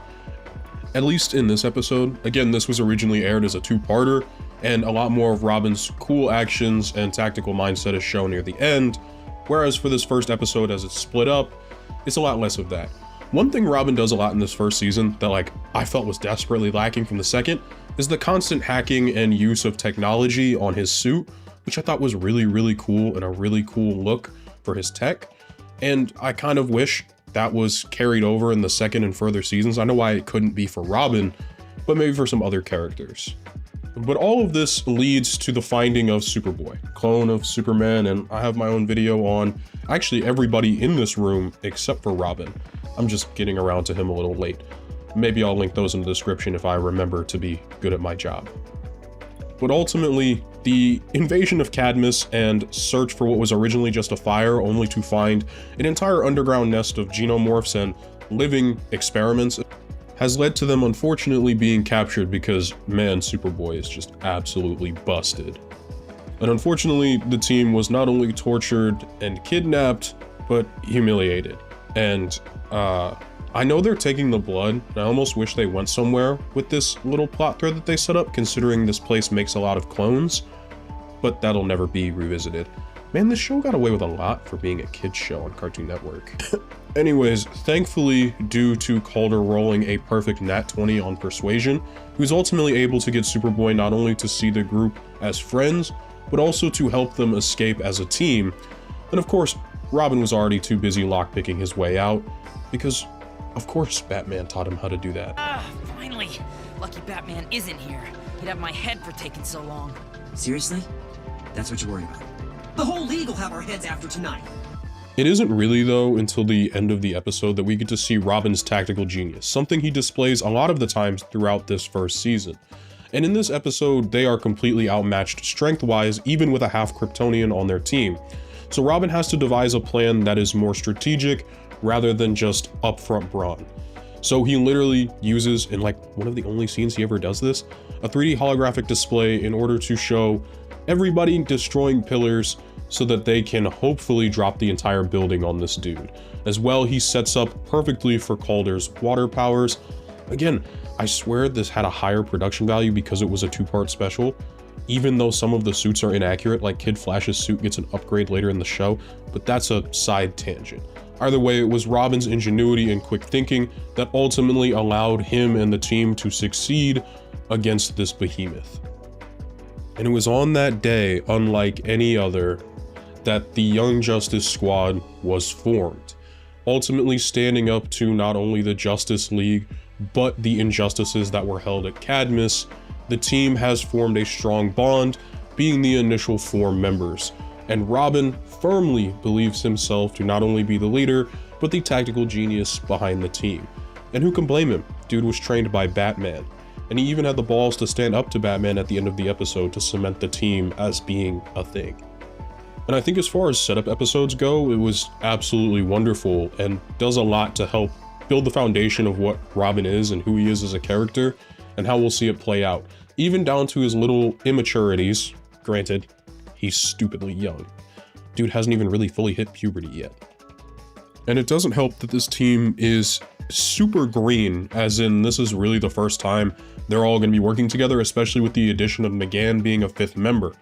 The team isn't exactly all that well set in stone, no established roles basically, so it's going to be a little bit difficult. It also doesn't help that when the team announces to Roy Harper that they're doing this thing, he basically brushes them off completely and says, "You guys are still just the sidekicks, but in a different role," which affects each member of the team differently. It was almost non-consequential to Wally, that's why I didn't mention it. Calder was slightly hurt, but again, he's very mature, especially for his age of 17, 16. so he's not really too bothered by it. But Robin, I think, takes that sentiment to heart the most, and that is a little bit more important in the following episode. But for this one specifically, it's so obvious the team is green, man, and even the Justice League, in a lot of interpretations, tend to struggle on their first few missions when they have just recently formed, because nobody is really sure of their role yet. So obviously the team is going to make quite a few mistakes. McGann especially, because in this episode it really just felt like shit on McGann, the episode. She reads minds and it doesn't work, and she tries to help take down the new villain of the week, but is almost entirely ineffective in the fight, and almost gets them killed, essentially, because unfortunately she believed it should just be Red Tornado training them, because she couldn't read his mind, not factoring in that there may be other robots to fight. And unfortunately, that's just how things roll. But Robin, if he is supposed to be the leader and supposed to be in this leadership position, doesn't exactly handle it very well. He kind of just scorns her, just like the rest of the team, but nobody, even Calder, they don't provide any true critical feedback or anything to help McGann better herself as a hero going forward. They all just tell her to get out of the way, and Robin is fairly harsh about that. Now granted, his mentor was probably harsh about those kinds of things. Batman was probably very hard on Robin, and he probably does bring that to his other teammates, because at this point in the show, it's worth noting, Robin idolizes Batman, and he looks up to him as the gold standard of superhero. Everything Robin does in these first few episodes, outside of his usual jokey, demeanor, is almost a mimicry of Batman, especially his combat style, his fighting style, and the way in which he guards his secret identity, with Wally being the only person that knows who Robin actually is.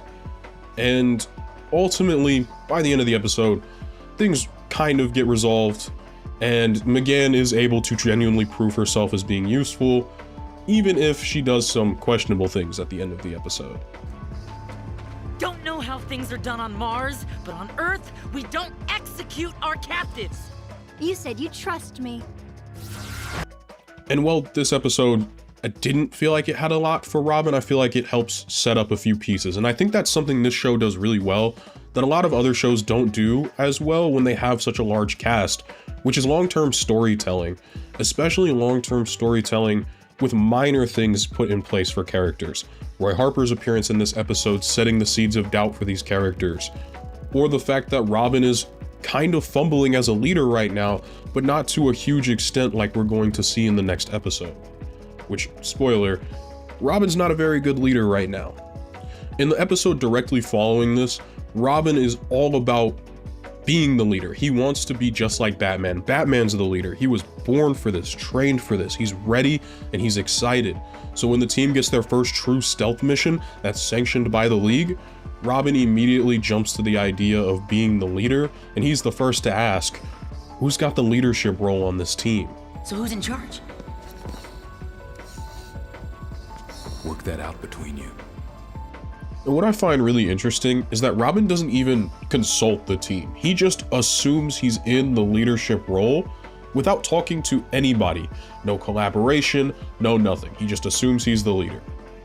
From his perspective, I find this kind of fair. With Batman, he never had to explain why he was doing something or why he was taking the lead on something. It's just not something he ever had to do with Batman because their roles were so easily defined. It also doesn't help that his team isn't exactly the most competent group of heroes out there, considering on a stealth mission, Superboy starts by making a gigantic seismic event, but Robin isn't exactly helping the most, because post giving his team a little bit of information and a little bit of direction, he doesn't go anywhere. He literally abandons them. Despite this being a recon mission, he leaves his team behind, which is not exactly something you should do as a leader, unless you've already determined that. Again, with Batman it's different, but here he's just abandoned everybody, and of course, the second Wally West sees somebody, he immediately thinks, oh, let me go up there and find them. If they had been communicating and talking, perhaps he wouldn't have done this and blown their cover completely. But Robin doesn't see this as a fault of his own in the slightest. Instead, he sees this as a failing on the team, and he goes after Wally because of that. He's upset with Wally for blowing their cover despite the fact that he disappeared and left the entire team on his own. all while completely changing the parameters of the mission without any permission from Batman or his own teammates. Cobra's hoarding this stuff. We don't leave. Not until I know why. Until you know why? This team needs a leader. And it's you. Dude, you're a 13-year-old kid who ducked out on us without a word. And you're a mature 15? You blew our cover first chance you got. And it doesn't help that he is antagonistic, to say the least, throughout the rest of this episode, specifically to Wally for making a mistake. His leadership style is almost akin to throwing a gasoline on a fire to try and put it out. Wally's upset with the style in which he was trying to lead. What does Robin do? Robin just shits on him for the rest of the episode. You see, as a leader, it's never really an issue to provide constructive criticism, but it's the tone and the way in which you do it, especially for the person you're talking to. Some people respond better to that type of stuff than others, and Wally clearly wasn't. But Robin doesn't have the empathy nor the maturity to understand that, at least not in this point in the show. So he's just kind of doing his own thing and just, well, living up to his namesake. And that's pretty indicative of a young Dick Grayson, I feel, especially as teams go, rather than Batman, because Batman just kind of takes whatever he says and shrugs it off nonchalantly, so he's used to using that. It also doesn't help that he once again abandoned his team so that he could get personal glory in dealing with Cobra, and almost leaving his team to get absolutely squashed by this monster of the week. All of this ultimately culminates in Robin having a complete failure of a mission as a leader, and having to come to terms with the fact that not only did he fail, but his style of leadership and the way he wants to do things simply doesn't work with this team. I know I've beaten the dead horse at this point, it's something the show says, but him and Batman, their style of partnership is far, far different from this team and what this team needs. But at the end of the episode, he is able to recognize this, and I think that shows a lot of personal growth on his end. Oh, so I'm supposed to hold everyone's hands? Who am I kidding? You should lead us, Calder. You're the only one who can. Please, I can run circles. Wally, come on. You know he's the one. We all do. I personally believe there's a lot to say, not only on a maturity scale, but on a scale of leadership, to be able to look at yourself and to recognize, I'm failing as a leader. Somebody else needs to take my place, perhaps somebody else more qualified at the time, before I can or ever will step into this position again. I think it's a great thing. The self-reflection is a wonderful thing, and something I wish we saw a whole lot more of in real life. And while the rest of the mission doesn't exactly go hitchless, under Calder's leadership, the team is far more put together and doing far better on this mission. They even get to take down Bane, which is something they probably weren't going to do under Robin's leadership. Although, they don't catch Cobra, and they never were really supposed to. Again, this was nothing more than a recon mission, so I find it funny they even ended up like this. And best part of it all, Robin's not the leader, so he doesn't have to explain this whole mess to Batman.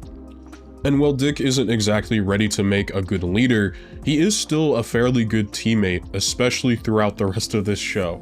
Now, was he a good teammate to Wally in this situation? Probably not, and probably not to Superboy either. But he goes out of his way later in the episode to be a good teammate, to talk to Superboy and to try and explain where Dinah is coming from and how she, and him by extension, are able to take down so many different villains. He's able to empathetically understand what Connor is going through and try to talk him through it, even if it kind of works and kind of doesn't at the same time. Either way, I think it's a really nice note that Robin does this, and we see that alongside his more asshole tendencies. And pivoting off that, one of my personal favorite episodes of the first season, Downtime. We see that Robin takes his training almost religiously, extraordinarily serious, to the point and level of dedication that Batman does. And Bruce, weirdly, spies on him doing this, but probably for good reason, because Robin is always pushing himself to be better and pushing himself to be just like Batman. And Batman to him is perfect. Batman doesn't fail. But Bruce doesn't want this for Dick. He wants Dick to have a real childhood and a life outside of the crime fighting that he so often does. Because Bruce didn't have that. He was robbed of it. He wants to give Robin that better life, and that's the way I always prefer Batman to be written, not looking for a successor, but instead looking to fix the broken lives and to, by extension, help fix his own broken life by cutting down on the pain that is seen not only in his own life, but in others. And I think it was a lovely little segment in the episode to just have them stop training and to go play basketball instead.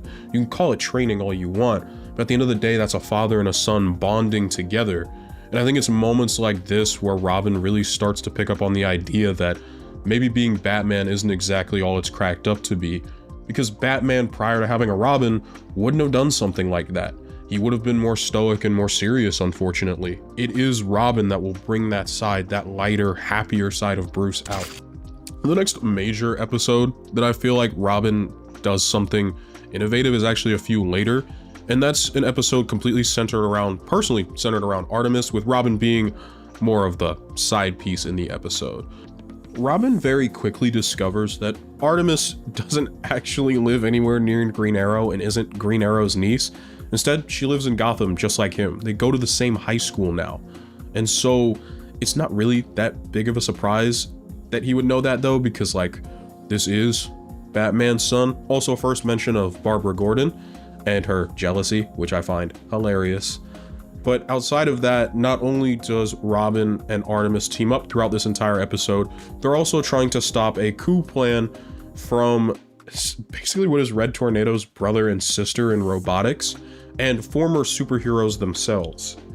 And so the entire premise of the episode is the rest of the team got absolutely swamped after the League left, and their den mother, Red Tornado, was kind of brainwashed into being a villain for a minute. I don't know, it's a video of its own, and I'm only mentioning this so that the plot of this episode doesn't seem completely irrelevant. But this also started the trend of Artemis nearly drowning for a few episodes straight. Gotta love their deathly running gags. This whole episode serves more as taking Robin a whole lot more serious. Let me preface by saying that. He is definitely cracking jokes and trying to make light of the situation and enjoy his time as best he can, but there are points in the episode where he is dead serious, and he's not playing around. He's been in situations like this since he was 9 years old. He has a lot of practice, something Artemis doesn't, because Artemis spends a lot of this episode absolutely freaking out because she's fairly new to this whole superhero game. And Robin spends a lot of this episode redeeming himself, in my opinion, as a leader, as he proves to have decent leadership skills, as well as in helping calm Artemis throughout the episode. I think it's really well done, and it's my favorite Artemis episode, and part of that is because Robin does such a great job in his role, so I figured I would bring that up. Right! We'll get Trot or get dead. How can you be so calm? Practice. Been doing this since I was 9. Robin not only comes up with a tactical plan in order to defeat Red Tornado's evil brother and sister, but is also able to inspire Artemis to do it on her own when he is incapacitated and no longer able to fight. Something that I think speaks volumes to what he'll do in the future, which is far more on the inspiration side rather than the combat side. But that's for later. Probably a lot later. It's also worth noting that Robin was the first person to defend Artemis against Wally's relentless attacks in her first appearance episode, pointing out that it was Artemis that actually saved them from Amazo and not Green Arrow. Actually, I'm pretty sure I cut this section from script earlier in the video when I meant to mention it. But yeah, he had made a big fuss about Green Arrow helping with the arrows, but unfortunately, that fuss didn't matter because it was Artemis instead when they originally thought it was Speedy. I'm just gonna add this in now. And all of that goes to say that Robin did a fairly decent job at leading, at least in this scenario. He's breathing too. Way to get Trot. And well, in one episode we are shown not only his emotional maturity, but his way in which he helps his teammates the most. We're also shown the fact that, yeah, this dude's still 13 and he's just not ready to be any kind of leader yet. Because in an episode dealing with the idea that the team may or may not have a few moles, all a tip based off of a very unreliable source, let's not pretend like the team would know 100% that the mole was real, even though we, the viewer, know. But Calder was given the information, he wasn't ready to bring it to the team yet, which again is his own decision, and I talk about it in his video. But Robin was absolutely pissed. The whole idea and the whole premise, if you remember from the beginning of the video, I know that was like, what, 14 minutes ago? Robin's whole reason for wanting to be on this team was to gain independence, step out of the Bat's shadow a little bit, and allow his autonomy to reign. He wanted to be a leader and to show everyone he could do this. But hiding this mole thing from them, it's like a slap in the face of why the team was created in the first place. It's like saying, we're no better than the people above us who hid secrets from us, and that's why we wanted to split from them. And so Robin, and especially Wally, were pissed. The three of us started this team because the Justice League was keeping secrets from us. Or did you forget that, like you forgot to tell us about the mole? And the rest of the team wasn't so hot because the rest of the team were considered to be the moles, so it wasn't exactly going well for Calder or just about anyone. The team essentially fractured into groups of two, with Robin, Kid Flash, Artemis, Miss Martian, Superboy going off on his own, and of course Calder and Captain Marvel, the Den Mother for this week, all splitting into groups of two except for Superboy because he does whatever he wants. And the team did not do well, like at all. It was it's actually probably the second most disorganized episode next to the first time they tried to have Robin as leader.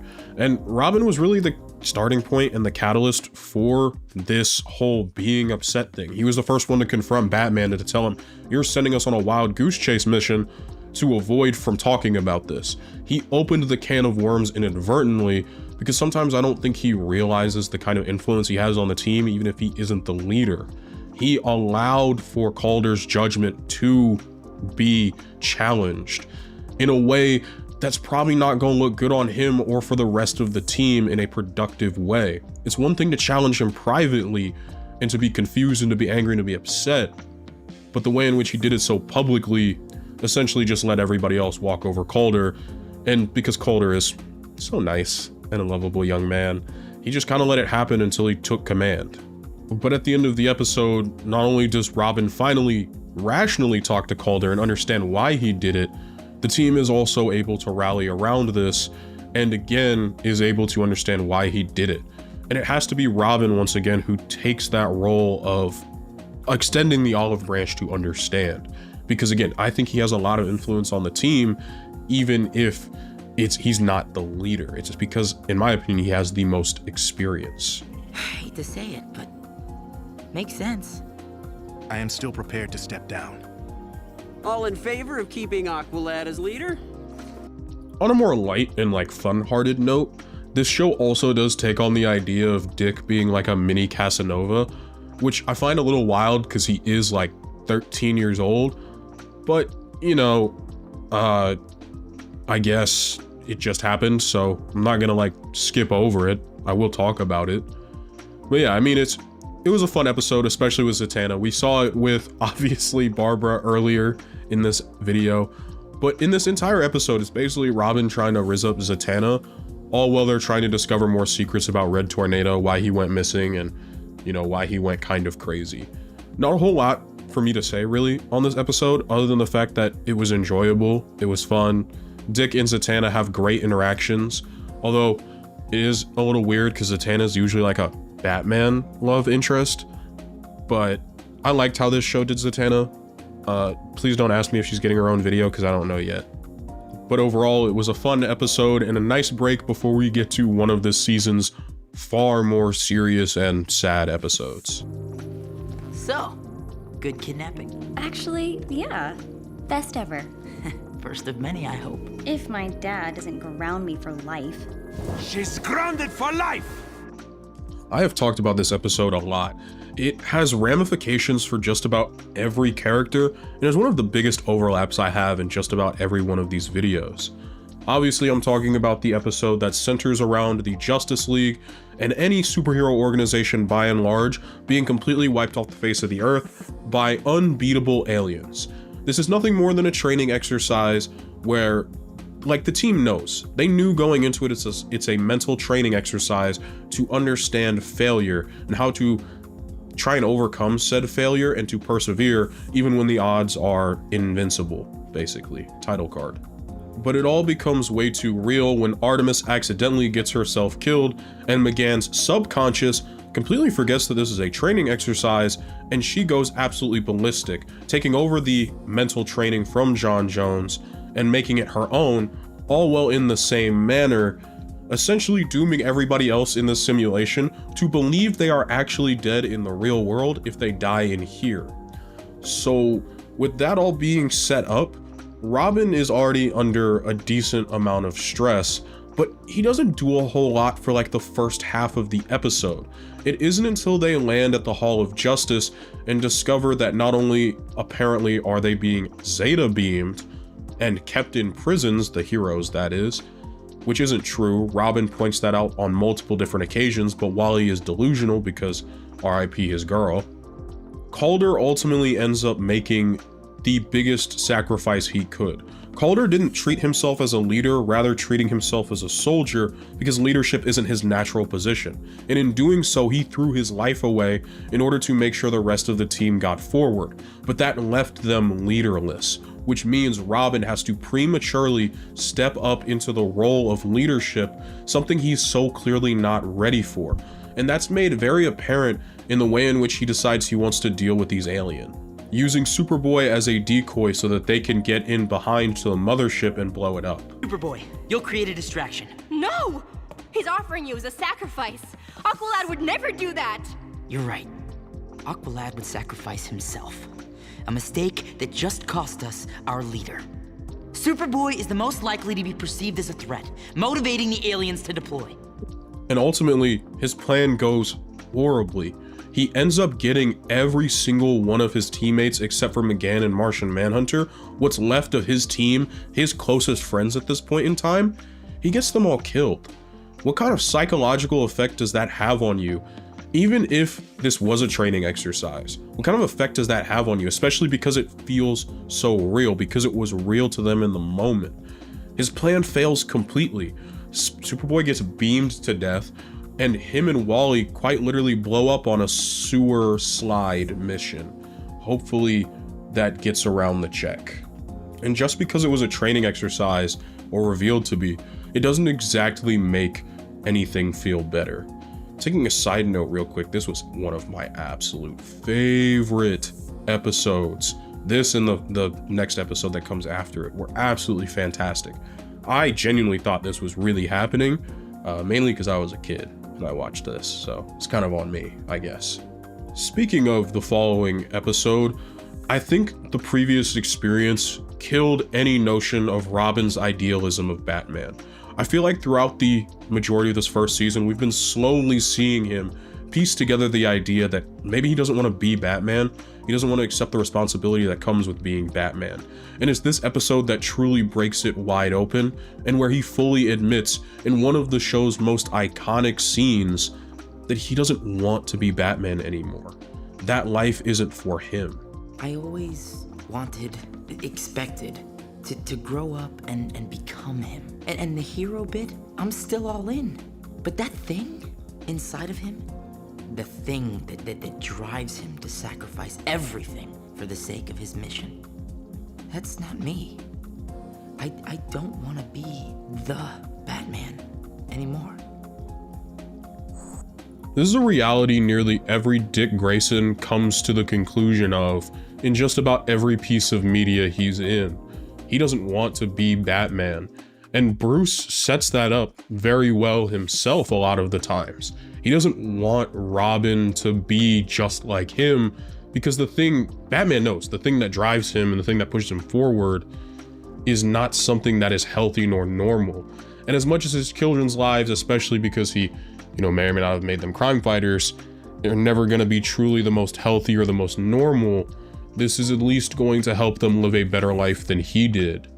And Robin is finally starting to recognize that almost over halfway through the show. And I think it's great that we got to see that in real time, and it was hinted at from the start of the show, rather than it just being sprung up on us, for example.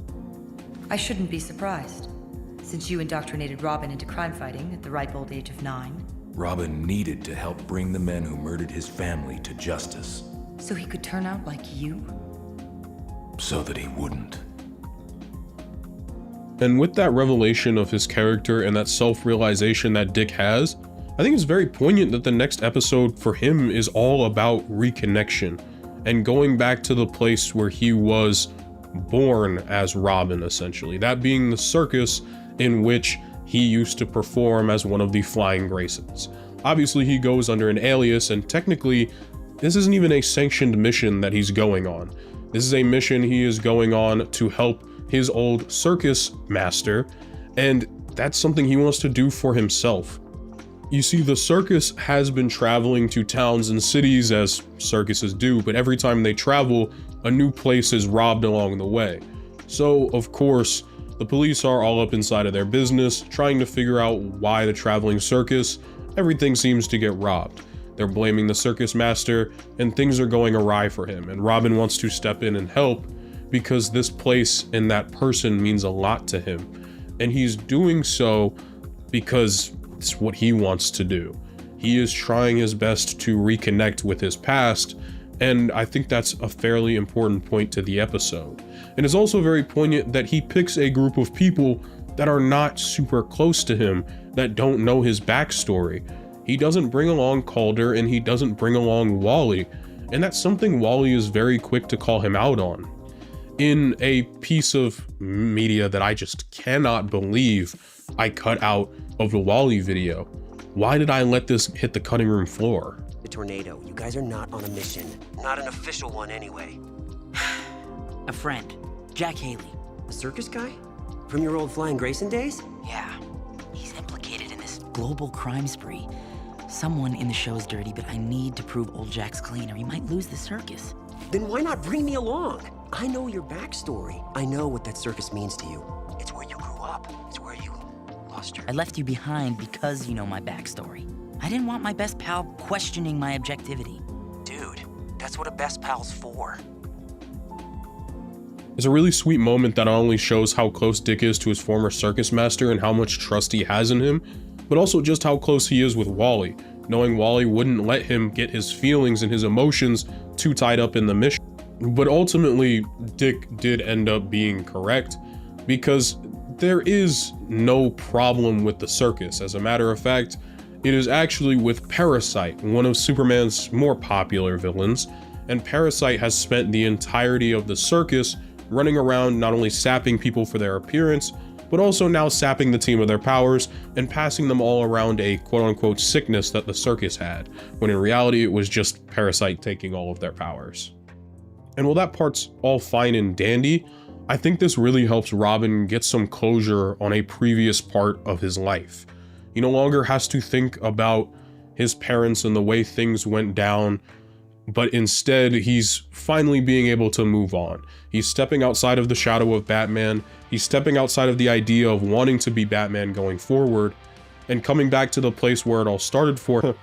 I believe is his way of letting go and moving on, while also getting to help one of the few people who was good to him prior to becoming Robin. And I think that was a really great way to kind of end Dick Grayson's character arc through this show, because this is the last most important part of his development. Oh, and he has this absolutely heartwarming moment because he's been undercover this whole time, not being a Grayson, but instead being Dan Danger. Dick, I'll miss you. It's Dan. Dan Danger. Son, you've grown. But some things never change. Like the sight of a Grayson on the trapeze. You can't fake that. Can't hide it. So, do an old ringmaster one last favor? Overall, it was a really, really great episode and a great highlight way of ending Dick's character growth throughout the rest of this season. And I personally found it very enjoyable, as this episode does come near like the very end of the first season. There's only like 4 more episodes left. But we also do get a few more gem moments, such as, for example, the entire episode about the 3 quote-unquote moles turning out to be somewhat moles. In that episode, Artemis reveals that her parents have been bad guys essentially her whole life. One retired and reformed, and the rest currently active, something she's been hiding the whole time. But Robin's always known. He just never cared. And I think that was a great thing on his part. When Superboy reveals that he's using patches, Robin's simply okay with that and understanding, even knowing where they come from. I think it's a really great thing for him to show that he has this level of trust. Can't say the same about how he reacts to McGann, but like, let's focus on the positives. I knew. Hey, I'm a detective, but it never mattered. You aren't your family. You're one of us. And if all of that doesn't go to show just how far Robin's made it, I think the finale does. It hits the core 3 members of the cast really, really hard when it's revealed that Roy Harper is not only a clone, but has also been the mole the entire time, working off of code words and key phrases that helped activate his moleness. Yeah, we'll go with that. It's definitely a devastating bombshell of information to learn, especially because Robin looked up to him so much because Speedy was like the older brother to them, or sorry, Red Arrow now, was like the older brother to them. And to make things even worse, they find out later in the episode the entire Justice League is compromised by the exact same thing that's got Roy, except instead of mind control and genetic manipulation, it's Starro tech laced with specific technology and demonry, all thanks to Vandal Savage, and of course Clarion the Witch Boy. This episode really serves as the team breaking out and into their own, in a sense that they don't really need the Justice League, considering they were not only able to take out a majority of the League, but also save them from the mind control that Vandal Savage had them under. And I think that's a great way to look at it. I know they explain away that like, they're not all at full strength, which makes sense because these are like a bunch of teenagers and Robin is damn near a child and not even a teenager at this point. But I think it's a great way of showing this team's independence, something that they've been working on since the very first episode and something they've been trained to do. For example, Robin, as I put in that little title slide card, he was made for this, for situations like this. He's been training his whole life for it. And while he has a slightly different outlook on how things are going to get done and how he's going to do it moving forward, at the end of the day, he's putting all of that training to work and he's doing a great job strategizing for the team, as well as being able to take out his own mentor. It's a great episode to wrap up the first season on, as I feel it is uniquely satisfying for Robin specifically, for him to kind of beat the shit out of Batman, which I find to be a little funny. But ultimately, I think this does a wonderful job of portraying Dick Grayson. I think this show did a wonderful job of portraying Dick Grayson in just about every aspect, from his wit and his charm to his slight dickishness, along with his more serious, tactical, and forward-thinking mind. His struggles with leadership, his struggles with wanting to be the Batman. I think this show handled all of this really, really well. And the only thing it really skips out on is the major fallout between him and Batman, because it just wouldn't make sense at this age specifically. Artemis is another case of Young Justice taking a character that was lesser known and or just kind of irrelevant like Miss Martian and springing that character into prominence by basically rewriting a whole bunch of stuff and changing a whole lot of things. The Artemis in this show is pretty different than the one in the comics in the same way that McGann is, but not like so drastically different that you wouldn't be able to understand what was going on if you read modern comics. It's actually a shame that Artemis doesn't really have a place in modern comics as of right now, which is like truly ironic because a lot of her story throughout this first season is getting out of the shadow of her parents' villainous past and also getting out of the shadow of Red Arrow, whom she seems kind of stuck behind in modern DC comics, and that's why you don't see her a lot outside of Young Justice, as the cancellation of season 5 is kind of up in the air. The writing team for Young Justice had a really solid foundation for where they wanted to take Artemis's character and expound upon it from where she was in the comics at the time, this even being pre-New 52, I'm pretty sure, because this was before 2011. And Artemis was kind of relevant, kind of not, as Tigress in the comics beforehand, but mostly like sticking to Teen Titans stuff. That's something you'll see a lot with these characters in this show, is a lot of them are really pulled from Teen Titans, and it's kind of funny. Anyways, that's enough of an opening spiel. We got a lot to cover, starting with Artemis's very first official episode appearance. She had appeared in the episode previously, helping out the team against Amazo in secret, but this is her first official character appearance and interactions with the team, which don't really go swimmingly, because unfortunately she is Green Arrow's next protege, introduced as Green Arrow's niece, which we know to not be true. I didn't feel like that's a spoiler, but if so, my bad. For certain people on the team, mainly just Wally, this is seen as a threat to one of his closest friends being Red Arrow. Red Arrow had decided not to join the team and leave his sidekick role as Speedy from Green Arrow, and so immediately Kid Flash is hostile towards this and hostile towards Artemis, despite the fact that he has no real reason to be, and we'll see more of that later in the show. I do not need attitude from the newbie who drove Red Arrow off the team. That is so not on me. Artemis, throughout the show, and there'll probably be a ton of clips that I'll show, does not take this sitting down lightly in the slightest. She very much is, whatever energy you give me, I'm gonna give back. And she's also very tough and very, like, she keeps to herself a lot. And outside of her attraction for Connor, that's the one thing she's willing to boldly share. Him say that. Must you challenge everyone? Where I come from, that's how you survive.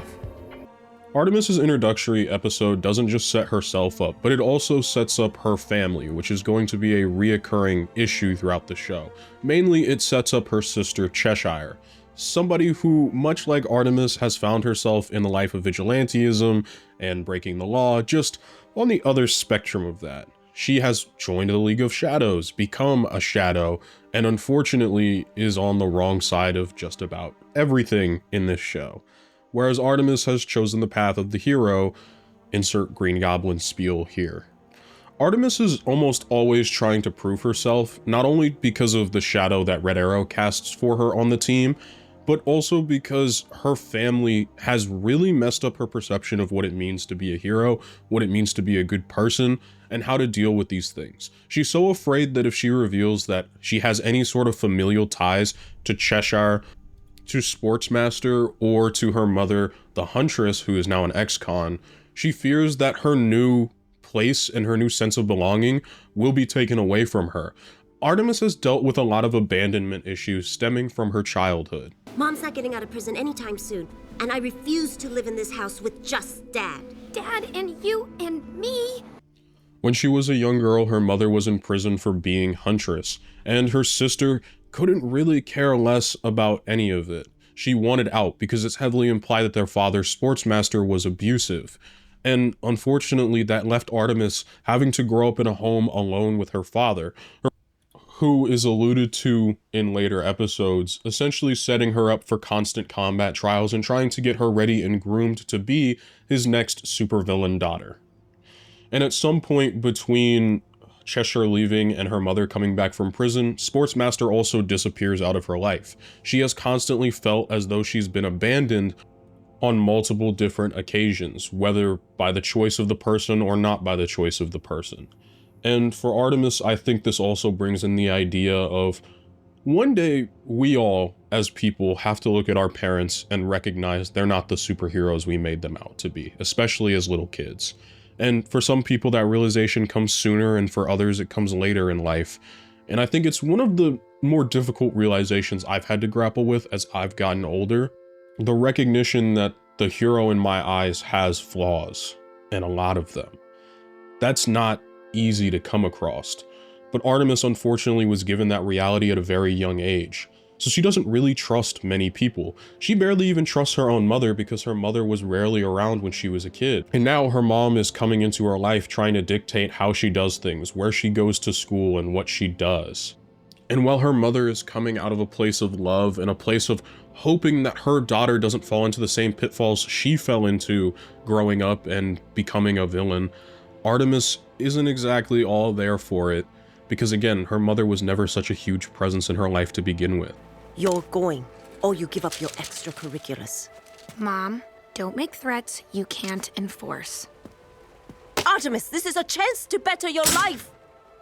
I think it's very interesting that Artemis's home life is almost the mirror opposite of Wally's.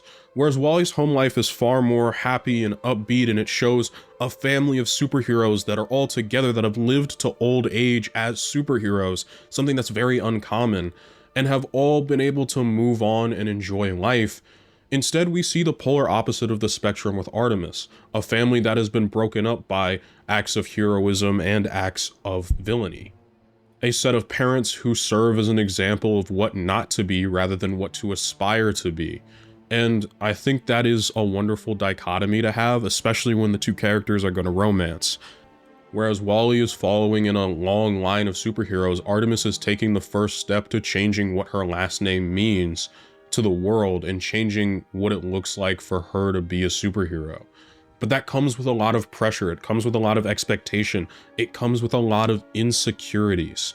And that is what, at the core of Artemis, her character is, and her character growth is through this first season. It's learning to let go of those insecurities and learning to be able to move on with a found family. Young Justice does a great job of showing the idea of found family through characters like Connor and through characters like Artemis. She's so far from one-dimensional, and I think that's what makes her work so well. They could have easily just made her extremely insecure and mean for no reason, and a miserable character to want to watch, but instead they gave her a level of depth and complexity and layers that is so surprising for a children's TV show. She is insecure, and so she projects this air of toughness, of grit, of being able to do anything and everything the rest of you all can do because I need to fit in. But she masks it so well in front of the other members of the team that you don't really notice until you break it down to her own individual private moments, the moments with her mother, the moments of Artemis by herself. That's another thing. She could have easily just been a romance device for Kid Flash and a way for Kid Flash to grow emotionally and not done anything for herself. But this show goes out of its way to give Artemis her own arc, multiple arcs technically, and to give her depth and complexity outside of her relationship with Wally, which makes her relationship with him feel far more earned as the show goes on.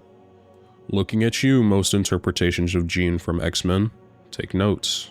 Shade aside, this is the crux of Artemis's character and the crux of where we're going to build from for the rest of this season. And it's at the end of her introductory episode that we understand why she's lying about being Green Arrow's niece, and why she tries to hide it so badly from the rest of the team. Do not hurt my friends. Red Arrow is going to be reoccurring in this video because he provides a sort of antagonist role to Artemis, but getting back on the actual structure of the episodes, the next one that's important involves really just Wally and Artemis arguing for a majority of the episode, which involves some of my favorite gags. And what I find really interesting is that Wally goes to Artemis first when he has his doubts about magic. He makes all of the jokes to her first to seem like magic isn't cool and it isn't real, all while pretending it is for McGann because this man is lovesick. So what do you think? Adaptive micro-optoelectronics combined with phase shifting? Absolutely not. It's a pretty fun dynamic and enjoyable, specifically the way Kid Flash acts in this episode. And while it's not like integral to building Artemis's character, I think it's an integral episode in building the relationship between the two characters, especially because Artemis won't let Wally get away with any bullshit, and I find it great. That little impress Megan at all costs game nearly got us all barbecued. She really then spends like the rest of the episode trying desperately to prove to Wally that magic is real, while this man sits in what I can only assume is the greatest bit of denial that I've ever seen, simply because he can't fathom something bigger than himself and something beyond himself outside of science. Man, this is really ironic. I, of all people, am saying that. But that's besides the point. Okay, Wally may have his misgivings about magic and may not love it, but Artemis is there to play his straight man, and she does a fantastic job of it. I'm just glad that's not the only role she was given in the show, because it could have easily just been that, but thankfully it's not.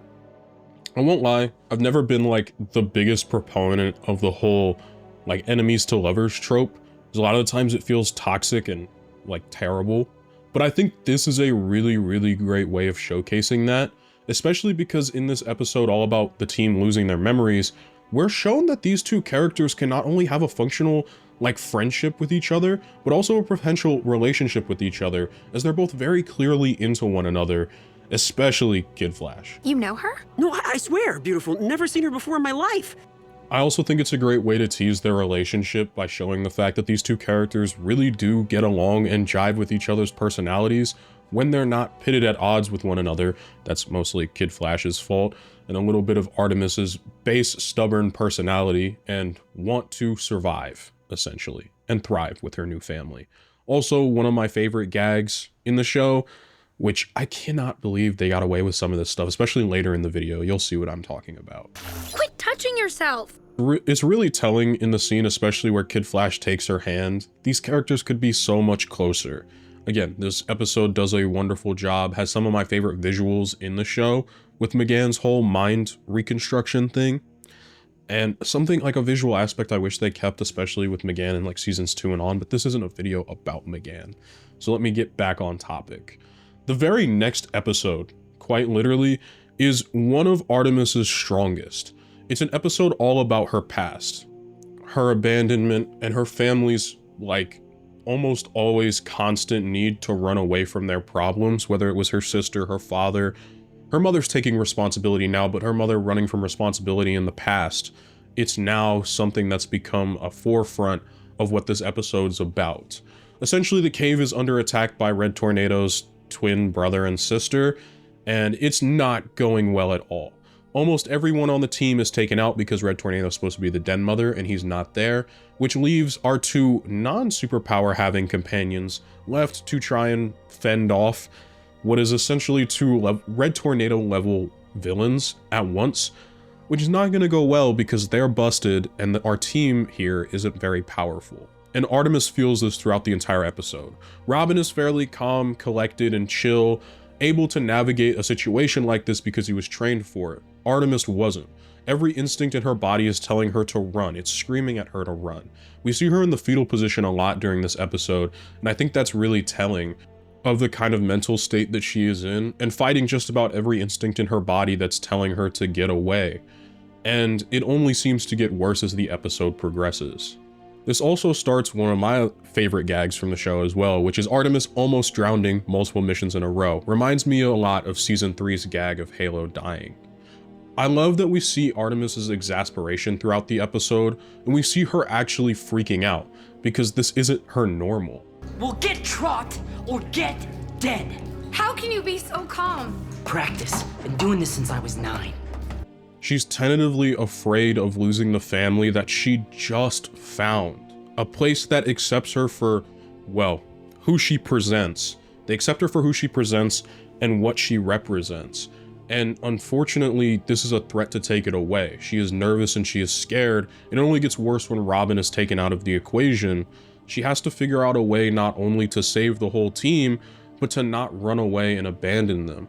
She goes through thoughts of leaving the cave to get the League's help, but then her team's dead. She has thoughts of just surrendering and getting it over with.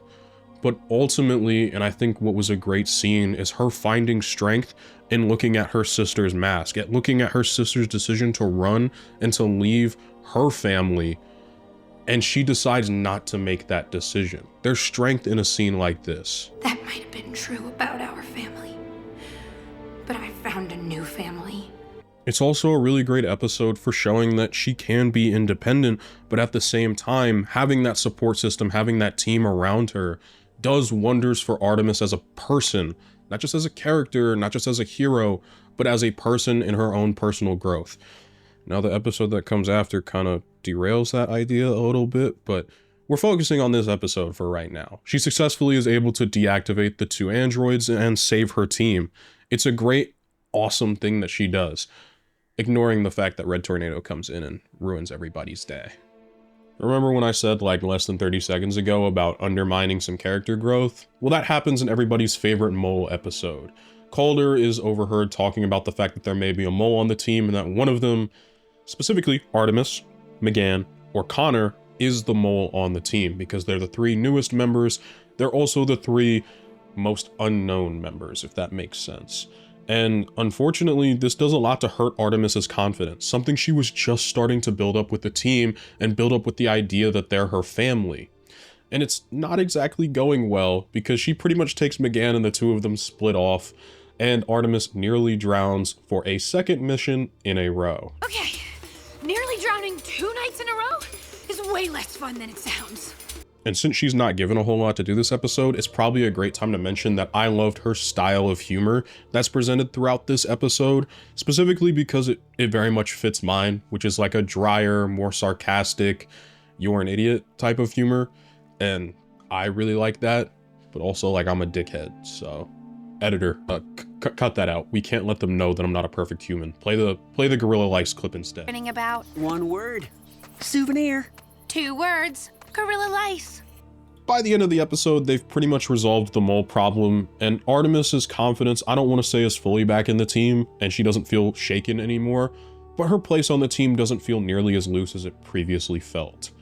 But oh my gosh, can she not swim?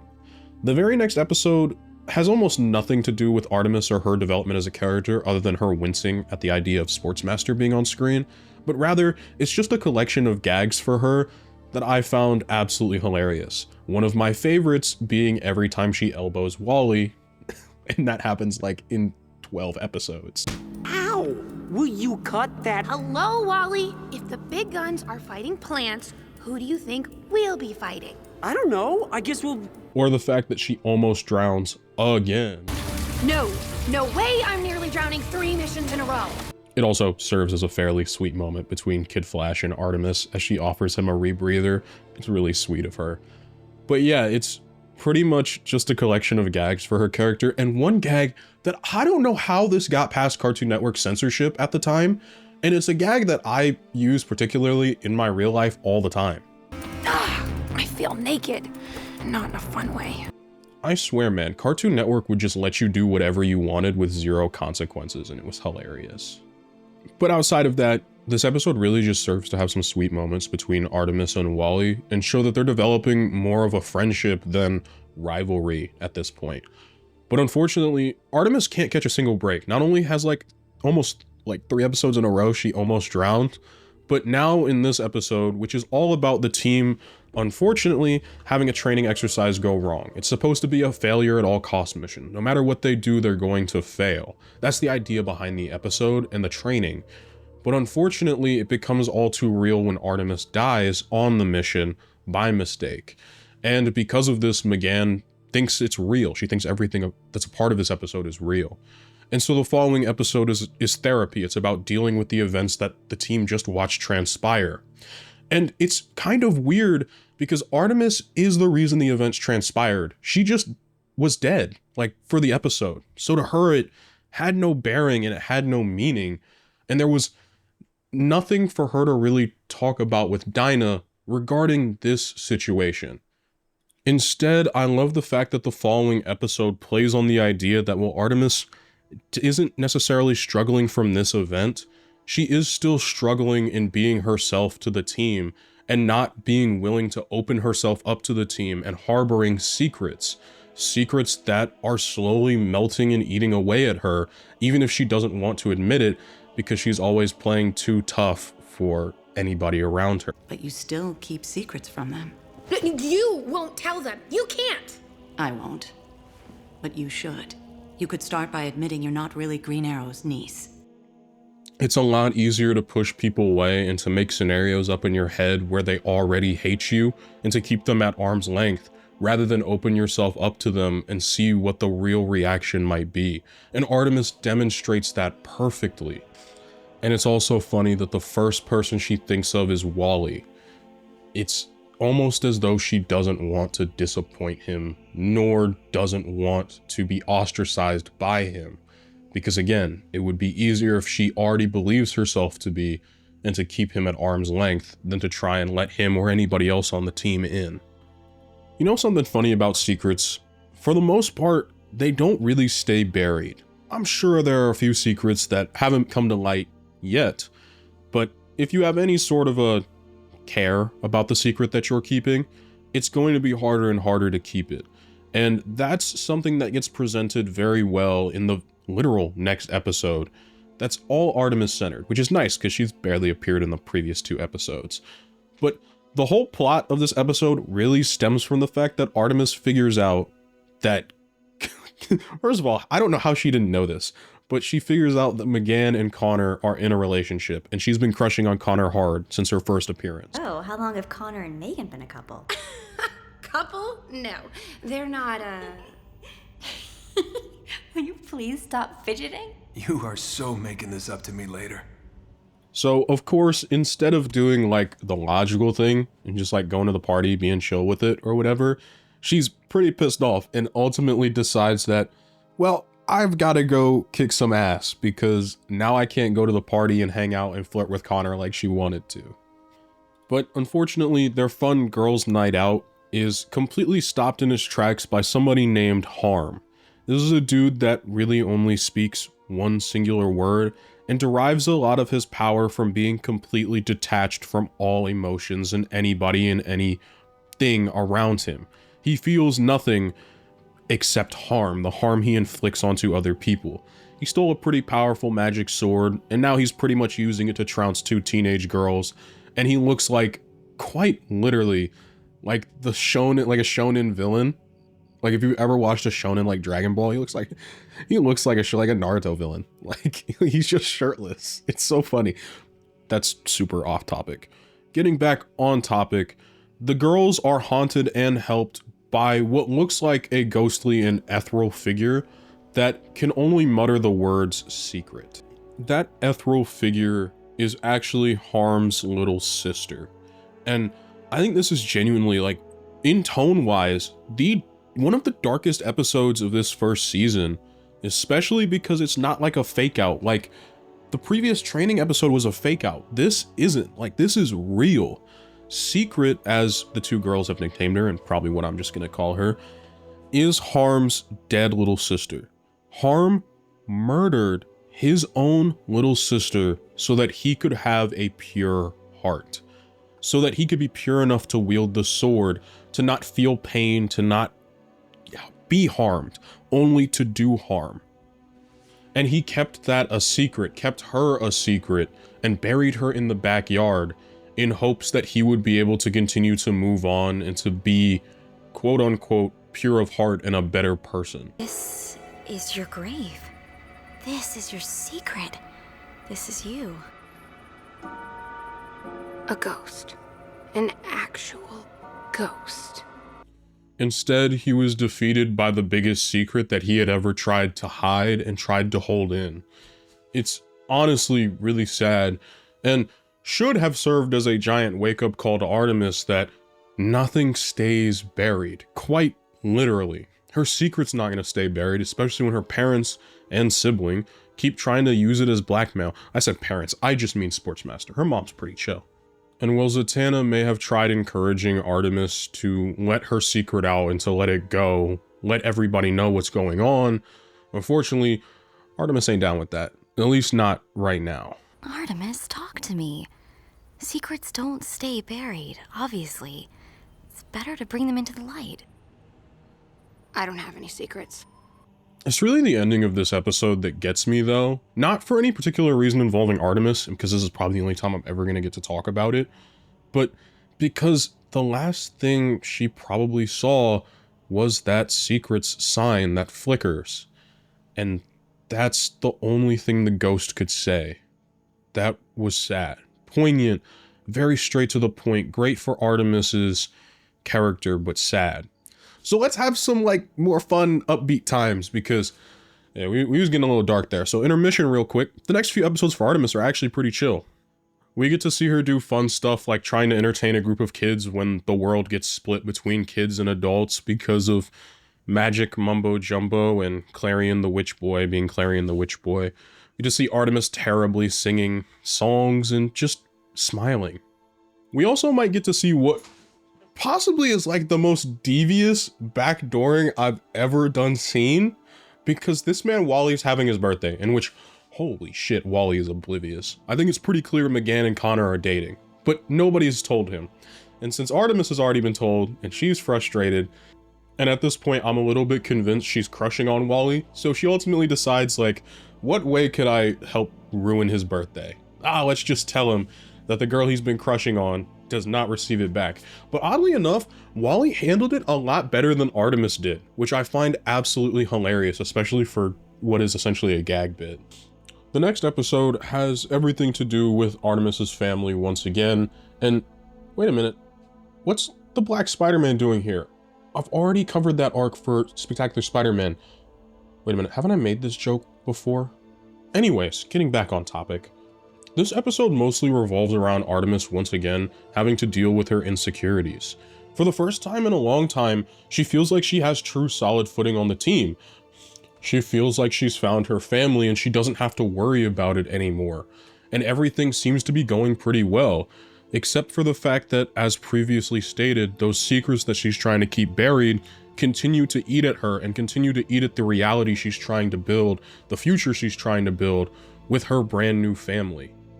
It also doesn't help that her mom accidentally let slip that Artemis didn't impress the League with her abilities as a hero, and it was rather the fact that her mother advocated for her as to why she partially got to be a part of the team. Something that seems to strike deeply within her because she thought she did this. She had proved herself to the team. I couldn't bear to lose another, so I begged them to help keep you on the straight and narrow. You begged? So I was some sort of pity case? No, you're taking this all wrong. And while she might be pissed off at this and upset, it's not enough to shake her confidence. She's got confidence, and she's like, you know what? It is what it is, ball up top. I know my team still got me. Until she goes to Mount Justice only to find that Red Arrow has been added back to the team, which puts her position on the team in threat, at least in her own mind. And it doesn't help that they now are doing a recon mission to try and capture her family, something that she immediately wants to take part in. But oddly enough, this is the episode where Kid Flash really starts to open up to Artemis and essentially tell her, we care about you and we've got you. No, I mean, I'm jazzed about Red Arrow. We go way back, you know? But you've made your own place on the team. You have nothing to prove. It's honestly kind of sad because she very much has a secure position on the team. Everybody respects her, even Wally, who was her D1 hater, very much respects her and her position on the team. And they recognize that Red Arrow can also bring something valuable to the team as well, outside of what she can bring. But I think a lot of the time, especially for her growing up, there was no idea of if somebody does something similar to what you do, your position just gets took, and that's all that matters. And you'll just be tossed aside and left alone once again.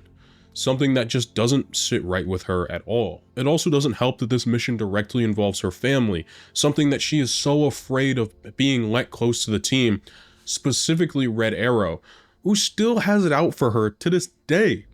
And Artemis feeling all of this pressure, feeling all of this fear of her past being found out, she makes a very poor decision. And that's that she ultimately leads two of her closest friends and two of her biggest believers in Calder and now Wally on a wild goose chase, and essentially screws them over on this mission and decides that she's going to go it alone and try and take down her sister. Now, to the team, this looks like her insecurities have made her believe that she has to one-up Red Arrow, which might be partially true, but ultimately it's for her trying to keep them out of her family business.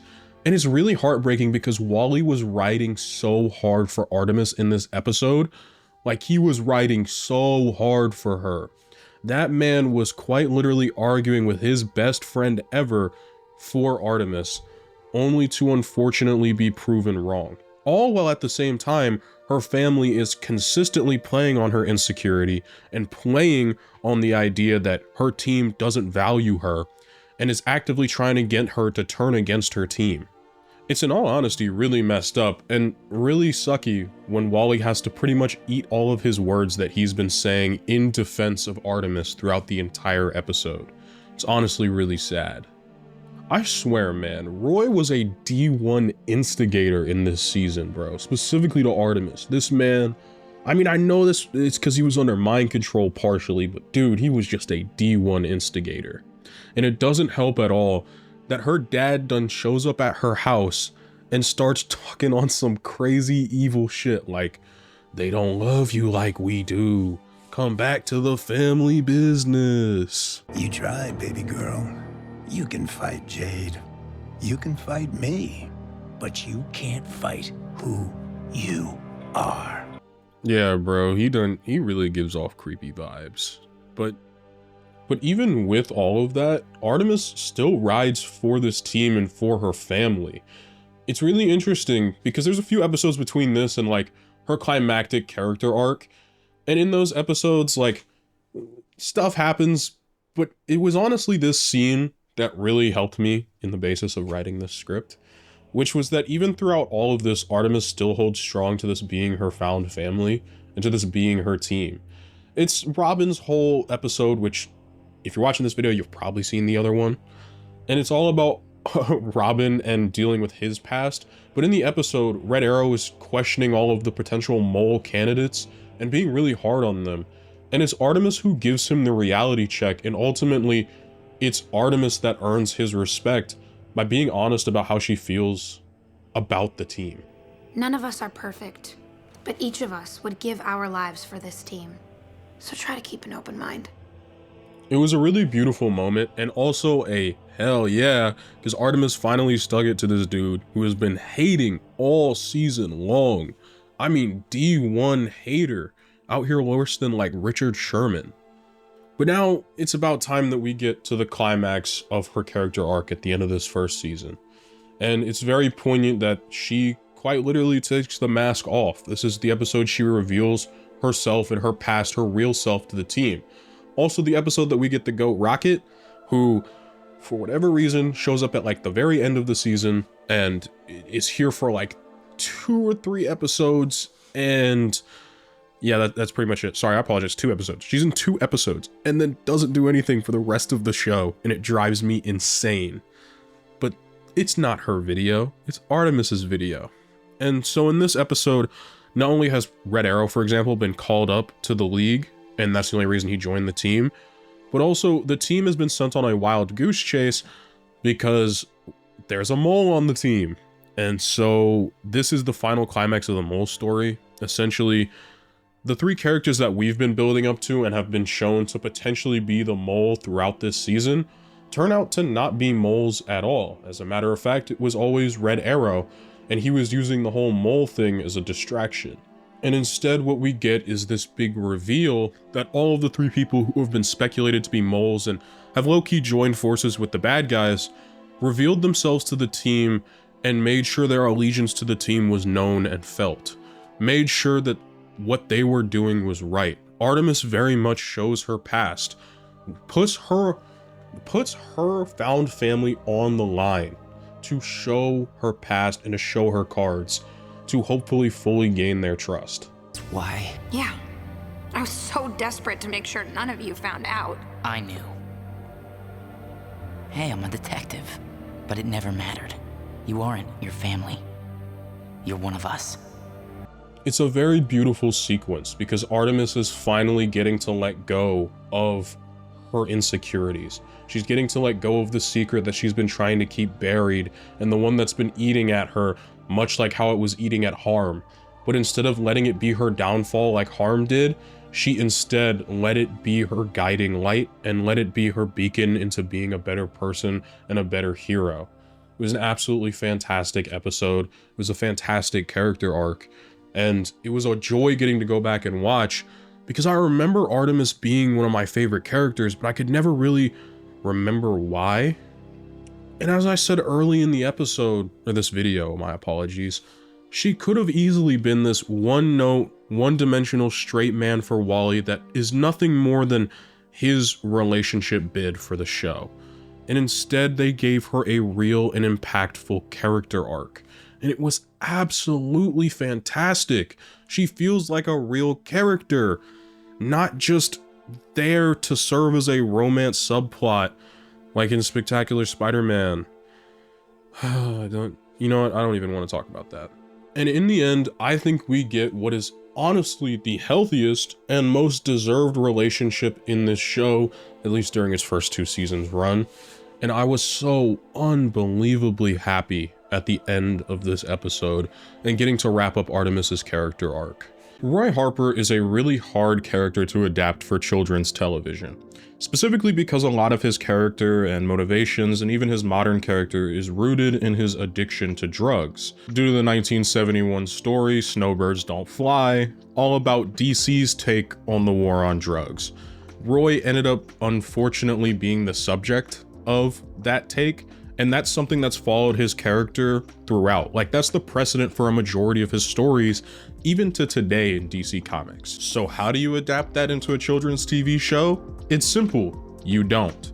Young Justice decided to take a very different route with the character of Roy Harper and basically reinvent him character-wise.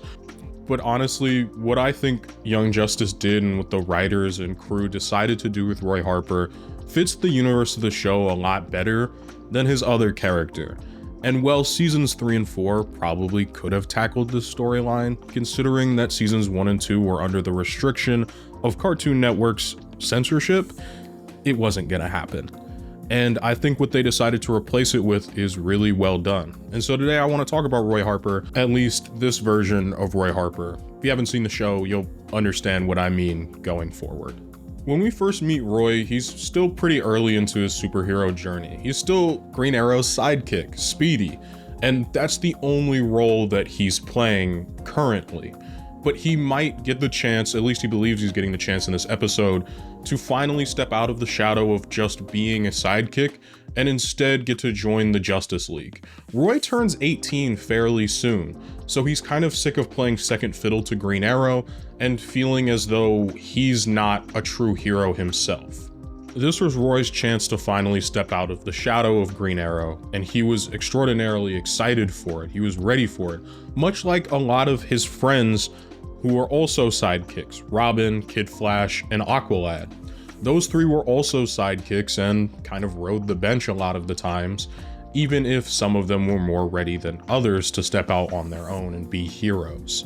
Roy viewed himself as being more ready than anybody else and was finally excited to go to the Watchtower, and was met with a lot of disappointment because unfortunately, instead of the Watchtower, instead, they just went to the Hall of Justice, which is a glorified tourist attraction in this show, and he wasn't being invited to join the Justice League.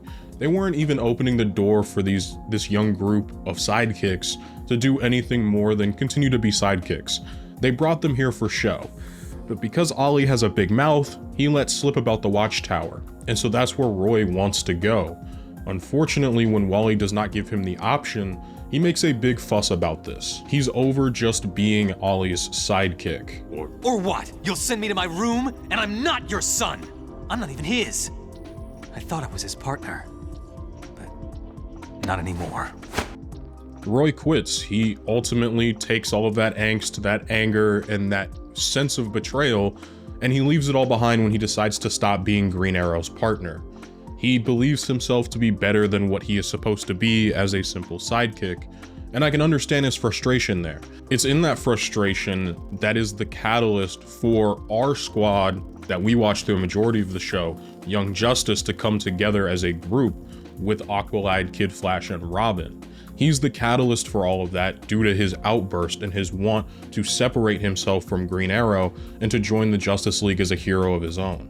And so he sets out to do that exactly as he planned. He's going to go solo and he's going to do all of the work so the Justice League cannot deny him. They have to recognize that he is a hero of his own volition. They have to let him join the Justice League.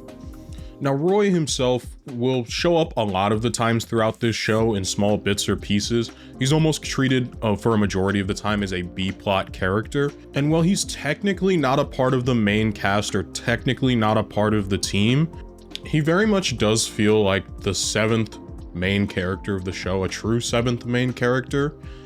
Now, Roy, especially throughout the early episodes, is, let's be honest, he's a dick, like on purpose. He's a dick to GA, he's a dick to the entirety of the team. These people who are supposed to be his friends, especially Calder, those two, especially later in the season, are shown to have a very close connection.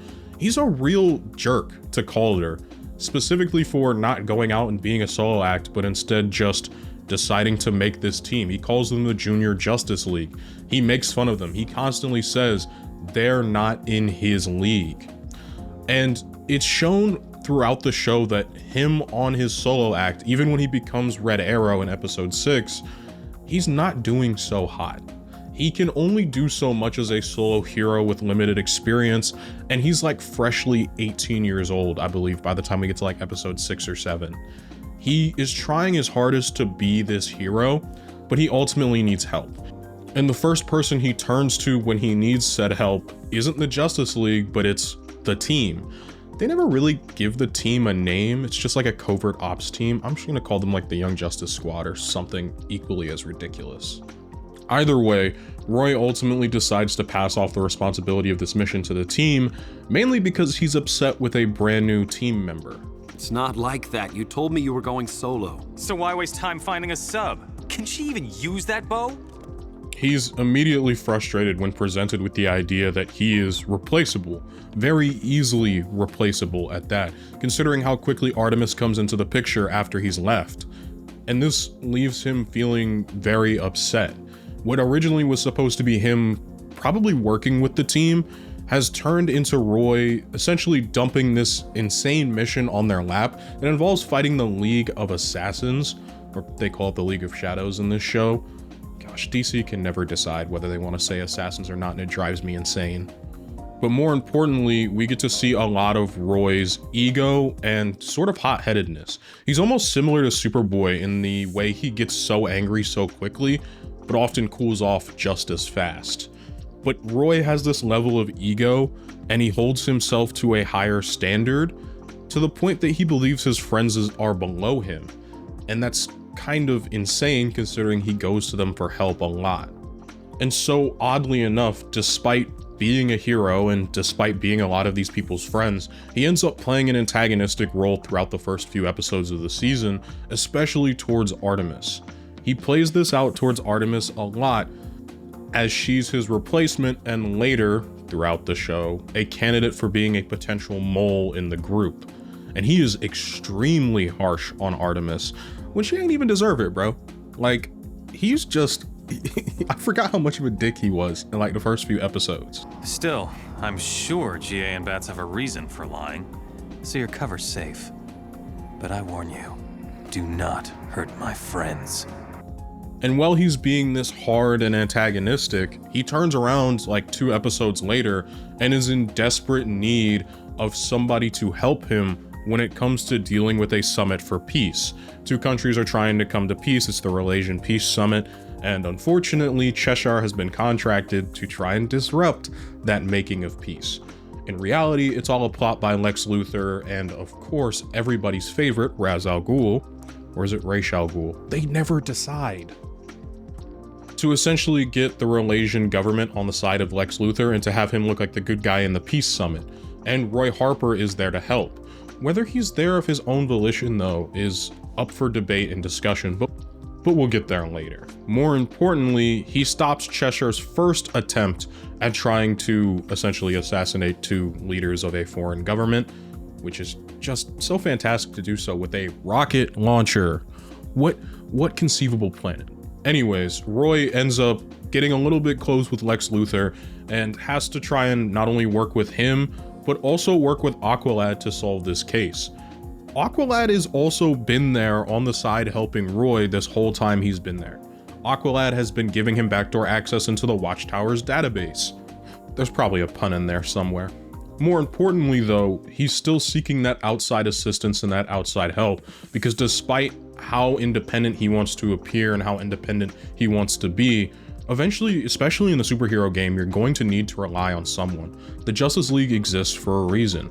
Young Justice's squad exists for a reason. But on another note, it's also this episode where we start to see the makings of Roy Harper and Jade's relationship, Jade being Cheshire. It's a very interesting one, in my opinion, because the relationship takes place entirely off screen. We get a few hints of it during this first season, which is all I'm covering in this video, by the way. But like in season 2, they have a kid. So at some point between now and then, they have a sort of Catwoman-Batman relationship, which is so ironic. It's because of Cheshire's breakout that Roy is able to discover Ra's al Ghul's like involvement in all of this. But during his time there, He has to fight Sportsmaster, who helped break Cheshire out of prison. And during the ensuing conflict, because Roy isn't very sneaky, Sportsmaster says something that gives him a bit of pause. I hear you go by Red Arrow now. More like Broken Arrow. What if I told you every single want, every single desire, everything that you are striving towards getting was manufactured and fake? You never actually wanted to achieve those things, but through the suggestions of others, it has become the #1 thing that you strive to get in your entire life. That's the life Roy Harper is living. At least this Roy Harper is living. I'm gonna assume, because you clicked on this video, you already know the twist with the character. But if not, Roy Harper, the one we watched throughout the entire first season of this show, is not actually Roy Harper. He's a clone. A clone implemented with suggestions and code words and code phrases used to trigger him into doing certain actions. All of that angst, all of that anger, all of that want to step out of Green Arrow's shadow and to join the Justice League comes from pre-programming. He was pre-programmed with the notion, the idea that he has to join the Justice League because Roy only exists to be a mole for the Light. Now, the Light is something I haven't actually talked about, despite doing like 6 Young Justice videos up to this point. The Light's pretty much the big bad organization that hangs out in the background and is shown at like the end or beginning of episodes, and they're basically pulling the strings from the darkness, trying to pull the world into Vandal Savage's version of the Light. Many talk about the Light over. Roy's whole existence simply revolves around him doing exactly what Vandal Savage wants him to do. But he doesn't see it that way. He won't see it that way till the end of the show. Every action that he takes, he believes is what he's doing to further his own goals. But this Roy doesn't have goals. He doesn't have anything. It's all manufactured and fake. That's why he got so angry and upset when he was denied joining the Justice League, denied going to the Watchtower. All of these things that, you know, a more level-headed person probably would have handled a lot better. He didn't. Roy Harper, Speedy, the original one, was abducted only weeks into training with Green Arrow and being Speedy. Green Arrow has not known a time without the cloned version of Roy Harper. This mole plot has been brewing for a very long time, but every action that Roy takes, especially going forward after the code phrase Broken Arrow was said, is almost nothing like Roy Harper, the actual character, would respond to these things. And while you watch the rest of this video, I just want you to maybe take a moment to think, why do you want something? Why do you desire something? Is it because you actually want it? Or is it because somebody or something is telling you that you want it? I don't know, just some food for thought. The rest of this episode, though, goes fairly smoothly, with Calder helping stop the assassination plot, and one of the coolest displays of his powers, like, throughout the show. They did a really great job with this episode, looks-wise. And, of course, Red Arrow and him ultimately stop Cheshire, but they get away because, you know, it's supervillains. But Sportsmaster says something very interesting, and this is where Calder is tipped in on the idea that the team has a mole amongst their groups, with the 3 main suspects of being a mole happening to be the 3 newest members. Connor, a Cadmus clone, much like Roy, Artemis, who's brand new and nobody really knows about her, and McGann. Those 3 are put up as the main proponents of the clone theory. What Sportsmaster said. Do you really think there's a mole on your team feeding him intel? I cannot rule out the possibility. I will investigate, quietly. Not tell them? Roy truly pushes the mole initiative and idea because that's what he was programmed to do. He was programmed to be specifically hard on whoever he's planting the evidence on. Now, granted, how in the world the Light would know about any of this stuff? And they predict that they would join the team and that the team would branch off into their own separate group and that 3 new members would join. I don't know how the logistics of how any of this worked, but I'm gonna chalk it up to being the code phrase Broken Arrow was recently implanted into Roy. Because much like Superboy, he probably has his own shutdown code. The next time we actually see Roy though, he's been doing the solo act for a while off screen. We don't see him for like another 10, 15 episodes because he appears once again in like episode 23. And at that point, he's actually been accepted into the Justice League. They are recognizing all of the hard work he has put in. This is finally his chance to join. But ultimately, they want him to join the team first to set a good example. And Roy is willing to do this. We see that he's gained a lot more respect for the team and the members there, and I think that's actually Roy Harper talking, not just programming. I think he really does have that respect for the team. But unfortunately, he's not just there to do a favor for GA. He's there for one specific reason, to keep implanting the seeds that there is a mole on the team and to keep shifting blame away from himself and to cause chaos. There's a mole on your team, Calder. You don't want to face it, so I will. And suspect number 1 is Artemis.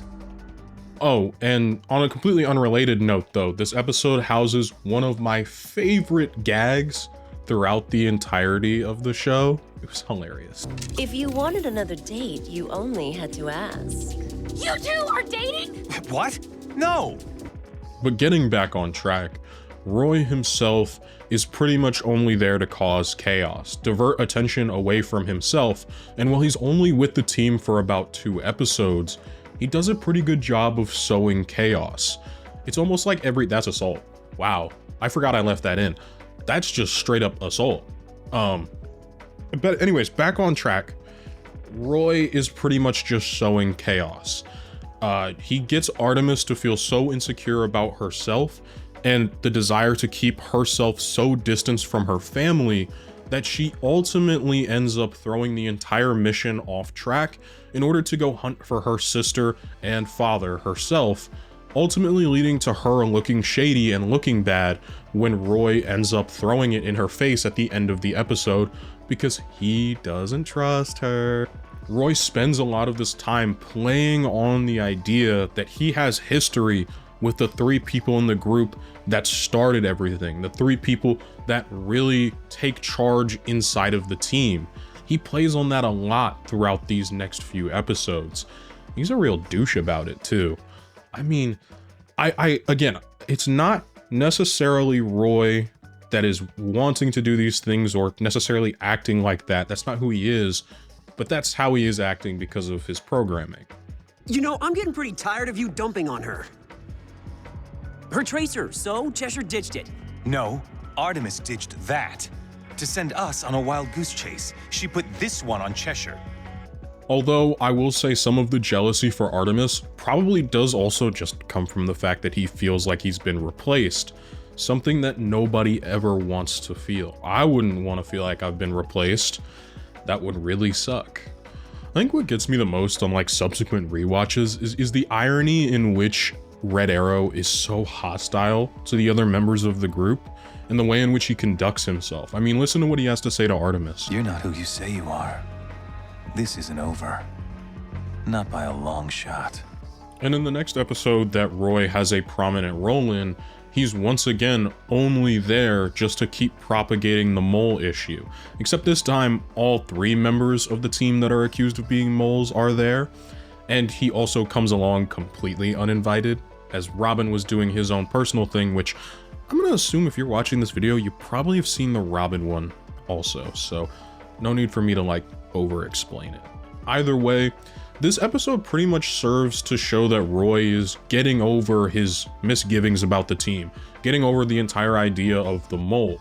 If you're watching this without knowing the fact that he is in fact the mole, he's a clone, it almost seems as though he is finally extending that olive branch to the team, letting go of that anger and that hatred that he not only had for the Justice League, for Green Arrow, but also for these members of the team, and he's starting to see them as real people. It takes Artemis having a true conversation with him for him to get it. At least that's how it appears. What really is happening is at this point, dude's almost a Justice League member, and so his programming's just letting him chill out.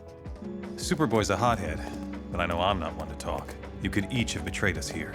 You didn't. I'm sorry I doubted any of you. There is no mole.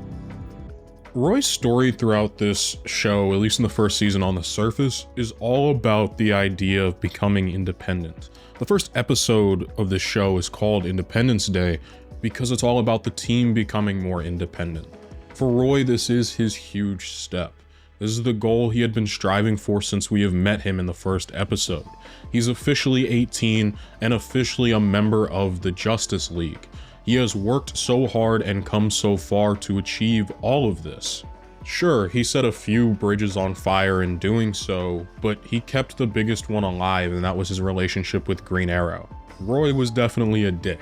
Let's not sugarcoat it or peddle around it. Like, he was an asshole for a majority of this show, but in the end, he kind of just mellowed out. Once he was given what he wanted, we got to start to see who Roy actually is, the kind of person he is. But unfortunately, all of that doesn't matter, because at the end of the day, Roy's only purpose, his only need for existence, was to betray the very people he has spent so long trying to join, to betray the very people he believed to be his family. And that, I think, is potentially one of the worst twists ever. When I say worst twists, I mean like horrible for Roy, the character, like he's probably feeling terrible. I absolutely loved this twist. I thought it was really well done. And like on subsequent rewatches, you just get those little planted seeds. You see it all come together. It's absolutely fantastic and wonderful. But from a character standpoint, this is about as low as you can possibly get. This is rock bottom for Roy, especially when he figures out that he's not even Roy Harper. He's a clone, a manufactured clone. He's not even his own person. And I think that's probably what hits the hardest. And to top all of it off, not only is the Justice League going to lie on his name, but he's also being hunted by the very people he has grown to care for. Atlas clone. We've learned the real Speedy was abducted and replaced immediately after becoming Green Arrow's sidekick. The clone was pre-programmed with a drive to join the Justice League. The rest of this final episode of the first season, Roy spends essentially on the run and working with the team to try and figure out a way to hopefully and successfully free the Justice League from the Light's control. This is also the first time the Light has actually stepped into the Light themselves and made a real move against the Justice League after literal months of planning and years, technically including Roy, of planning and concentration. Roy has to spend a lot of this time, which his time on screen left, trying to come to terms with the fact that he did all of this. He was the mole. He pinned the blame on others for the thing he was doing. It's very hard for me to talk about this character because it's weird. It's like I want to lambaste him for making the decisions and actions and choices throughout the show because he was just a dick to some of my favorite characters. And yet at the same time, I can't do that because he was not in full control of himself for a majority of the show. It was all almost complete drive on the character's end from his pre-programming. Roy is one of my favorite characters in this show as a whole, not just season 1. Throughout all 4 seasons, I always found him enjoyable. It's just, I forgot how unenjoyable he is for a majority of season 1 until you get to the end. He ends the first season in a really dark spot. A lot of the characters by the end of the first season specifically ended in really good spots. McGann was starting to break away from her self-hatred. Robin was starting to get to own that leadership role he had been striving for. Calder found his balance between the surface world and where he is currently living. He was doing pretty okay for himself. Artemis found the person she cares for the most and was able to step out of the shadow of her family. Wally, in all honesty, didn't change a whole lot. Wally's still Wally, and he's doing fairly well. Connor not only found his found family, but also earned the respect of his mentor.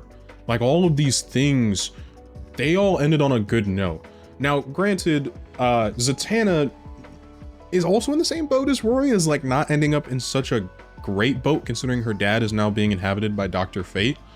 Rocket, we didn't see nearly enough of for me to give her any sort of review or preview. But for the most part, the core members of the team ended in a really, really good spot. And then you contrast it with Red Arrow. Or a sidekick. I'm a traitor. A pawn. Roy, it'll be all right. I'm not Roy. I don't know what I am. All I know is I need to find the real Roy. I need to rescue Speedy. It is a particularly sad ending, with Roy, or as he no longer calls himself Roy, is pretty much left in a depressive state with one goal in mind: to find the actual Roy Harper, the man whose life that he stole mistakenly, something that hurts him to the core. It's very much a departure from how obviously the rest of the characters ended, but I think it's very well warranted. It reinforces the idea that this life, the superhero life, isn't all fun and games. It doesn't end well for everyone. Sometimes it ends up horribly for the people who don't deserve it at all. Speedy didn't deserve to be kidnapped and experimented on, to have his arm taken to use as DNA. Roy didn't deserve to be used as a clone and a traitor, to be implanted with memories that are not his own, motivations that are not his own. It's a really dark and bleak look into superhero life, I feel, especially for like a kid's show. But I think that's part of what made this show so special and so entertaining to watch. I really enjoyed getting to look back at season 1 of this show. It gave me a lot of opportunity to open up about myself, to do some digging on my own, to share my own trials and tribulations in my own life. And it was very enjoyable for me to watch these. It also gave me things to think about. Why do I do the things that I do? What end goal am I ultimately trying to reach? And are these things that I want to do something that I actually want and value? Or are these things simply something somebody has put in front of me, somebody else has made me want to gravitate towards and get because it would make me look cooler, it'd make me look better? It's that sort of idea that this specific character has left me with. I know it's a weird thing to take away from it, but for me, I took away from Roy to be very careful about what my desires are, what my aspirations are, and why I want them. And to be more cognizant of that, especially because we all live in like one gigantic algorithmic bubble 24/7, especially like if you're on YouTube, watching YouTube, or TikTok scrolling like I do. Just ironic, those are the only 2 social medias I use. It's just a good practice of the mind to be a little bit more conscientious of the ads you're seeing, the videos you're watching, the messages they're trying to propagate. Hell, I'm propagating a message right now in this video at the end. Just be cognizant of those things and potentially why they're being shown to you. Anyways, soapbox time over. That's what I really got out of this and got out of talking about Roy. I have a lot more to say, especially when we get to seasons 2 and 3 of this show, which I'm very excited to cover on my channel going forward. This is probably my last video for season 1. Maybe. Probably. I don't know, no confirmations. Also, what do you guys think of the new username? I could not for the life of me ever pronounce the first one that I chose. And it was honestly kind of annoying. So I decided to change it. I don't know, comment down below if you think it's a cool change or it's a bad change. All that fun stuff. Truly thank you all so much for watching. I love making these videos. It fills my cup. It's something that I genuinely enjoy doing. And I'm looking to make more videos that I enjoy making rather than just making videos because I feel obligated to make them. If you want to leave a like, it's free, it helps out the channel a lot. If you want to leave a dislike, please dislike, but then tell me down in the comments below why you disliked. Constructive criticism helps me to be a better creator for all of you. If you want to support me further than just watching the videos, which you don't have to, I do run a Patreon, in which for $1 a month, you can just show your support for my channel. You'll gain access to the Discord, you'll see these videos early, you'll see them unedited, as some videos require me to do heavy changes for the YouTube version to go out. And as well, if you're a part of the $5 or above tier, I shout you out at the end of each and every one of my videos. So shout out Belladonna, shout out Oscar, shout out McGann, shout out eSibert13, Shout out Gabriel Lafonte, Transgears1, Video Gamer 75. Shout out Golden Boy 420, Dakota Rawson, Donovan Gomez, and MC Bomb 27. You all are amazing. Hope you'll have an absolutely fantastic day. Holy shit, you made it to the end of this video. This is like 5 hours long. This is by far the longest video that will ever touch my channel, at least in this moment in time. So unbelievably, I can't believe you. Thank you so much for watching. I truly appreciate it. I cut out a lot of stuff where I was just like glazing the show at the end of each video, and that's because I love this show so much. The first season of this show is genuinely perfect. It's not hyperbole. I probably will say that at the start of the video, but it is not hyperbole. I think it is genuinely one of DC's greatest works ever put to screen. And I'm so wonderfully glad I got to talk about it. It's a show I loved watching growing up. And without further ado, let's get to the end of this, because I'm not gonna try and take any more of your guys' time. Thank you all for watching. If you want to like, it helps out the channel a lot. If you want to dislike, please leave me some constructive criticism down below in the comments. So feel free to dislike. If you want to sub, truly really helps out the channel and this video. So, you know, sub if you want to. And finally, I do run a Patreon, and for $1 a month, you can become a member. I host a Discord channel through that Patreon, in which you can join up and talk to a bunch of the members that are already in there. We mostly talk about like superhero stuff and video games and, you know, just life stuff, you know what I mean? As well, it will let you see each one of these videos early, completely unedited. So whatever changes I have to make for the YouTube version, I don't make those changes on Patreon. And finally, if you're in the $5 or above tier, I shout your name out at the end of each and every one of these videos. So shout out Metal Monk, shout out West Belladonna, shout out Oscar, shout out McGann, shout out Esabert13, shout out Gabriel Lafonte, Transgears1, Video Gamer 75, Golden Boy 420, Dakota Rawson, and Donovan Gomez. And don't forget MC Bomb 27. You all are amazing. Hope you'll have an absolutely fantastic day.